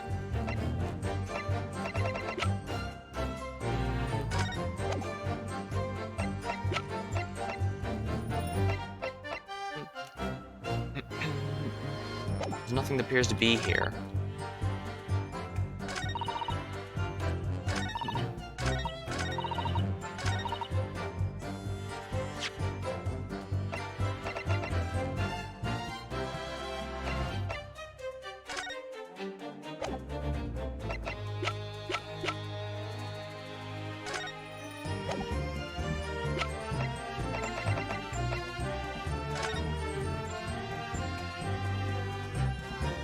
First test of matter transport device.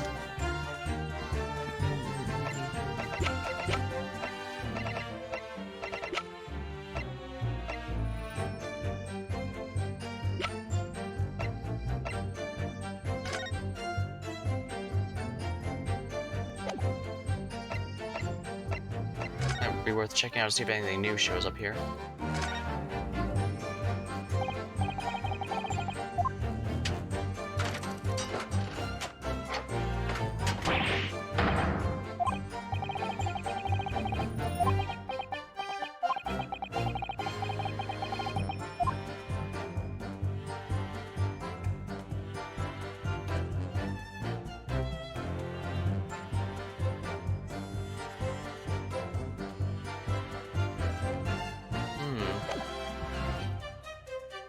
This is very difficult. It's an actual cause of the neck trauma from a 30-foot fall.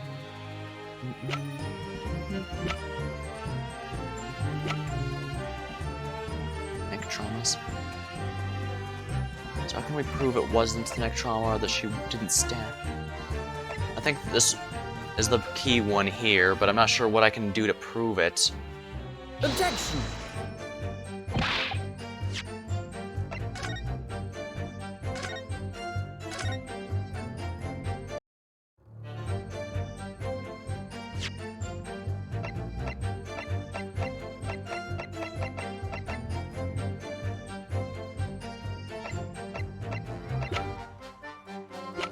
Objection! Nope. I'm just guessing at this point. I clearly don't know.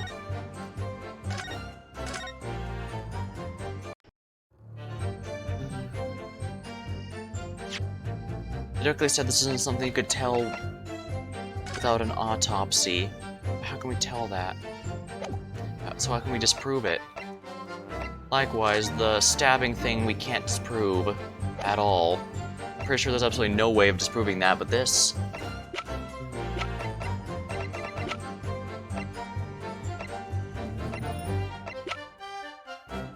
Objection! Yeah, that wasn't right. Ooh, this is gonna be very annoying. Thought maybe showing our previous falsified evidence might help, but no, it's not.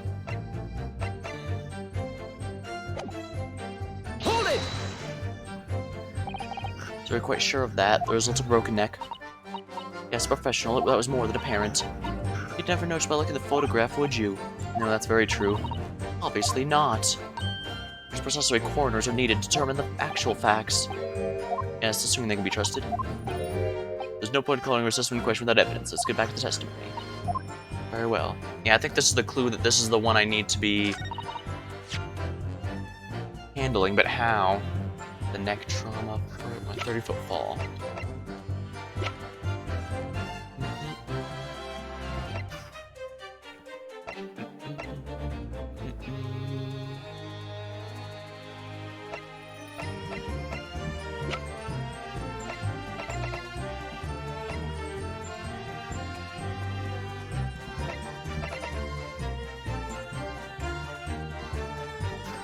And directly said you can't tell from just a photo, so I can't use that, but how else?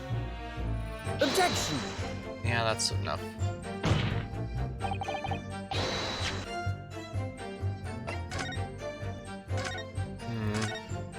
I want to move on, but at the same time...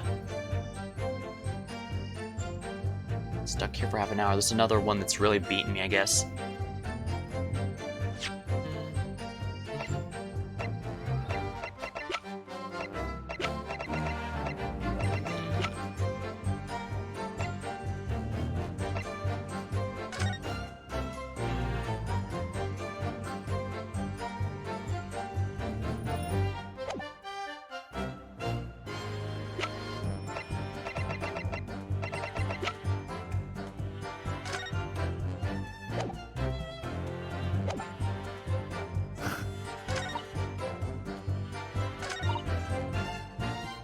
It was beneath the experimentation stage.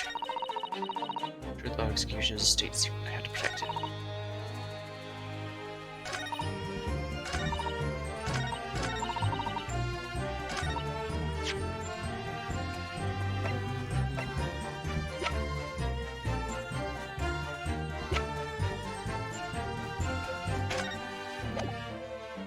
Stage after it was leveled, the metal floor has been blown open by an explosion.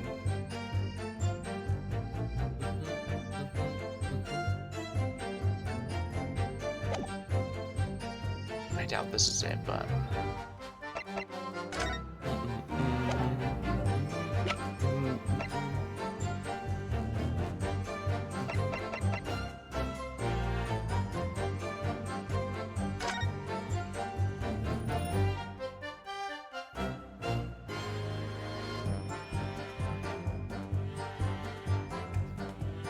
It's not right.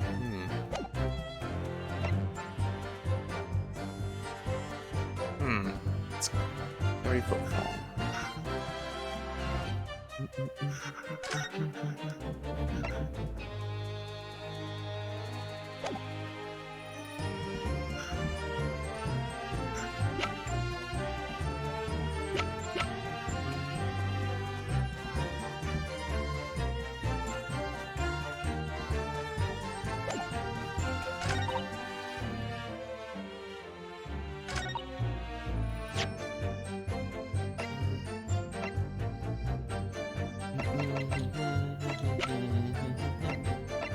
Come on.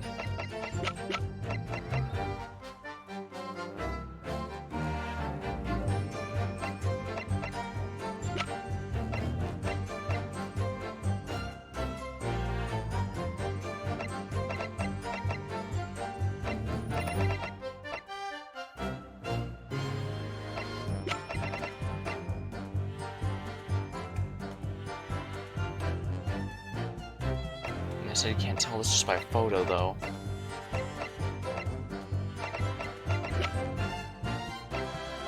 It's not the cage. It's not the photograph.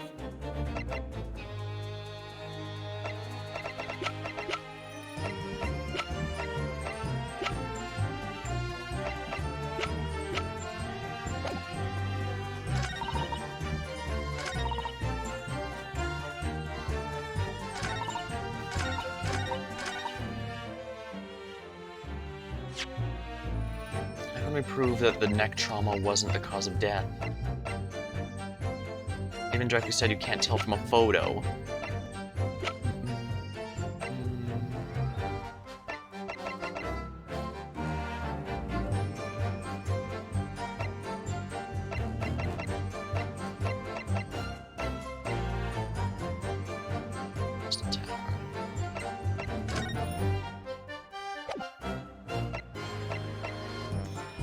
Autopsy report.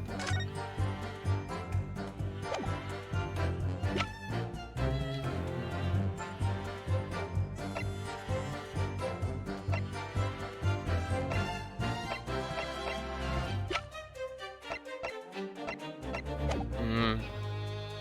4 hours, I think I need to call it now. Unfortunately, I'm gonna have to continue this another time. As much as I'd like to see the end tonight, I don't think we're going to be able to, and it's only going to get more elaborate, so I'm gonna call it here. Alright, thank you for watching, hope you had a good time. I save my VODs for as long as Twitch allows, so if you ever need them, they'll be there. Or if you want to check some of my older VODs, there's a link to my YouTube channel in my About page. Thank you, and I'll see you next time.